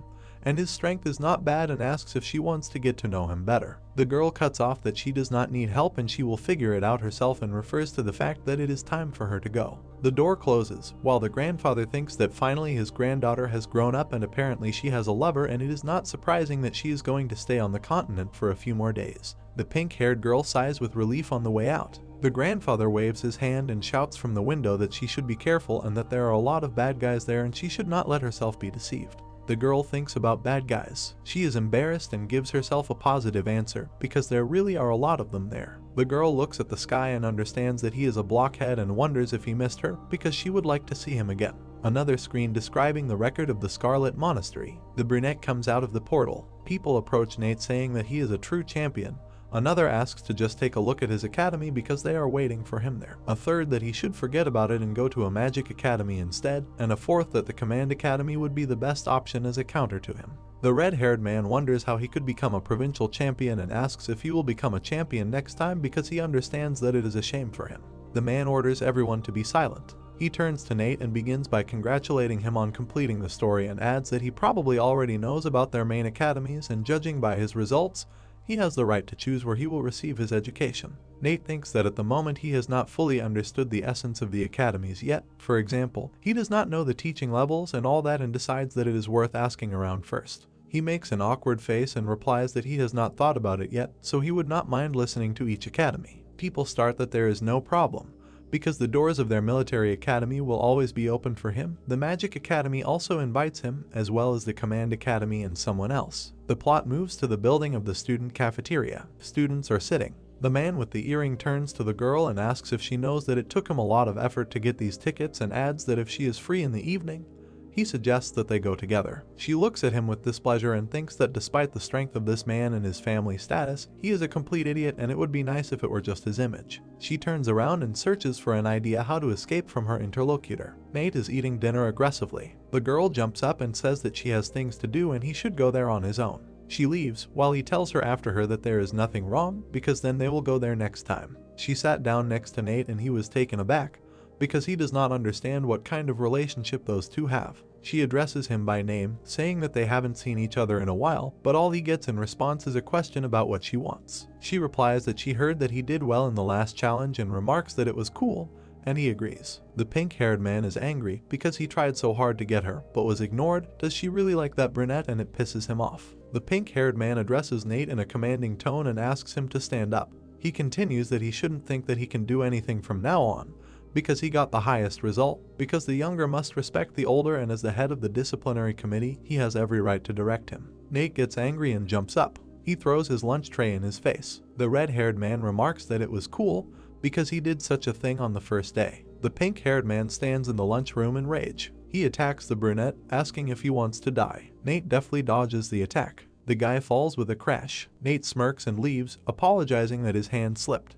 The pink-haired guy angrily orders him to wait for him, because he will still take revenge on him, because he does not forgive such things. The plot moves to the lesson, where the teacher asks everyone to open page 265 and look at the trajectory of the berserker. The teacher frowns and thinks what is wrong with their dean, and how dare he demote him to the position of an ordinary teacher. He asks Nate what's wrong with his face, because maybe he is just talking about two simple things. The brunette thinks that the information presented is too old and conservative, and it is obvious that this specialization has many other useful skills that for some reason are not used. The guy slams the notebook on the table, saying that he does not want to follow such rules. He gets up and continues that he is not going to waste his time here either. There are too few people in this world who could teach him anything. The professor turns around and says that he has been teaching for over 10 years, and he is the first one who dared to leave in the middle of the lesson, and asks what his problem is. Because even if something happened to him, he needs to immediately report it, because for some reason he does not know such a simple truth. Nate continues to silently leave the room. The professor materializes right in front of him.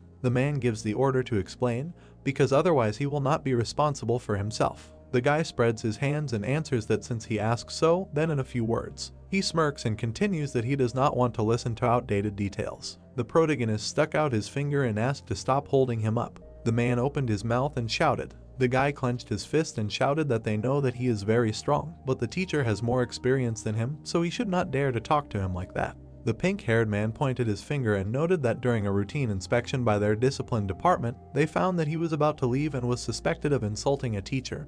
He should clarify the situation. Nate stood between the two guys. Austin opened his mouth and thought that he was caught. Now he was in his hands, and no genius would save him.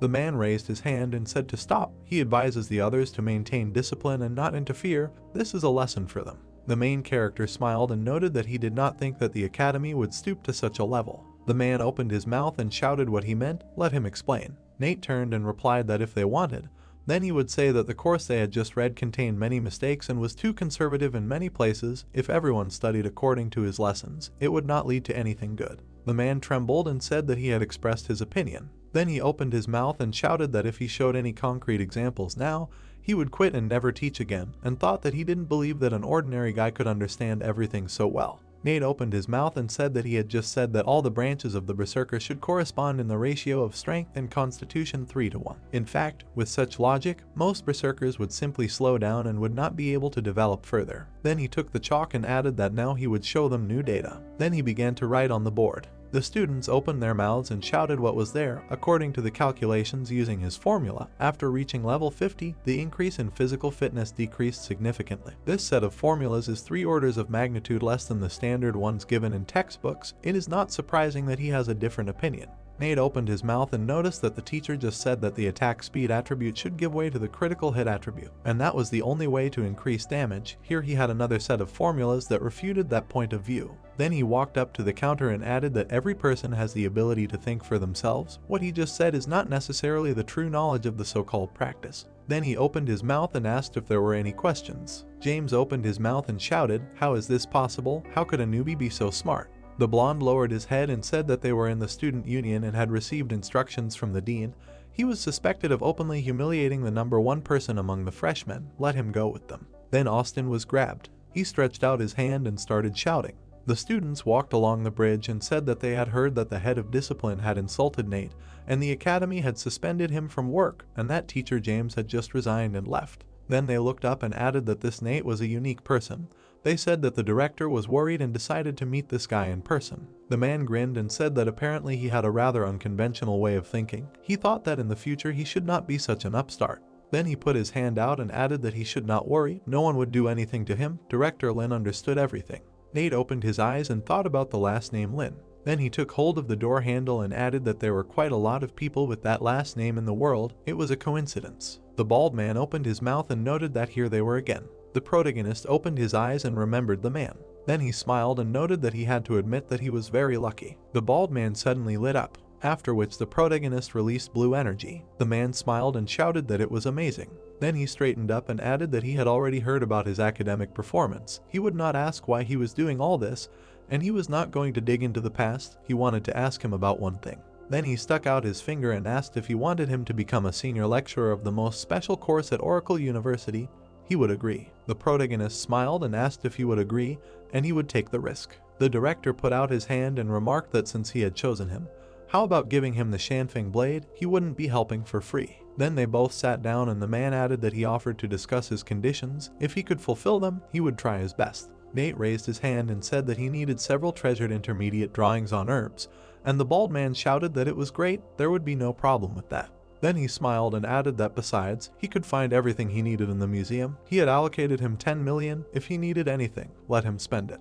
The protagonist stared at the doorbell. The bald man opened his mouth and remarked that everything was fine, let him answer, and Nate heard that they hadn't seen each other for a long time. What had he been doing lately? He missed him, by the way. He was calling to tell 2 pieces of good news.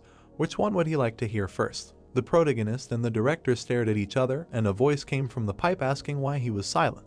Drake turned his gaze and noted that he was not like that. He would say himself. The first good news was that he had successfully risen to level 30. The second good news was that he needed help with his awakening mission, and only him, surprised. Nate opened his mouth, heard that it was great that as soon as he reached level 30, he called him. They were friends, weren't he glad? And said that wouldn't it be more convenient for him to find an assistant from his university? Drake opened his mouth and noted that he was looking for an assistant wherever he wanted, and Nate replied that he could do nothing about it.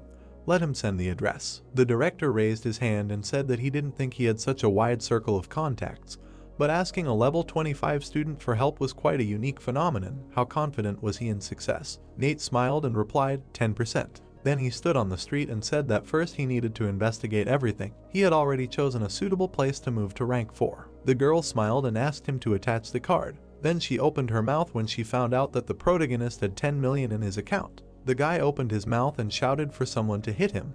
He had only entered a few days ago, but had already earned 10 million. He had trained all last year, but had only earned 8,000 points. The protagonist entered the museum and noted that it was interesting that all these drawings were presented separately as exhibits. He did not think that there would be many copies there. Nate looked down at the objects and said that it seemed that there was nothing useful. He would go deeper. Then he smirked and added that it was great, the quality was not bad, but he needed something better to reach rank 4. Then he raised his head and shouted that he did not think that there would be epic things here. The protagonist stared at the papers and read the properties of the potions, after which he opened his mouth and shouted that he would choose the power of purification. In the middle and late stages there are too many bosses that impose negative effects. If the potion is of high quality, he will only be happy. Then he put out his hand and shouted that he wanted to transform the power of purification. A moment later, notifications appeared. Nate opened his mouth and shouted that it was a good skill, at least now no one could secretly harm him. After which he smiled and added that he would see what Drake had learned during this time. There was a crowd standing near the entrance to the Lanchin Academy. The protagonist picked up the phone and asked if he had arrived yet. Let him go around the building. He would come as soon as the meeting was over. Then he hung up and added that he was not ashamed of acting like that. After all, he was in such a hurry. The crowd looked at the guy who shouted that he had already won 11 victories in a row. If anyone else wanted to challenge him, they were welcome. Alex raised his hand and shouted that anyone who could defeat him would get the entire bank. Nate took off his hood and thought that he deserved to be called the best academy. Well done for encouraging friendly battles. He would also like to become even stronger as soon as possible. The guy smiled and shouted not to get cocky. He came for the money, that's why he fights with kids. Maybe he will play with him. Alex opened his mouth and shouted that he had shut up. Everything was written in the rules. Did they really take him for a swindler? If they could defeat him, they would hit the jackpot. The whole bank would be theirs. The guy put down his card and shouted that even 400 million would not be enough. How about 600? What do you think? Alex hunched over and thought that this time he organized a competition to get a reward for attracting assistants to complete the awakening task. If he could win, he would achieve the second awakening. Then he opened his mouth and shouted that he accepted his challenge. The crowd looked at each other and said that the opponent was very strong. He would have a hard time. He heard that there was some kind of squabble between them. That's why they were arguing. He supports Alex. And that bright ray of light that people had just fought with disappeared when a new opponent arrived. Support is very important. Xinghuai is not only strong in himself, but also his family is wealthy and influential. Nate smiled and thought that he never thought that he would be able to see something like this and at the same time observe the quality of education in this academy. Alex charged the attack, after which the guy covered himself from the explosions. Then he gritted his teeth and wondered if he was taking something. He couldn't hold back the loss of money, just a trifle against the background of the loss of reputation. The guy hid his hand behind his back. Nate looked closely and thought that he was about to lose. What would he do? Alex opened his mouth when he saw a grenade and shouted that you can't use such things, after which there was an explosion. The guy smiled and asked if he had tried the grenade. Then he picked up the card and noted that he would take his 400, but would come back tomorrow. He was the new leader, the rules were the same, whoever had the courage could go up. Nate turned and grinned, and Sergio asked why the guy in the gray cloak was laughing. The protagonist turned and asked if he had called him. Sergio opened his mouth and shouted that their Lanchan Academy, was not a place for all sorts of scum to hang out. He had such a face as if he had no respect for their academy. Nate opened his mouth and noted that he was not a student at this academy, but today was an open day. Besides, did he really need his approval to laugh? Sergio opened his mouth and shouted that he didn't think he would piss him off so much. Would he dare to go up on stage? The protagonist jumped up sharply and noted that he was betting 1,200. Then he picked up the card and added that here are 600 coins and a card for a room worth 2,000. He accepts. The crowd looked at him in surprise and shouted that he didn't look rich at all. He had never seen so much money. He was level 25, a known freedom lover. It seems he is the son of rich parents. He came to become a philanthropist. Sergio opened his mouth and shouted that since he was so eager to lose money, he accepted his bet. Then he opened his mouth and asked where he was. Then the protagonist punched him in the stomach. The guy's ribs cracked. Sergio spat out blood and wondered what happened. A man entered the room and shouted that things were bad.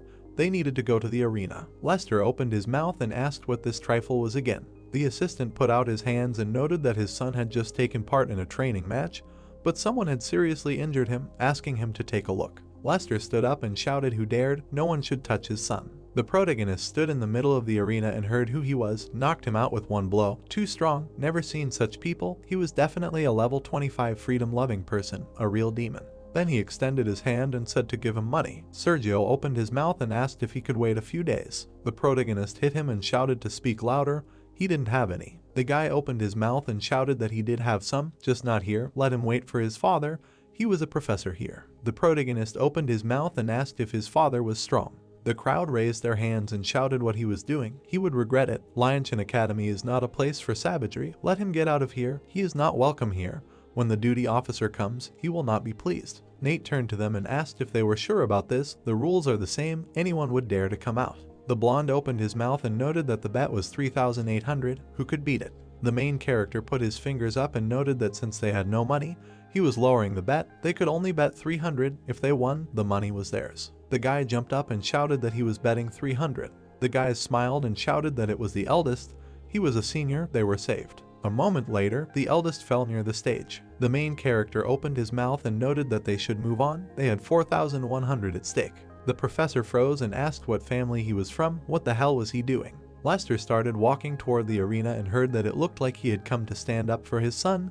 They were in for a great show. Sergio was unconscious. Lester opened his mouth and screamed how dare he hurt his son like that. Let him come down. Nate smiled and noted that his son owed him money now. Then he opened his eyes and added that he would give him the money, then he would let him go. Lester opened his mouth and asked how much he owed. He would pay. The protagonist held up 2 fingers and replied that according to the rules of the arena, he still owed him 26 million blue star coins. The professor trembled and thought how he could lose so much money. These were years of his hard-earned savings. Then he began to write on a piece of paper. Then he threw the paper to the protagonist and screamed that here was his money. He would quickly let him go. Nate stared at the check. Then he kicked the guy. Sergio opened his mouth and screamed that he must avenge him. Lester opened his eyes. Then he clenched his fist and asked if he could find out which university his respected face was from. He came to Blue Sky University today to challenge them. Then Nate walked past him. Lester opened his mouth and shouted that he was talking to him. He couldn't hear him. He was deaf. The protagonist opened his mouth and said to stop talking nonsense. Was he brainless? The professor swung. Then he stopped his trembling hand when he heard if he dared. The crowd looked at the protagonist in surprise and said that the professor was more than 20 levels stronger than this guy. It would be regarded as a rookie hunt if he attacked. Their Blue Sky University had been subjected to such shame and humiliation. Is there no one who could handle him? Drake stood near the crowd and thought that this Lester was really very popular. He was always surrounded by people wherever he was. Then he opened his mouth and heard him save them. This man had injured 7 of their students. He was too arrogant. He had even seriously injured the professor's son and taken 26 million from the professor. He had to restore justice. Then he hunched over and thought that Nate was just too cool. He was just a little late and he had already turned the entire Blue Sky University upside down. Drake threw his hand behind his head and said that they had all misunderstood something. This student was an honored guest whom he had specially invited.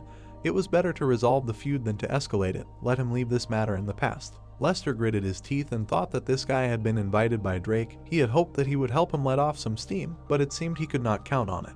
Then he turned around and shouted that he would not leave it that easy. They would meet again. Drake lowered his head and said that he really caused him trouble today. He will take him to the Second Awakening room. Nate opened his mouth and said that he dared to say that he arranged this. He does not understand who is really causing trouble. The crowd stared at the protagonist and said where the elder said he was going. To the Second Awakening room. This vagabond of the 25th level, is he the outside assistant that Drake brought? There was a sign above the door to the conference room. Dexter turned over the papers and said that the list of assistants for the awakening ceremony has already been compiled. Does anyone have any questions? Lester opened his mouth and shouted that he thinks that student Drake is facing difficulties. If not, then why did he invite a 20-level assistant with his talent and potential? Isn't it irresponsible? He proposes to thoroughly check this assistant and suspend student Drake's exam today to protect the future star of their school. Then he gritted his teeth and thought that he didn't know who hurt his son. It was Nate. If he could stop him from participating in today's exam, he would have a chance to find people to deal with him later. The man opened his mouth and shouted that he didn't agree with him. He attended the recruitment of Jiang College and personally saw the strength of the student Nate. He is an exceptional talent, and they can't judge him by his level and grade alone. Lester opened his mouth and shouted that how special he is. He is so extraordinary that he can help with the Second Awakening at level 25. This is the biggest joke he has ever heard. Let the principal not play their future star of the university. Dexter stared at the papers and said that his principle is to respect the student's choice. But since the professor and the principal are endlessly quarreling about this, why don't they make a bet? Whoever loses will take responsibility for their words and actions. Lester gritted his teeth and thought, this is actually good. Nate will definitely not be able to complete the awakening quest. If he wins, he will be able to get rid of Kaifu and avenge his son at the same time. This is a rare opportunity. Then he clenched his hand and shouted that he accepts the bet. The director opened his mouth and pointed out that in this case, he also accepts the bet. He needs to turn on the screen. The Second Awakening exam is about to begin. Drake stood in front of the entrance to the underground labyrinth and said, the secret area this time, the Uldaman underground palace, it is full of earth element monsters. The awakening quest is to find a certain item. It is a disc called Norganon. Nate opened his mouth and said that he is confident that obtaining this item is enough to count it as a success, even if they do not clear the secret area, and Drake said that he is very confident. If they get this item, it is considered a success. Nate opened his mouth and said that in that case he had an idea. Drake opened his mouth and said that he was sure there would be no problem. Today was his Second Awakening exam. Don't play with him or use him as a guinea pig. The protagonist opened the door and said that he had ever lied to him. Remember that. Keep a distance of about 15 meters from him at all times.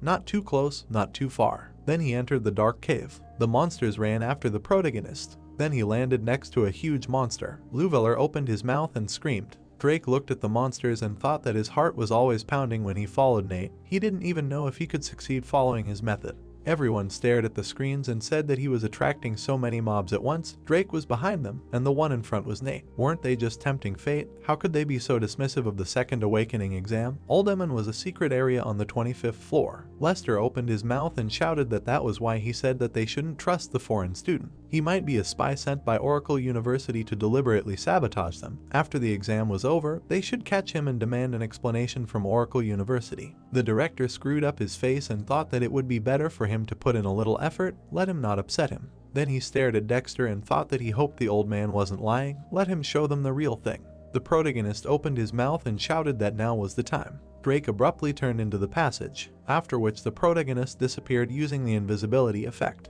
The monsters stopped abruptly. Drake watched from the corner. Then he opened his mouth and said that as expected of him, he was even able to come up with such a disgusting method, such high control over aggro. This really broadens his horizons. The audience stared at the screen and said how he did it, how he suddenly disappeared. Let them wait. Drake was clearly following them. Why wasn't he targeted after Nate disappeared? Dexter stood up and shouted what a smart and brilliant move, then opened his eyes and added that Nate's student was in front. Let him attract the mobs, drawing all their aggro to himself, and Drake followed him, maintaining a safe distance, not engaging in combat. Then he raised his hand and added that when the time comes, the moment Nate becomes invisible, Drake just needs to be out of sight to completely cut off the mob's aggro. Heroes are truly brought up from a young age. The cooperation between them is simply magnificent and unparalleled. Drake turned to the protagonist and said that he seemed to be starting to understand his plan, since his only goal was to get the Norganon disc from the final boss. They could completely skip all the minor enemies and mini-bosses along the way. His second promotion exam would be a cakewalk. Nate stared at the altar and said that was exactly it. However, the next boss couldn't be skipped because he was losing a key item. Did he remember where the third boss was when he attended the Awakening manual classes? Drake smiled and asked that he was seriously testing him now. Wasn't he behind that stone door? Ailerona's elite boss level 35, 16,000 health. Nate smirked and said he was just checking and he was just showing off. Let him tell him he was really going to open the door and fight him head on. Then he put his hand on his shoulder and said something. Drake stared at the protagonist and asked, "What do you mean he can do that? Why didn't they teach him that in his Awakening manual class?" The audience stared at the screen and screamed, "What the hell? What were they whispering about? Trying to keep them in the dark. Why such secrecy? They can't hear anything. This is unacceptable. The school should ban whispering on the second advancement exam." The man held up his finger and screamed for them to look at Drake. Drake started working with the mechanism and the audience said what he was doing. It was just part of the exam scenery. Why was he moving it? A moment later, the mechanism moved. Then a staff appeared. Then a beam of light struck. Ailerona stared at the protagonist and shouted that no one steals the creator's secrets and stays alive to tell about it. He will pay for it. The audience opened their mouths and shouted, "What does it mean it was possible to open the door this way?" He studied Uldaman for many years and never saw such a strange way to open the door. It turns out that the miniature structure in front of the stone gate hides a secret mechanism. Drake is a real genius of his generation. It seems he has a real chance to pass this exam. The blonde smiled and shouted that it worked, and Nate noted that this fight is his. He will just support him a little. This is a great opportunity to check his current level, so let him not be lazy. Drake ran at the boss and shouted for them to admire his skills. Then he delivered a series of blows. The men jumped up and shouted, as expected of a talented blade master in their school. If his students had even half of Drake's skills, he would be in 7th heaven. Nate opened his mouth and shouted. He was a second too late with the second strike of the ghost blade. His combination could have been better too. Let him not finish with the ripple strike. Let him add the small mountain splitting strike first. It will prolong the stun, and he can finish with the strike of the drawn sword. Isn't the drawn strike stronger than the wave strike? The teachers opened their mouths and shouted. Who is he to give advice to their blade genius? Some random nobody knows anything about mastery? Finish with the drawn sword strike. He thinks the ripple blade is perfect, and what kind of talk is this about him being a second too late? Easy for him to say. He is not the one who fights, he is generally an armchair critic. Drake saw the strike in front of him, after which he received a punch in the stomach. Ailerona's glowed blue, and Nate shouted to hit him now. Drake strained his eyes, after which he dealt several blows to the boss and shouted.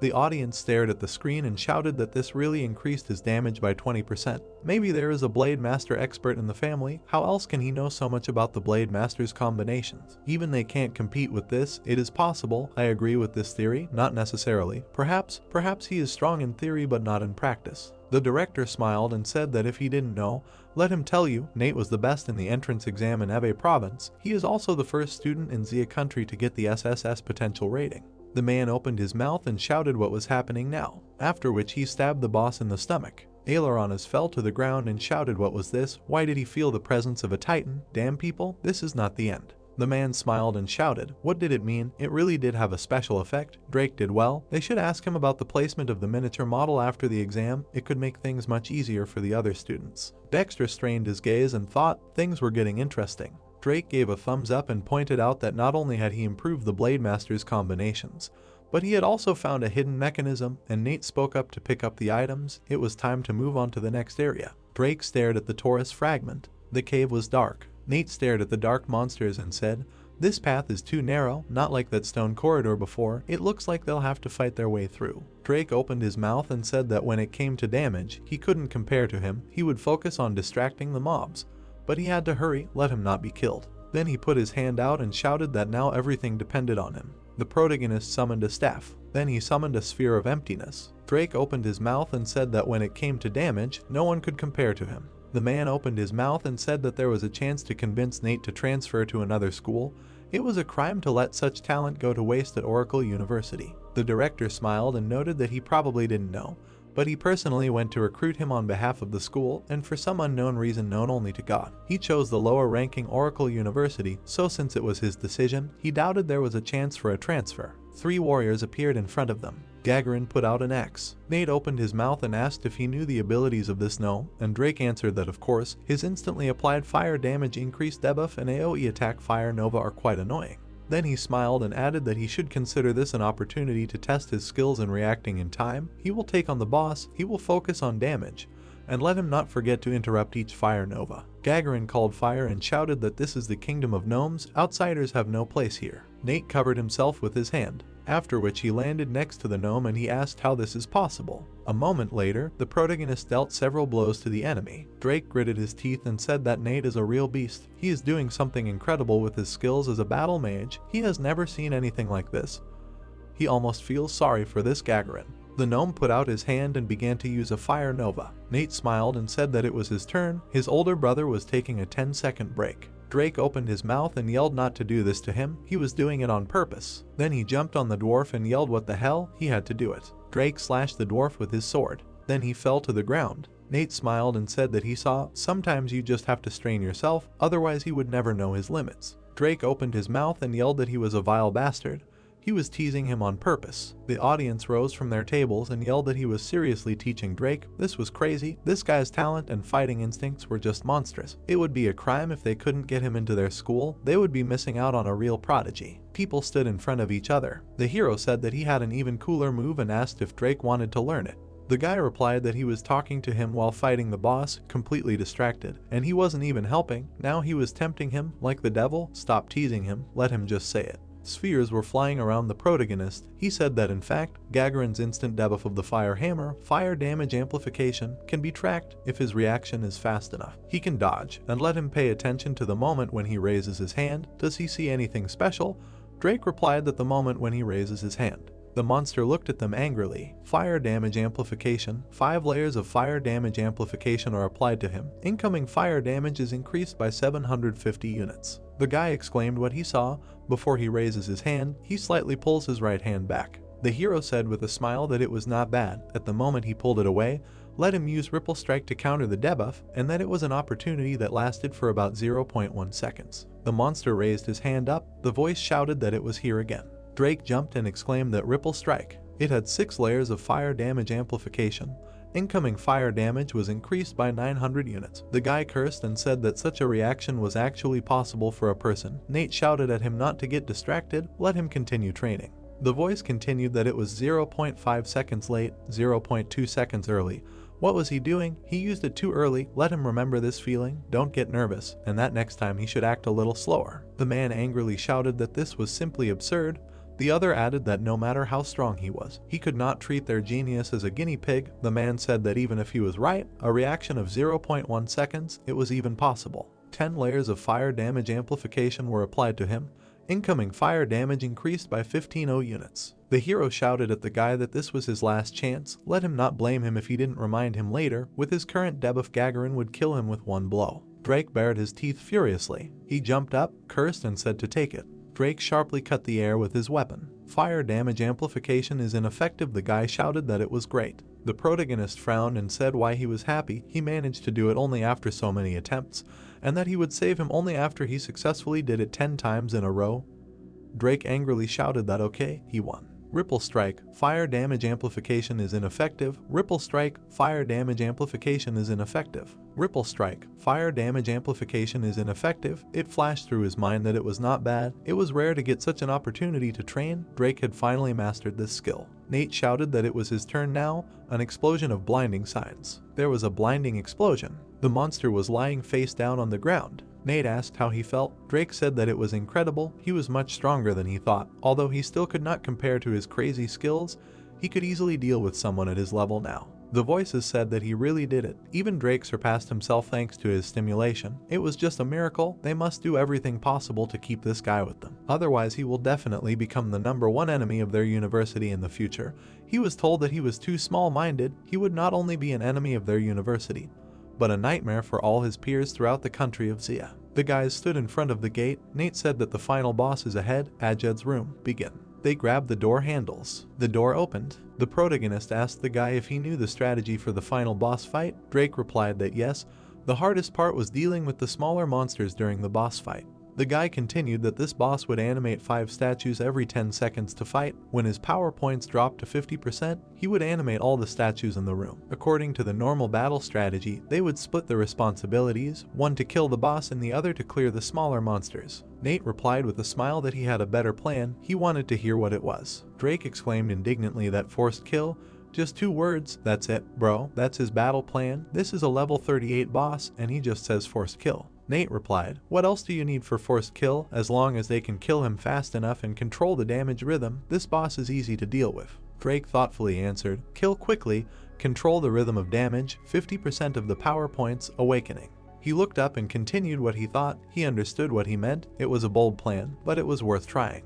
The hero put a weapon in front of him and said, okay, then let's get started. Sword Soul, Blade Breaker, Mercy of the Crusaders, Mobile Turret, Burning Spirit, Elf Blessing. The man frowned and said that he had been teaching all his life, and now his knowledge has finally expanded. Today he realized that a person who can do everything, like a wanderer, can be really strong at the right time. They answered him that it was true. With such buffs and pets that will tank for him, it's like having an extra ally. Someone added that but there are too few wanderers, and no one will be able to advance as far as Nate. That's why he surprised them all so much. Drake looked in surprise at the spirits flying around the protagonist. Nate shouted that they would begin. He would focus on applying vulnerability debuffs to the boss. He should just focus on dealing damage. Let him watch and dodge his attack. Electric flashbang explosion, piercing bullet. Bright flashes were heard. Ajata roared. Who dared to summon him? Who dared to summon the god of creation? It was a level 38 elite boss, strength points 22,000, shock state with each stack. Damage taken increases by 20%, duration 8 seconds, broken armor state with each stack. Physical damage taken increases by 10%, duration 15 seconds. The voice said for them to go and hold off the statues that came to life. The protagonist thought that the most important factor in this battle was one word, debuff vulnerability, to kill him quickly. They needed to put as many vulnerable debuffs as possible to get enough damage. Other classes might not be able to handle it, but the rogue could. The air was cut by something huge. The monster was standing in front of them. Drake said, is their attack really enough? They only reduced his strength points by 10%. The protagonist told him not to be upset. Their damage will increase significantly later. Nate shouted that he was activating the blinding signs. The boss monster's damage dropped lower and lower. The guy enthusiastically exclaimed that the hero is amazing. Even his damage is multiplied. He is definitely the best support in the entire Xia country. Nate said to continue attacking. The monster's eye flashed red. He raised his paw up and said that he was calling them in the name of the creator. Let them come to him. His slaves. Warning, power points are below 50%. All the statues have been resurrected. The man exhaled in fear and said that it seemed like the damage was not enough. Their plan was too risky. A boss with 22,000 power points is not so easy to kill with force. Someone added that now they will probably split up. One will destroy the small monsters. The man said that but all the small monsters have now been resurrected. How can one person cope with them? And that he believes they cannot cope. Someone chuckled and thought that let him continue to pretend. It seems that the time has come for his return. The hero frowned and swung. The monster's power points were decreasing with each passing second. A part of him said that dirty people, the great race of titans, will definitely judge them all. The guys looked at the torn monster. Drake looked at the protagonist and said that is expected of him, always creating hopeless situations. Nate replied that life is more interesting with a little chaos, right? People were sitting at a long table. The old man said that Oracle University would soon rise in the hierarchy. Robert closed his eyes and said that since the outcome was already decided, the two of them could settle it between themselves. Suddenly, the man fell to his knees. Sitting on the ground, he said that he was wrong. It was his mistake. He did not expect the student Nate to be so strong. He was ready to be demoted in rank with a salary freeze for 1 year. The man exclaimed questioningly and asked what about the incident in the arena 2 hours ago. Lowering his head, the man heard that the arena, what the director was talking about, he did not know. He just heard from the students, what, to which he wondered how his previous conflict with Nate reached the director so quickly. The man bowed and said that he had been blinded by concern for his only child, who had been born late in his pregnancy. That was why he had acted rashly. He still had elderly parents and a child to support. Let them show leniency. The members of the meeting turned around, hearing that this was his scheme. Lester, he had abused his power to settle a personal feud with Nate. The tournaments in the arena were always held fairly and open to the public. If his son lost a bet, he had to pay. He dared to use his position as a professor to openly take revenge on an exceptional genius.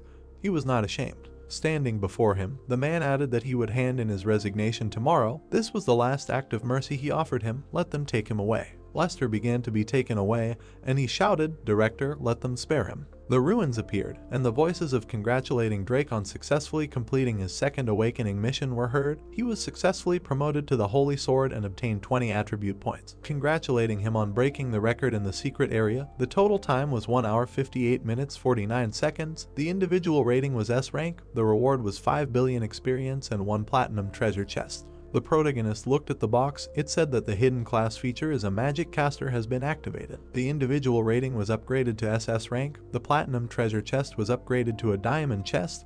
It was upgraded to level 27. Looking to the side, the guy asked if the rewards weren't too generous, said that not only did he get a platinum treasure chest, but he also upgraded to level 31.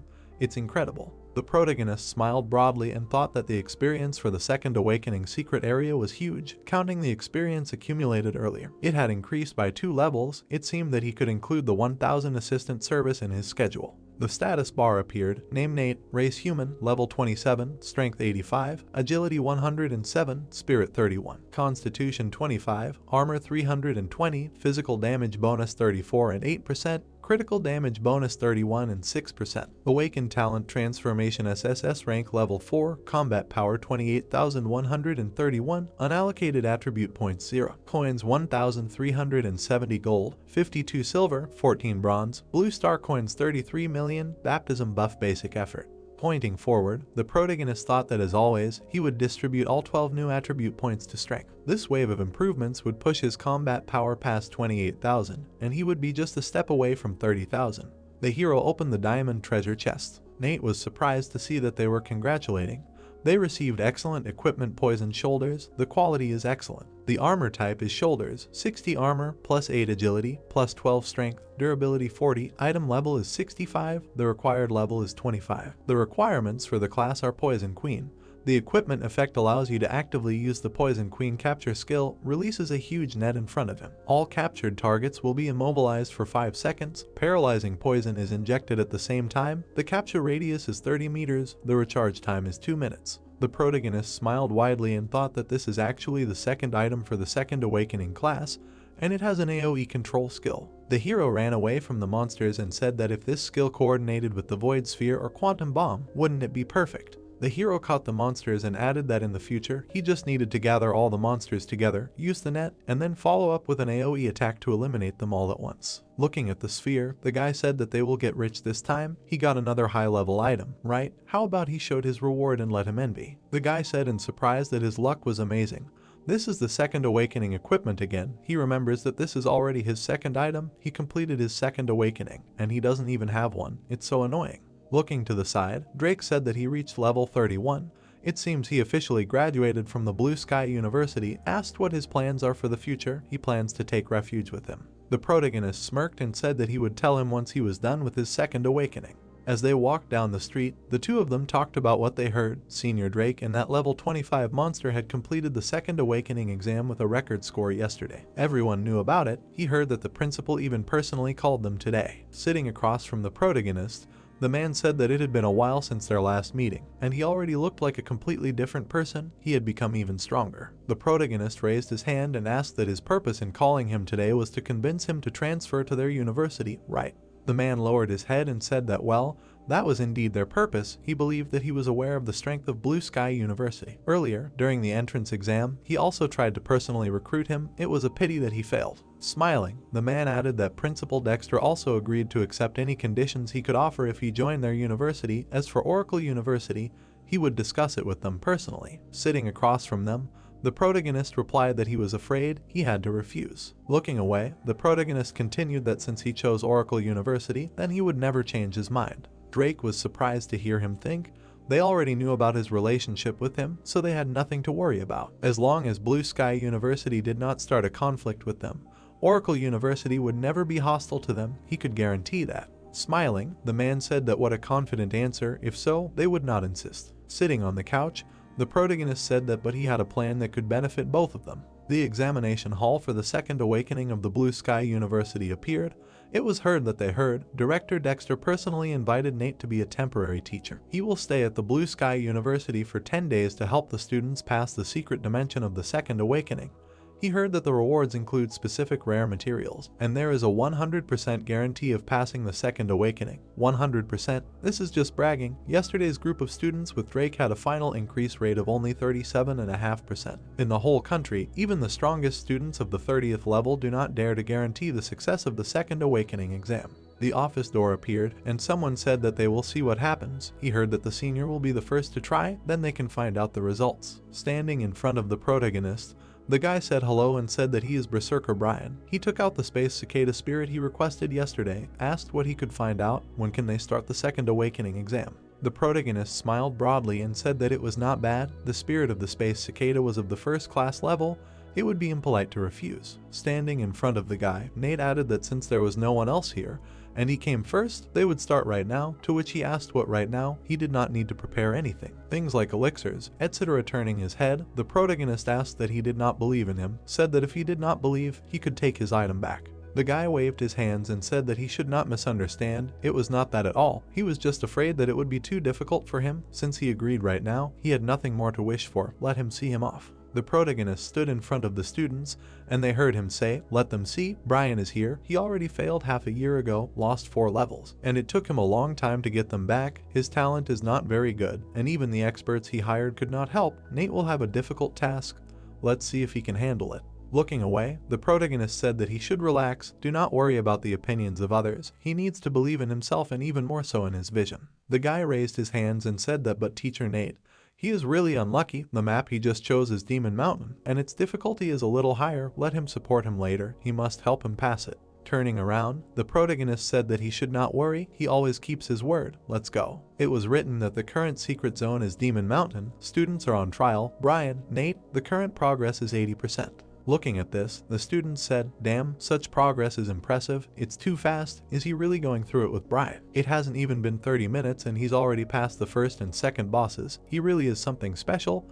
It seems they were judging the gentleman's heart by their own low standards. The dragon ran away from the hero and shouted, "No, let him stop hitting him." The guy looked at the battle in surprise and thought, why didn't he meet him half a year ago? He wouldn't have wasted so much time. The monster fell to the ground. It was written that they congratulated Nate on a new record in the secret zone of Demon Mountain. The total time was 1 hour 35 minutes 32 seconds.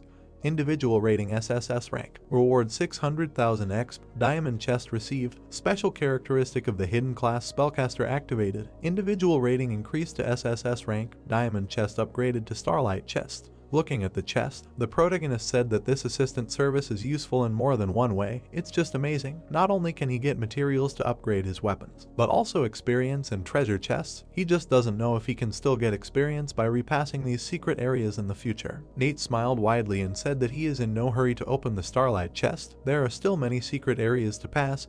He will open them all at once. It will be more exciting. The current progress is 100%. Congratulations on the successful passage. Looking straight ahead, the guy said that damn, this is too great. If he can even drag Brian, then there is probably no one he can't drag, to which the other said that so student Nate really spoke the truth. He was not bragging. The students ran away. It was heard that he needed to hurry back and collect the materials. Damn, he also needed to go. Teaching Nate will only help for 10 days. He should definitely get his turn. The protagonist walked out of the portal. Brian bent down and said that thank you very much to the teacher for dragging him to the second awakening. He gave him a new hope for life. Please let him accept his bow. The protagonist lowered his head and said that he gets paid for this. No need to thank him. See you again someday. The office door appeared. The students stood one after another. It was heard that everyone should line up correctly, keep in order, later, enter by the number that he would call. Let him not blame him for being rude to those who cut in line. The guy turned around in surprise and said that they should look. The teacher returned. The main character was confusedly thinking about the fact that his office had become like a hot pot store. They needed to get a number to enter. This was absurd. The car drove up to the students. Looking at it, it was said that damn, this is a limousine of the Blue Sky University. Something important is happening today. They came to challenge them. This will not do. We need to report this to the teachers. The guy walked straight. A question was heard that he received some kind of notification about this. Their university and the Blue Sky University never interfered with each other. Why are they suddenly here? Looking straight ahead, the guy said that he had not received any information about it, and then thought, what the hell, why did they send someone at such a critical moment? Nate is now at their university. Nate has caused some kind of commotion at Blue Sky University. They are trying to take revenge. Suddenly, someone got out of the car. Smiling, the protagonist said that he was back. The guy asked in surprise that it was him, and then thought that why was he in the top-level limousine of Blue Sky University? What was going on? He defected to their side. The protagonist smirked and said that the person next to him, he must know him. He came to give him a ride back, and also to represent Blue Sky University to discuss the upcoming cooperation between their universities with the president. The guy asked in surprise what to give him a ride back. A tour, cooperation, said that everything he said was simply stunning, and the difference between their universities was huge. Why did they agree to cooperate with them? To which he was told what Nate did so that the director of Blue Sky University personally escorted him back. Smiling, the guy said that his student Nate was outstanding. He should appreciate him properly. Looking away, the guy said that they really missed some great event of a global scale. Sitting at the table, the guy said that he really found a treasure in just 10 short days. Nate helped 28 graduates pass the promotion with a success rate of 100%, reaching a quarter of the annual graduation rate of Blue Sky University. Looking at the guy, Thomas said that the director overpraised them. He had already discussed all this with the president of their university. From today, their universities will form an alliance, and Nate will become a link between them. Now they are like one family, no formalities. The boy smiled and said that the president was absolutely right. But also because they were going to form an alliance, President Dexter had instructed him to convey a message. From today onwards, he wanted to officially accept student Nate as a visiting professor for their Blue Sky University. The man frowned, thinking about what this old fox had planned all along. Was this an open attempt to poach his student, a freshman who was a class teacher, mentoring other teachers at his university and becoming a visiting professor at another university? Unbelievable, afraid, this was the first time in the history of the country. Looking at the hero, the man asked him what he thought about it, to which the hero replied that he didn't have much time to do academic reports. Raising his hand, Edgar said that they had already taken this into account. There was no need to do any reports. This was just a nominal position. Of course, his salary would be the same as other professors at their university. The protagonist lowered his head and thought that Oracle University and Blue Sky University would now be his backyard. Once his guild was founded, he would need many reserve members, so he needed to maintain these relationships. The protagonist smiled and said that it was okay, then he would agree. The boy looked away. Looking at him, the man asked what he was planning to do next. The protagonist stood to the side and said that today he would spend time refining the parts for the teacher training class, as well as preparing teaching materials. Tomorrow he would head to the Apocalypse continent for the final push before the Second Awakening. Thomas looked away in surprise and asked what his current level was, to which the protagonist replied that after spending some time at Blue Sky University, he was currently level 29. The man took the hero by the shoulders and said that it was great, very good. He remembered that before leaving he was at level 25, and now he had already risen 4 levels in a few days. With such a speed of improvement, he would definitely take part in the inter-university tournament, which would take place in 3 months. The protagonist asked again, to which the man replied that it was true. The inter-university tournament was an annual ranking competition for universities. The normal category appeared, and he said that it would be divided into 2 categories, normal and advanced. In the normal category, those with the 3rd awakening or lower could participate, and in the advanced category, those with the 4th awakening or lower. People fought with magic, and the man said that all participants must be either teachers or students of the university. As for the final rankings of the tournament, they would also directly determine the rankings of the universities. Smiling, Thomas said that with his current speed, he would be a strong contender in the normal category. Finally, Oracle University would have a chance to shine. The protagonist grinned and thought that the inter-university tournament this time would also be a great opportunity to make a name for himself. It was time for him to officially introduce himself to the whole country. A view of the street in the Thunder City opened up. The protagonist looked at the menu in surprise. Messages from the girl appeared. It was written that the scammer, he finally returned. She even came early to find him, and he had disappeared without a trace on the Apocalypse continent. Let him tell the truth. Where did he disappear to? He just returned, and she will soon leave. Looking at this, the protagonist wrote that he had important things to do, which is why he was late. Where is she now? Standing on the ledge of the cliff, the girl said that he was on a mission in the Ridridge Mountains. He will soon reach level 27. Isn't she cool? But this place is very far from the Thunder City. He will not have time to return to see it. Looking out the window, the girl heard that her level up speed was really fast. She found a hidden quest, to which she asked how he guessed, said that he was still so amazing and capable. Lowering her head, Lena asked that if she told him that his family was going to find her a partner, What would he do? Said that she heard that he was really very, very outstanding, and handsome too. The protagonist asked in response what he would do, said that of course he would wish her happiness. After all, he would just torture the poor guy, he was free. The girl furiously said that she just didn't want to regret it, she hadn't agreed before, but now she decided to go on this blind date as soon as she returned. The protagonist clenched his fist and said that this scammer was trying to play psychological games with him. Okay, this time he will grant your wish, he will go to Grandpa as soon as he returns, she will have a surprise. The girl closed her eyes and said that even if the other party showed interest in her, she would not agree. The main character grinned and said that this girl, so naive, could not even tease her a little, he only had to say some nonsense, and she took it seriously. He only slightly teased her, and she had already shown her hand. Stretching his hand to the side, the man said that they had not seen each other for a long time. Looking down, the protagonist asked if he had managed to collect the materials he requested, and then thought that the 1,000 blades of light umbrella only required 12 materials. The trip to Blue Sky University had helped him collect 10 of them. Now he was only missing the Yin Yang Holy Silk and the Moon Shadow Holy Flame. They were also the most difficult to collect. Looking at the box, the man said that he could rest assured that he would not neglect any task entrusted to him. He had managed to collect 4 of the items he requested. The Frost Spring, Strange Demonic Mushroom, Blood Jade, and Moon Shadow Holy Flame appeared. The protagonist's eyes widened as he thought that the Moon Shadow Holy Flame, he had managed to obtain such a rare item.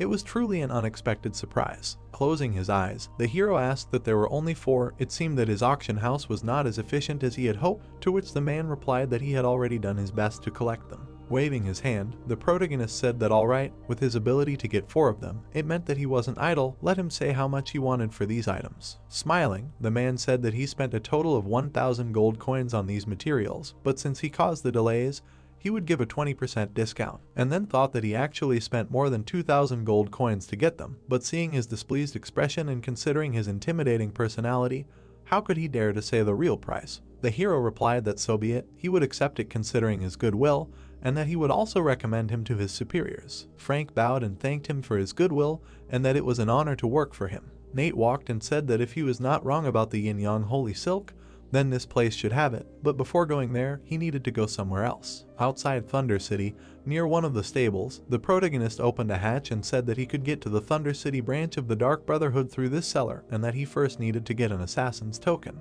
He continued that the Dark Brotherhood is an organization of assassins on the Apocalypse continent. Every awakened can come here and apply to join the ranks of assassins, but to join them, you need to pass several tests. He came here for 2 reasons. First, to accept orders for assassinations and earn some money, and second, to rise in the ranks of the Dark Brotherhood to get a very useful thing, an assassin's mask. The guy said that the assassin's mask does not give any special characteristics, but hides all personal information about its owner. As long as he wears it and does not reveal himself intentionally, no one will know his real identity, they will only see his assassin code and level. Nate continued, regarding the ranks in the Dark Brotherhood, there are only 8, from highest to lowest: Tian, Shaa, Dai, Ju, Kai, Mei, Wang, Liang. Most people are stuck in the bottom 4 ranks, only experts with the 3rd awakening or higher have a chance to advance to the top 4 ranks. Nate placed his hands on the huge doors. People gathered in a wide square. They were all wearing assassin masks. The man's hand was on his hip. The hero greeted the girl and said that he was applying to join the Dark Brotherhood. The people looked at the hero saying that he wanted to join the Dark Brotherhood. Someone shouted to see that this vagabond actually came here. The guy said seriously, let him look at him, he is not even at level 30. The man added that the people applying here are in the 2nd awakening assassin class.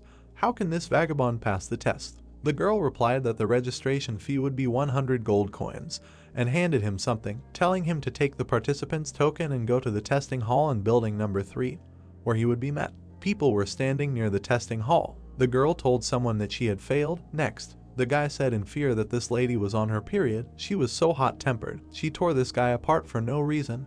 He didn't even say anything. They answered that they, guys, didn't know Margot. She was an assassin from the rare Kai rank. He heard that she was 1 step away from entering the Jew rank. Margot said that she didn't mind people talking behind her back, but for that they had to be strong enough. Their eyes widened in fear. She continued that now they should come here one by one to take the test, and if their combat power exceeded 20,000, then she would pretend that she hadn't heard the nonsense they were talking.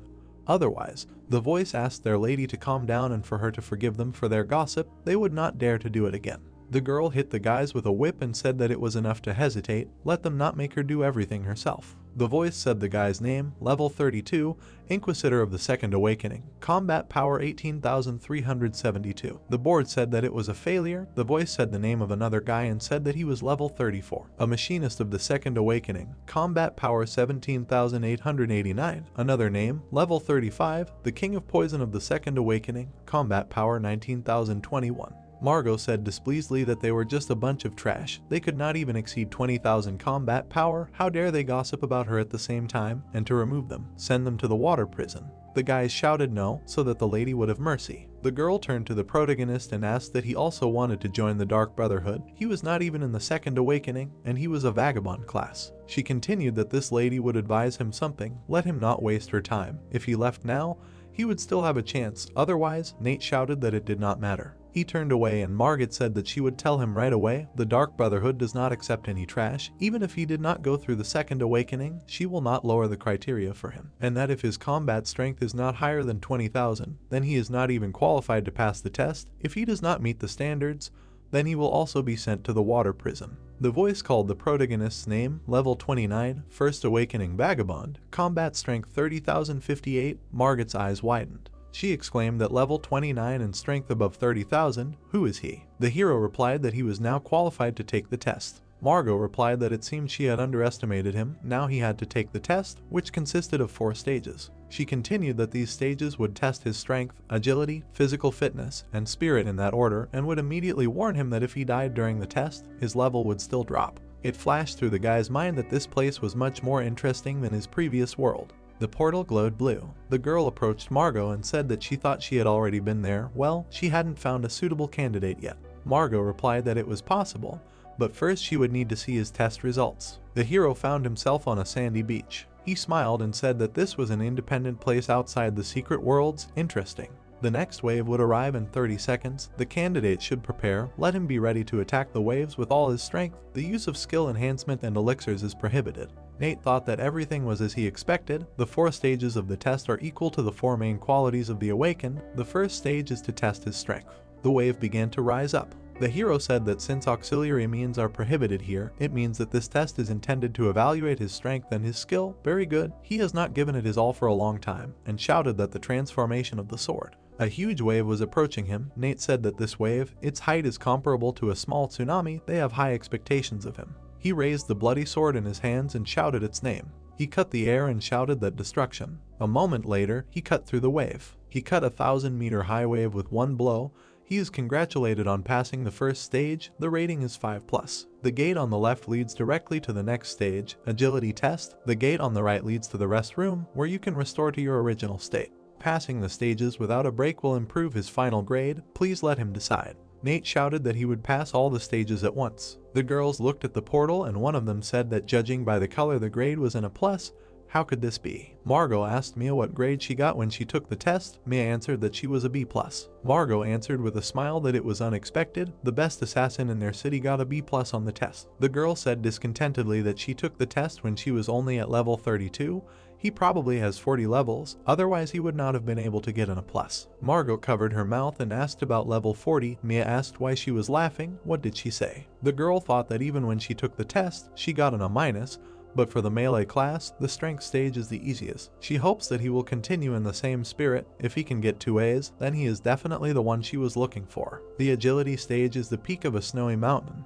Let him prepare. The test will begin in 30 seconds. An avalanche will begin in 40 seconds. He must get to the foot of the mountain as quickly as possible. Using a frame or slowing down effect is prohibited. Nate thought that this rule is very strict. It excludes the use of the shortest path. The height of this mountain is 1,000 meters. To overtake the avalanche, you need to have exceptional speed and reaction. As expected, from the agility stage, everything revolves around speed. The guy said that almost 2/3 of the peak was covered with snow. This would significantly affect the speed of movement, but fortunately, he had a high agility stat, and at this stage there was no ban on using an elixir, so it should not be difficult. He held an agility elixir in his hand. The voice said 3, 2, 1, start. The top class agility elixir took effect. He rushed forward. The protagonist thought that he needed to take advantage of the 10 seconds before the avalanche began.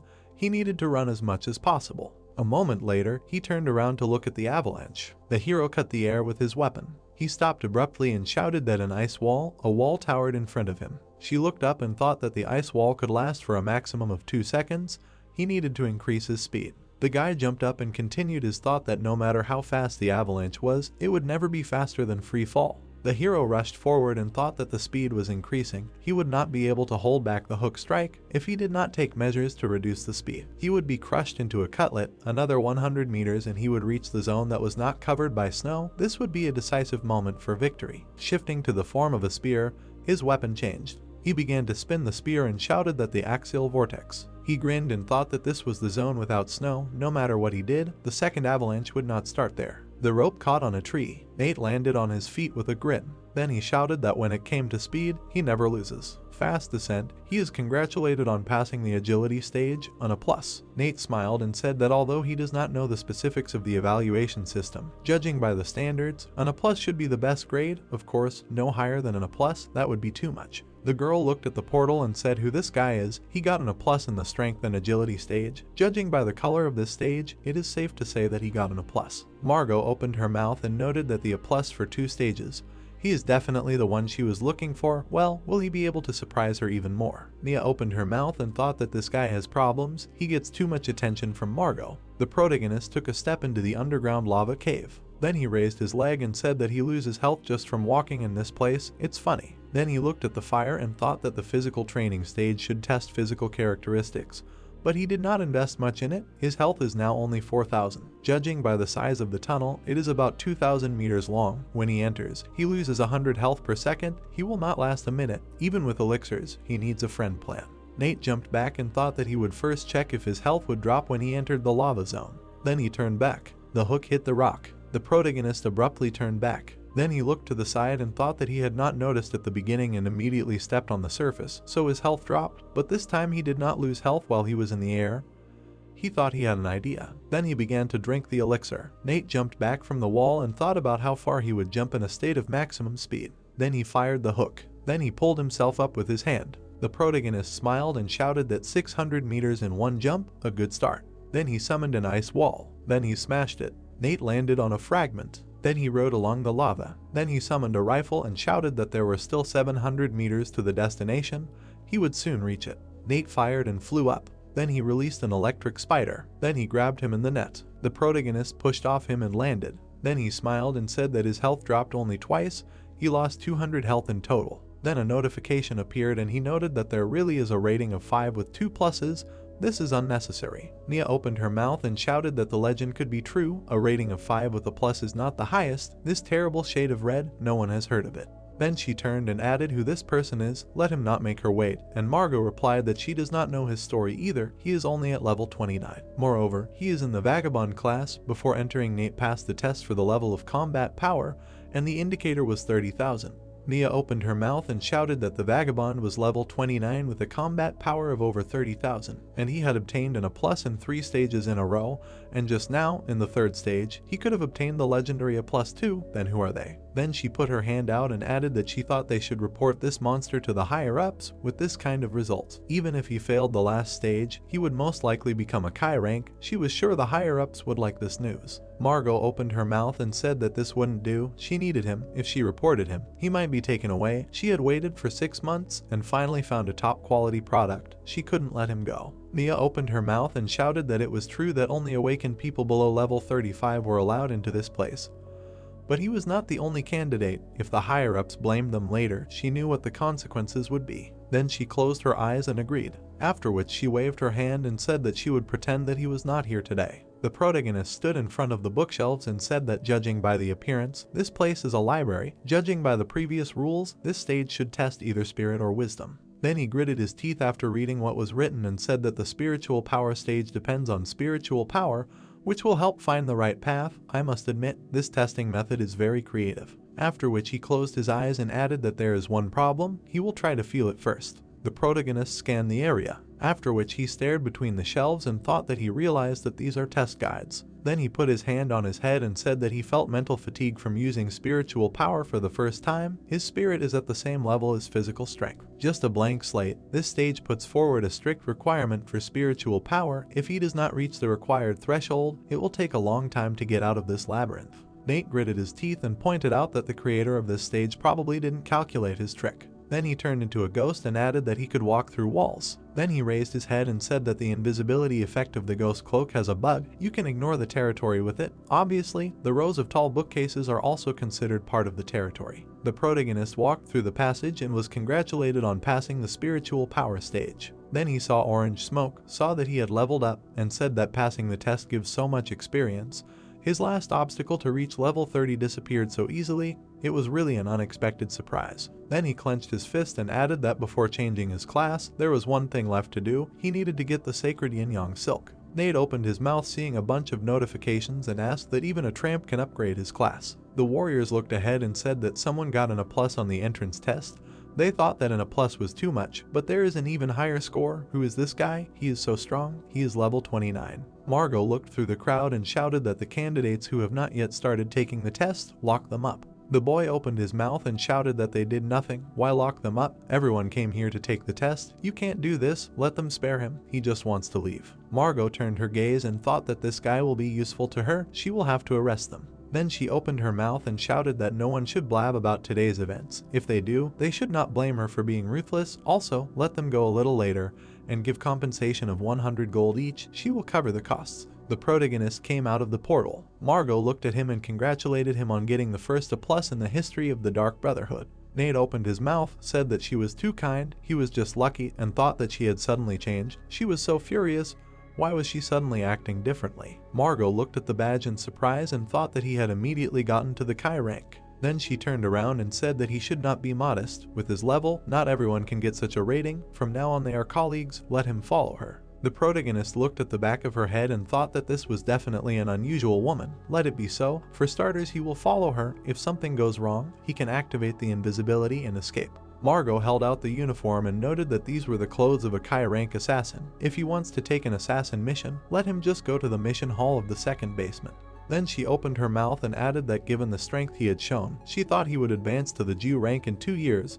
The organization was counting on him. Let him not let them down. They had high expectations for him. Nate opened his mouth and said that everything would be fine, and thought about what he was thinking. He understood why her name was Margot. She liked to talk about the same thing.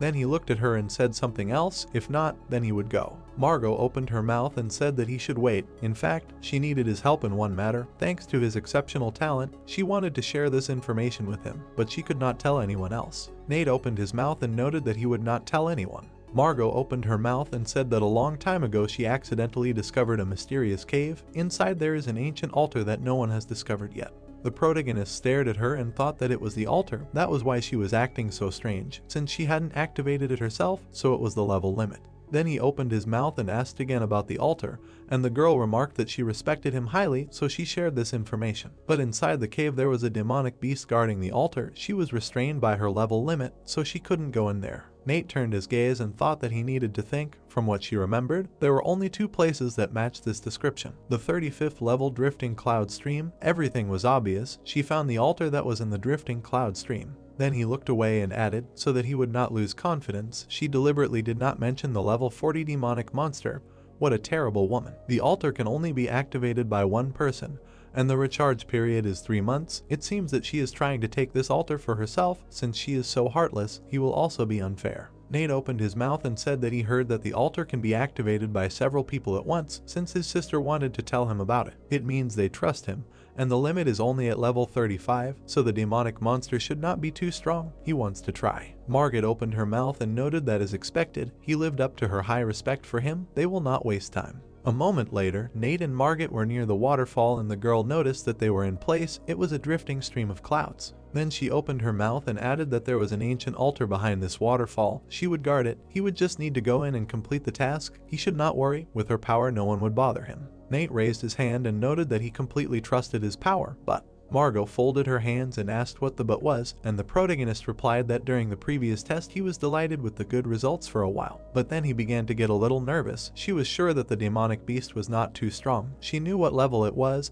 He was worried that he would not be able to cope with it. Margot put her hand on his shoulder and noted that he was right to worry since she could not enter. She also did not know what level the monster was, but judging by the seal level, it should not be too high. Then she put her hand behind her back and added that about this, he would take her rescue tool with him, maybe it would come in handy. After which she handed over the stone and added that it could be used 3 times in total. She had already used it twice before, so there was no need to use it too early, only at a critical moment. The protagonist opened his mouth and said that he promised to complete this mission. He would not let her down. Margot looked at the protagonist and thought that it was a pity. It was difficult to find such a talent. If he could successfully remove the seal, he could reward him in the future, but if he failed, he would only blame himself. The protagonist walked under the waterfall. Then he smiled and said that this azure pearl was an excellent item. As a rule, only a newly minted rich man could get it. It seemed that assassins really made good money. She was only at level 45 and could already afford such a powerful item. Since she was giving it to him of her own free will, he could not refuse. Then he took out the mask and added that he originally didn't plan to activate the drifting cloud stream altar so early, but since it was already here, he might as well take it off. The protagonist, who had turned into a dwarf, spread his arms and said that it was so amazing to use this mask here. Then he opened his mouth and said that if he remembered everything correctly, the demonic beast guarding this ancient altar should be a level 40 stone rat. With its current strength, it would be difficult to face it, but the seal would also disappear. Then he saw claws behind the wall and thought that he couldn't let Margot take advantage of this. A moment later, he saw a huge rat. Nate opened his mouth and said that he was a leopard dwarf like her, a creation of the Apocalypse continent. Then he spread his arms and asked if she was stuck here without food. The rat began to nod its head positively. The protagonist smiled and remarked that she was lucky to have met him. Go ahead, let her eat whatever she wants. The rat opened her mouth, after which she began to eat, and the protagonist passed by and said not to hurry. He had more. If this was not enough, he would look around for now. The protagonist came to the altar, after which he stared at it and said that this time he would need to learn the skill of the second awakening in advance. Then he touched it. Nate smiled when he saw the notification and said that it was time to play with otherworldly objects. He chose to learn the deadly wave, after which the altar lit up. Then he clenched his fist and said that when his system is robbed, he would need to transform this skill into a passive one. It uses 50 mana points per second. With his current spirit level, he will not be able to withstand it, so he can use it as an explosive skill. Margot looked at the seal and thought that half a day had already passed since that guy went in there. Why was there no noise? He wasn't killed right away. Then she raised her hand and added that it couldn't be. If he was killed, there would have been at least a cry for help. It's just that a level 40 demonic beast couldn't kill him with one blow. It's definitely impossible. The water fell down. The protagonist approached the rat and asked if it supported the rune that was outside. Then he scratched his head and added that now, while he was walking, he realized that the altar no longer had power.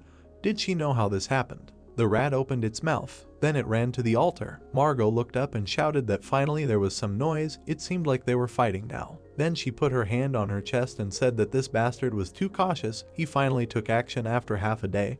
But it was good. The more cautious he was, the more chances of success. The protagonist sat next to the rat and said that since the altar had already gone out, it would probably take several months before he gained enough energy. He was only skinned from such a long fast. Maybe he should go with him and they would heal well. Then he opened his mouth and added that there was an awakened person at the entrance. She was on the 45th level. She was trying to kill him, so he had no choice but to enter her cave. Even if they fought together against her, he thought they would still fail. The rat stared forward sadly. The protagonist put his hand on her head and remarked that he now had a plan.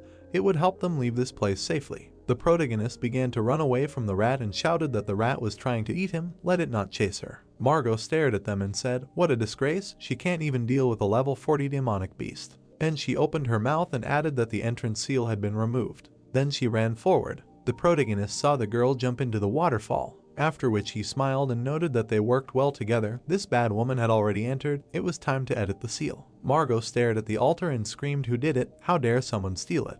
Then she opened her mouth and added that she had been preparing for this ancient altar for 6 months, and in the end someone else got it first. Could it be Nate? It seems that this is not the case. He is not in the cave. Perhaps the stone rat dealt with him.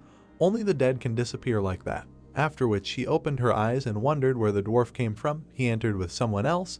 This means with someone else. This means that he activated the altar. The girl raised her hand and said that it was not fate. The seal was lost anyway. She would return to try her luck in 3 months. Then she touched the waterfall, after which she flew away from the seal. Margot opened her eye and asked why the seal had appeared again. Then she opened her mouth and shouted that he was trapped now. There was no way back. She was doomed to die of hunger. It was all a trap planned against him. Then she grabbed a knife and added that if she had to die like this, then let it be the way she wanted.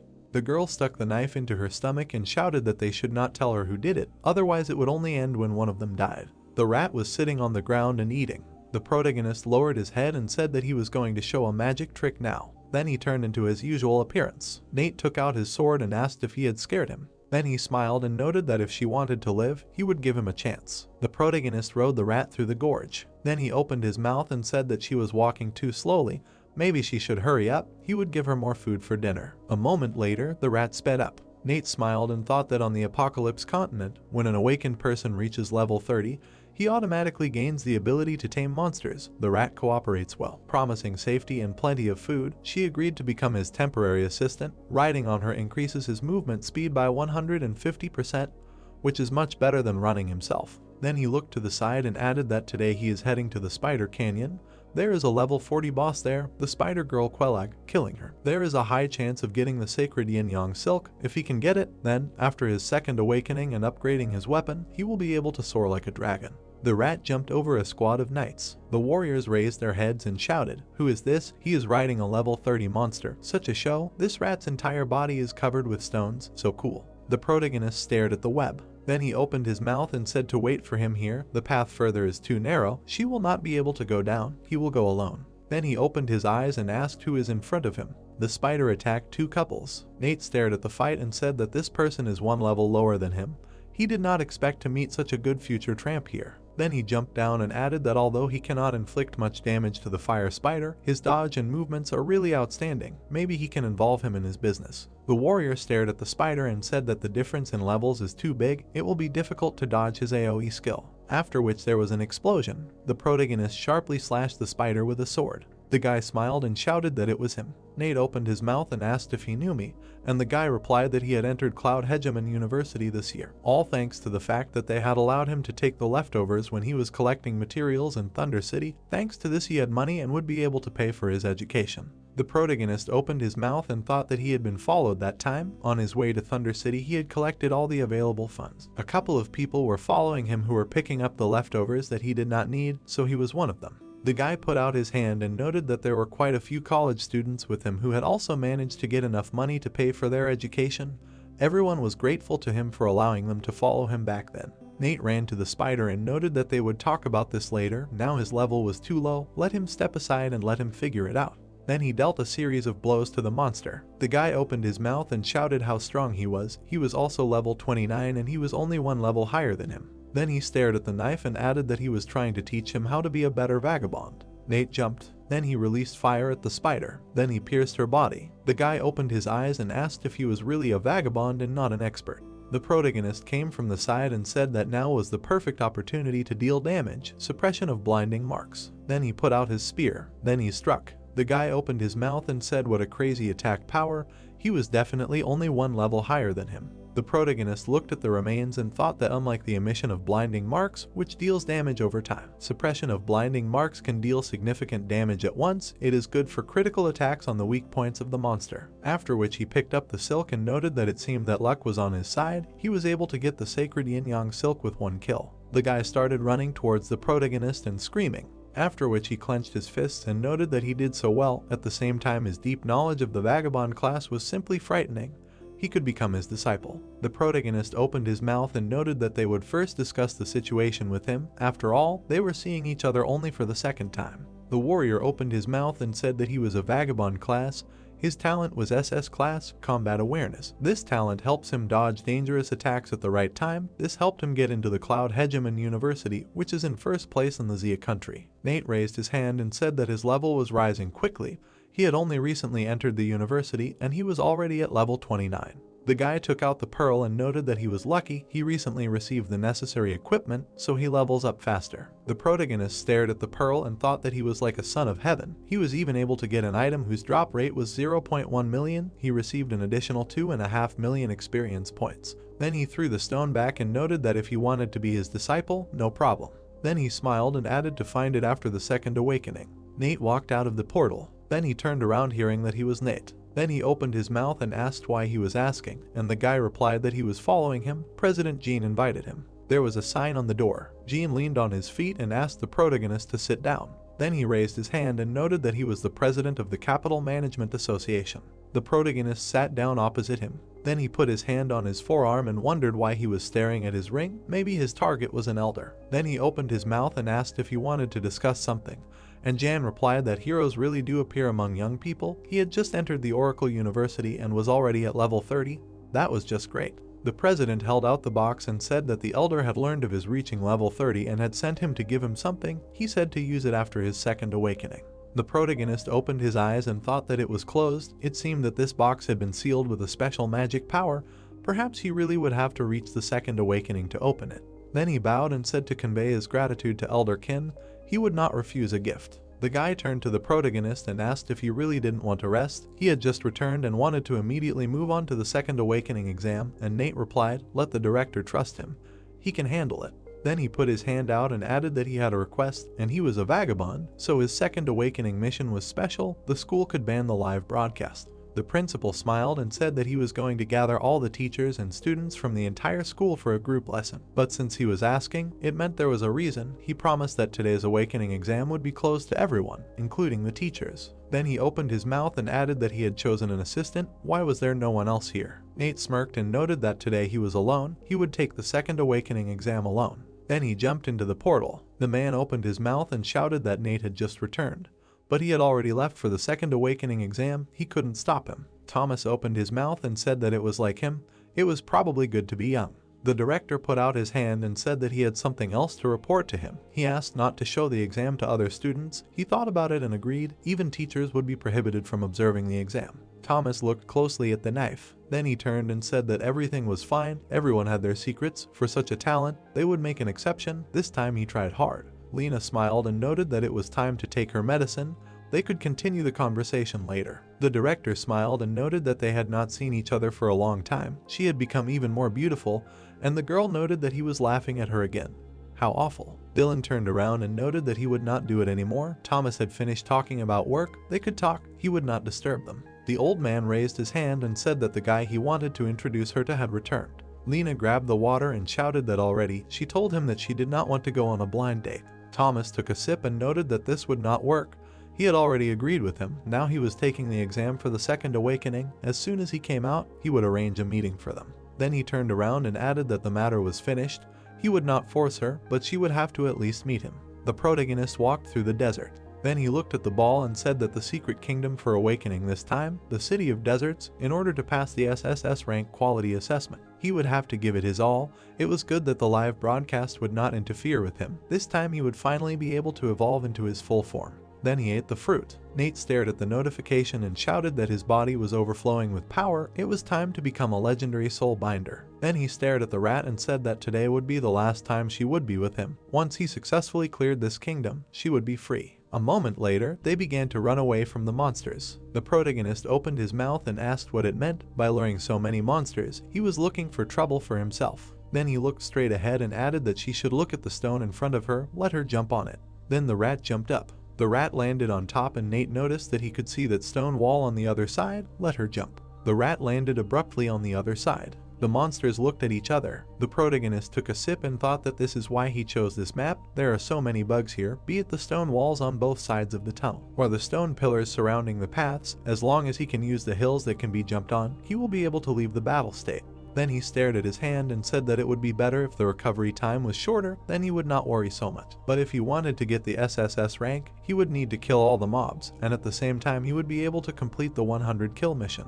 Then he stared down and said that fortunately, it was there. He would deal with the mobs later. It would be easier that way. The protagonist opened his mouth and noted that there was a Theka martyr right before the first boss. He could stay on the hill. Let him leave it to him. The huge monster opened his mouth. Then the protagonist jumped down. Then he stared at the insects and said that everything was like in his past life. The scarabs in the desert, neutral creatures. If you don't attack them first, they will just search for food on the sand. But his goal for today is to get the SSS rank, so the most important mission is to completely clear the area. Nate took out a can and said that when he meets neutral creatures, it is better to deal with them all at once. While the martyr Tekka examines the surroundings, he must first deal with them. After which he placed mines near the insects. Then he jumped on a stone and said that the martyr Tekka will soon enter the territory of the scarabs. Now the fireworks should go off. The protagonist hid behind a stone and shouted that now forward. Then there was an explosion, after which only blood remained on the sand. Nate stood under an umbrella, after which he smiled when he saw a notification about the elimination of the 36th level boss. The protagonist stared at the goat's corpse, after which he saw a sword in the air. Then he took it and shouted that as expected from a fake legendary weapon, base damage and attack speed, it is even better than his umbrella of 1,000 blades of glowing light. Nate presented the 3 weapons and said that once upon a time in the desert city there was a true legendary weapon. It was called the Glory of the Ancestors, but it was divided into 2 parts a long time ago, thus creating 2 fake legendary weapons. Then he stared at the sword and said that one part, the Sword of the Guard, which is now in his hands, and the other, the Blade of Retribution, if the 2 of them harmoniously unite, then the ancient glory of the ancestors will be reborn again. Then he turned to the rat and noted that although the glory of the ancestors can only be used temporarily and it cannot be taken outside, if he gets it, he will easily pass this secret kingdom. A moment later, the protagonist found himself in front of the fort. Then he opened his mouth and shouted if she saw the military camp, let her lure all the monsters, and then let her run away. Then the rat landed behind the wall. The goblins ran to the protagonist. Then the devil executioner of the sands appeared. The protagonist stopped in front of him, after which he jumped off the rat. Then he grabbed the goblin. Nate threw him back and shouted to get out. The horde of goblins ran at him. Behind the protagonist there were cages with warriors who said that 5 of them came to the Sand City for adventures, but unfortunately, they were captured. He can free them, they will reward him. After which the protagonist cut the chains and noted that it was not a problem, now he will free them. The warriors came out of the cages and shouted that he was their savior, if not for him, they would all die. The boss raised his blade and shouted that damn human slaves, the price for their escape, death. The healer opened her mouth and asked what they should do, and the warrior in the mask noted that the area below them was full of giant monsters, at least 100 of them. The man opened his mouth and shouted, what is there to be afraid of? All they can do is put their lives on the line and fight. They are all on level 40, if they guard the stairs, everything might work out. Let all team members focus and prepare for battle. Nate looked at him, heard the plea for help, and said no problem. He will help them whenever they need him, let them go forward. The man gripped his sword and shouted to accept his gratitude, let them restore his health, prepare everything, and the battle begins. Then he began to beat the goblins. Nate smirked and wondered if they really thought he would help them. It was not his first time in this place. The masked warrior looked at the team leader and shouted that they could not hold them back alone.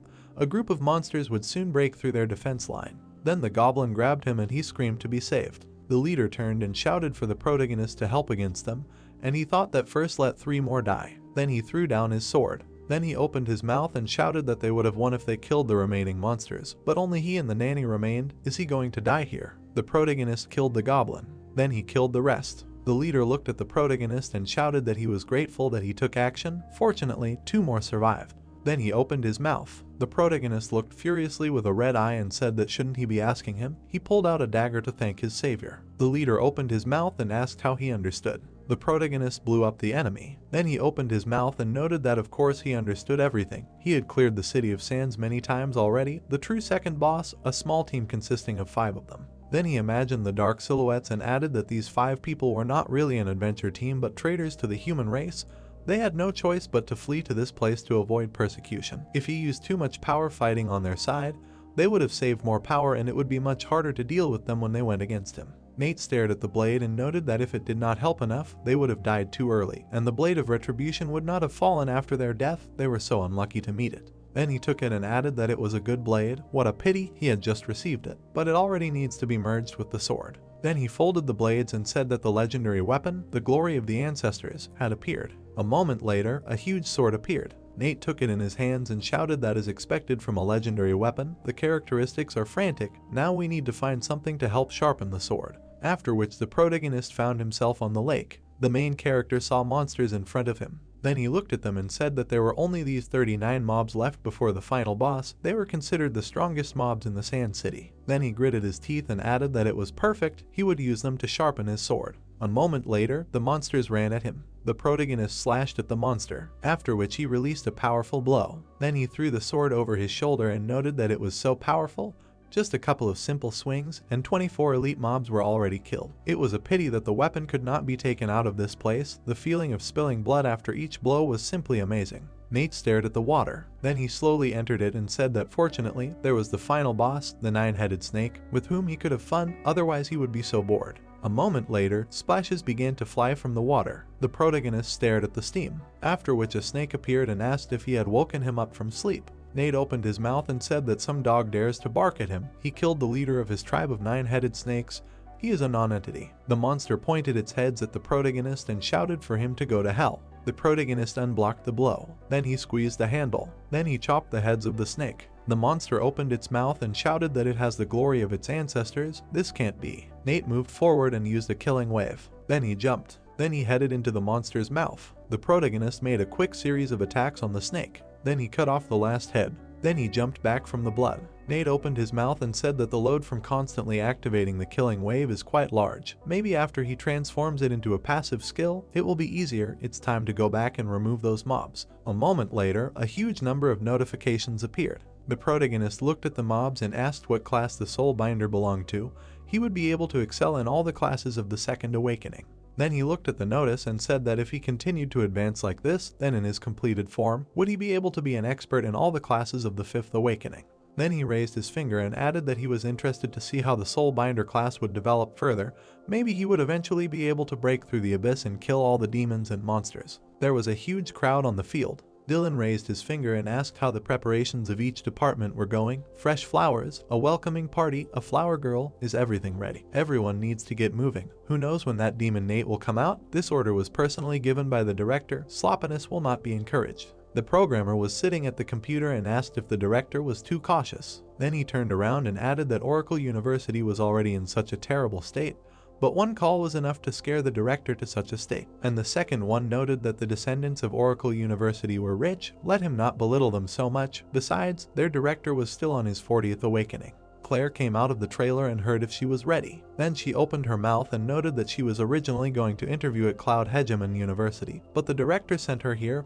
A simple student of Oracle University is graduating. What can you say here? It's just a waste of time. And the two guys behind said that for sure, going to Cloud Hegemon University was 10,000 times better than Oracle University. I wonder what conditions their director offered to make the director agree. Then she took off her coat and said that since they were here, they should start, maybe check the current state of Oracle University. She remembers the last time she was here. It was a couple of years ago. A moment later, Claire went on air and said that good afternoon to all viewers and friends watching this live broadcast. This is Claire. Today they have arrived at the invitation of the Oracle University. They need to watch together the exam for advanced training of a genius student. Then she pointed her hand to the side. The girl looked at the guy and thought that she needed to forget, let everything be as it is. Such a boring interview, not many will watch it.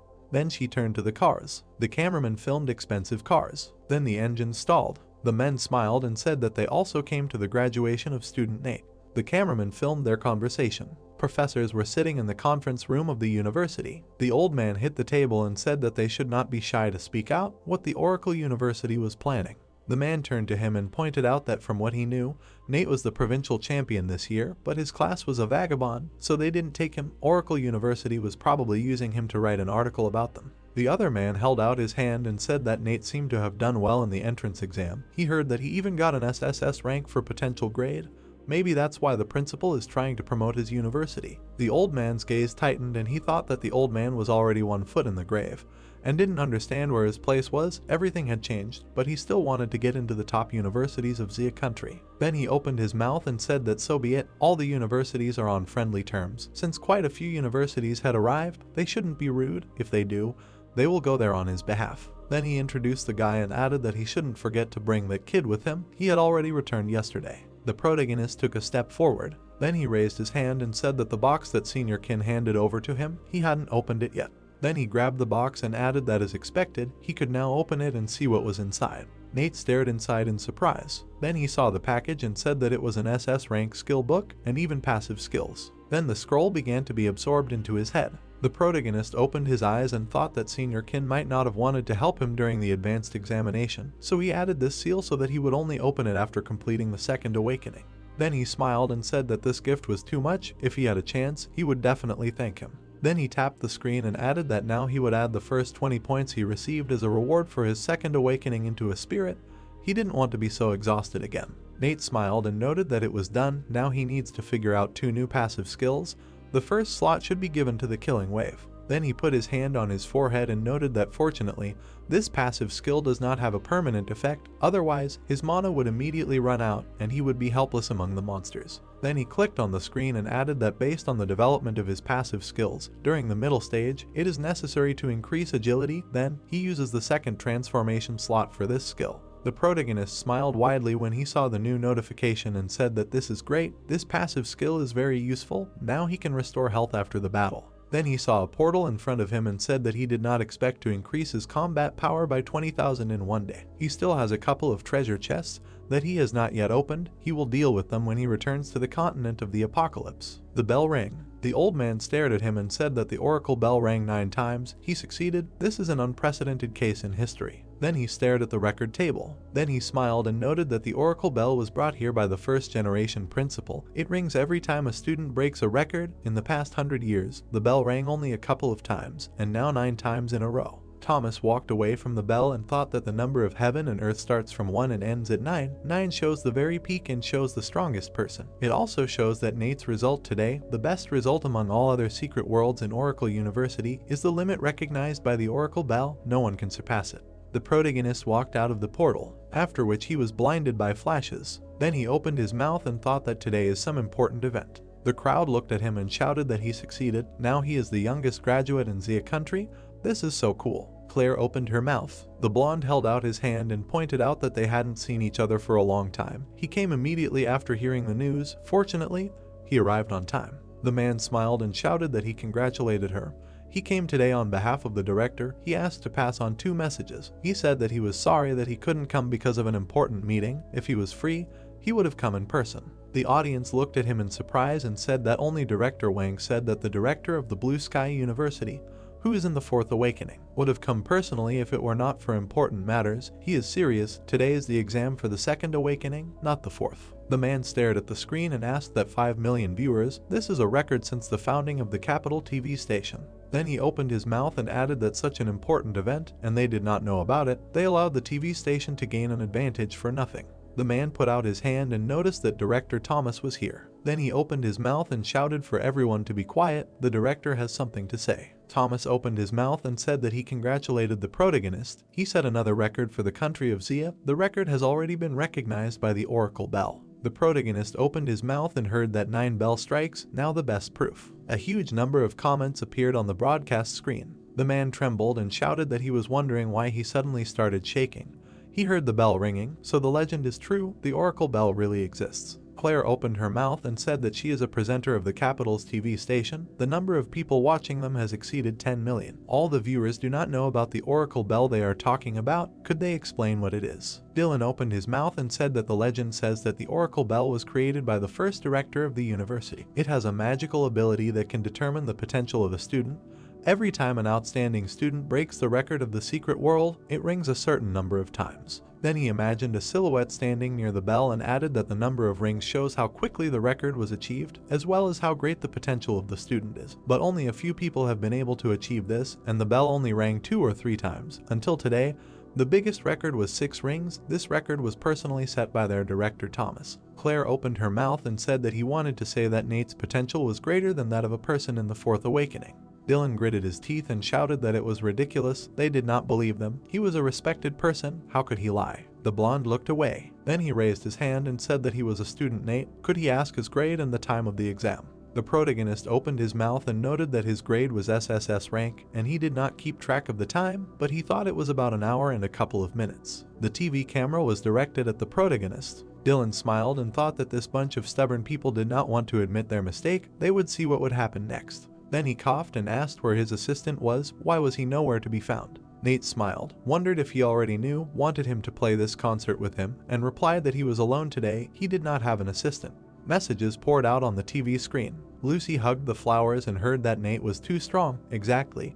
He was handsome, but his talent and strength were even more amazing. Lucy was lucky to be chosen as the student representative and give flowers. She was so jealous. Then she strained her eyes and thought that what an outstanding man she needed. She had to do so much to be here today. Later she would show what he was capable of. Lena turned off the water. Then she wrapped herself in a towel and said that today she would have a blind date. What should she do? Why was it necessary to challenge the 2nd awakening now? Then she wiped her head and added that why did she follow her grandfather's advice? She was such an idiot. It wouldn't work. Let him fail. If that happened, she wouldn't have to go to him.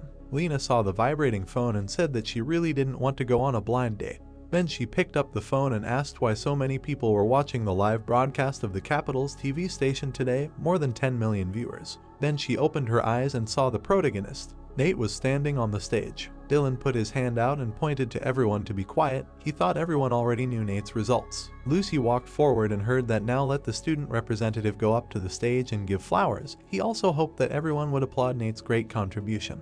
The protagonist opened his eyes and wondered why they chose this shrew. They were deliberately trying to disgust him. Then he looked at her nervously and added that he was so pathetic. For the sake of the revival of the great Oracle University, he could only sacrifice himself. Lucy looked at him and wondered what his expression would be like when she confessed to him in front of everyone. The spectators opened their mouths and said that Lucy was so beautiful. Her figure, her face, everything. The university did the right thing by choosing her. They were so jealous of Nate, they also wanted Lucy to give them flowers. The girl held out a bouquet and shouted that she congratulated him. He was the pride of Oracle University. Then she opened her mouth. Lena looked at them and shouted that it was really him.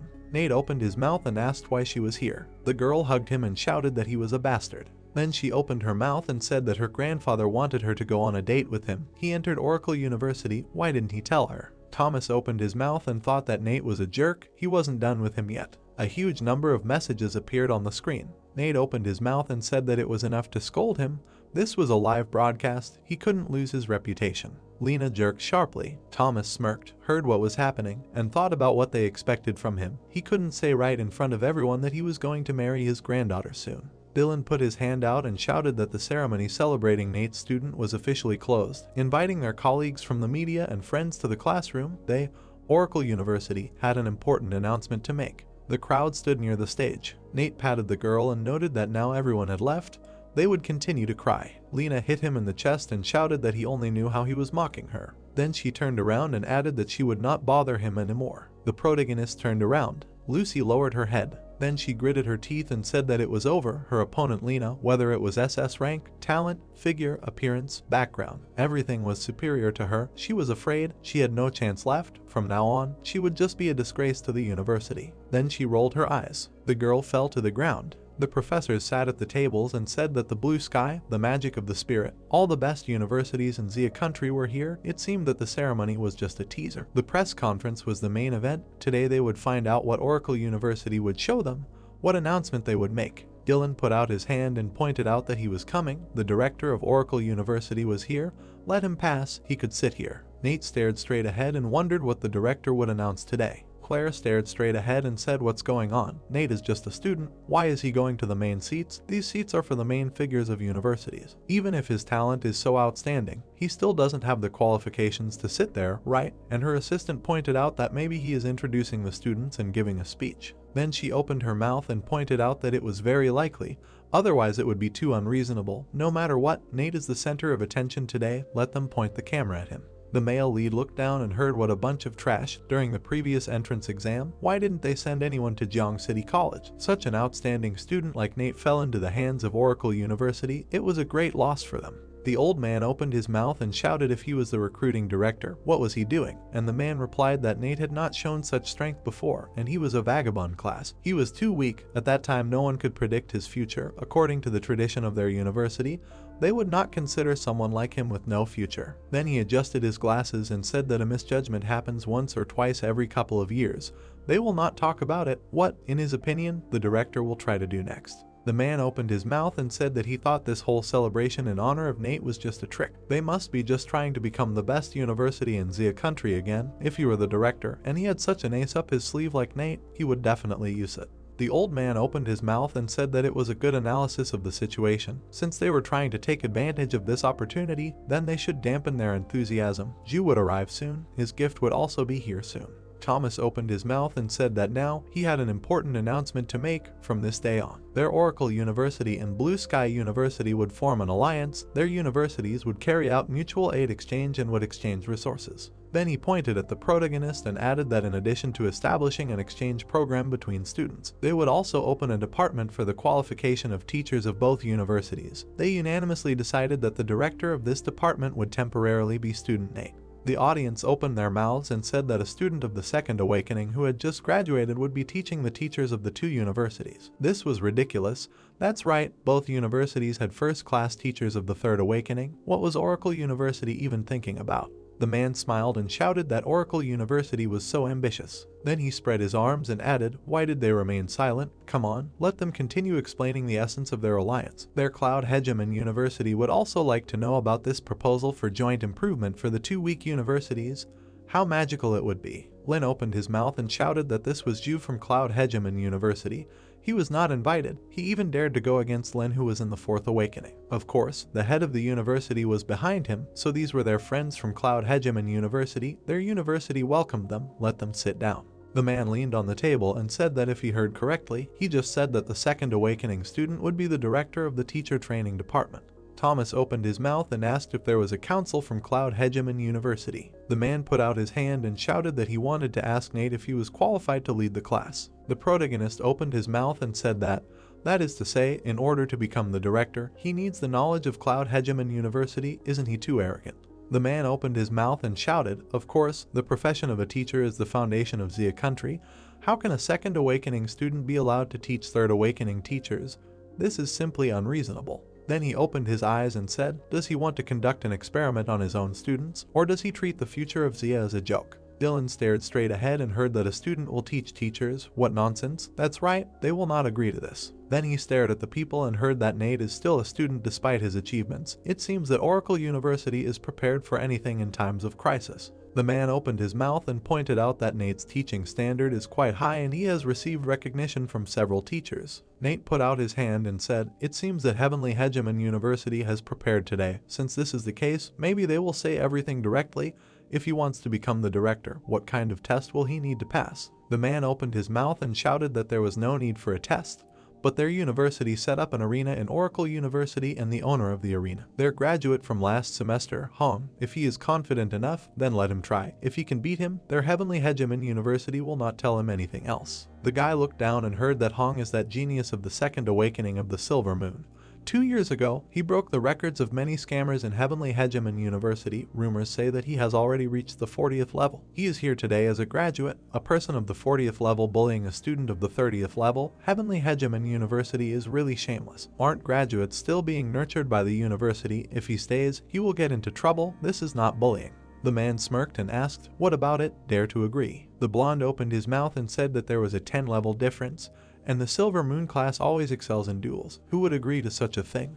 And the other man pointed out that if he did not agree, this department would not be able to open. The protagonist stared at the man and pointed out that he agreed to accept their challenge. The audience stared in surprise and said that he actually agreed. Newborn calves are not afraid of tigers. In fact, there is still a possibility for mediation with Oracle University. The 10-level difference is a problem for Oracle University. Thomas put his hands out and pointed out that the conference was almost over anyway. Since he asked to take a test in public, then they have no choice but to agree. Everyone, let them follow him to the fighting ring. Everyone jerked sharply upon hearing that it seemed like he was able to arrive in time for the big event.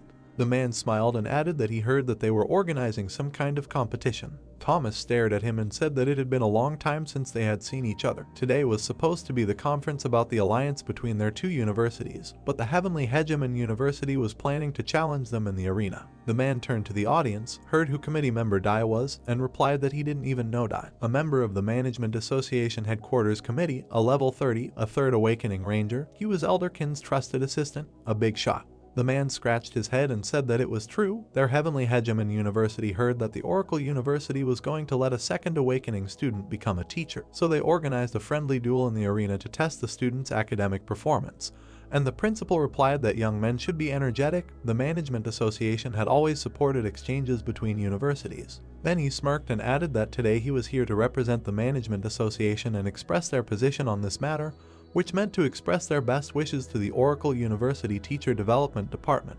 Thomas stared at the protagonist, heard that they wished for Nate to be able to lead the Oracle University teachers and achieve glory for their Xia country, and wondered how many secrets this guy had. Maybe he was Elderkin's relative. Then he stood up and shouted that their Oracle University would not disappoint the association. Nate turned his gaze and thought that Elder Kin was really resourceful. Not only did he know everything that was going on here, he was also able to shut you up in one move. He should take the time to go to the Management Association headquarters. The man turned around and remarked that their Oracle University was not bad. They would be waiting for their achievements. He still had things to do, so he would go. The man turned his head and heard that it seemed like the association was on the side of Oracle University. Heard that he directly mentioned Nate. He came to support him. The director curled his lips and wondered what was going on. Why was the association supporting Nate? Does he have roots he doesn't know about? The blonde man opened his mouth slightly. Then he glanced at the phone and thought that the director had also made a decision. Then he stood up and said that since their university and Director Lin had already discussed everything, he represented the magic spirit of the university and would make an announcement from this day onwards. The Magic Spirit University would join the alliance, and as for the Department for Advanced Training of Teachers, it would also be established in their university, and student Nate would be the director of the department. The audience stared at the stage and heard that he didn't expect the Magic Spirit University to join them too. If the Management Association showed its position, of course they would follow it.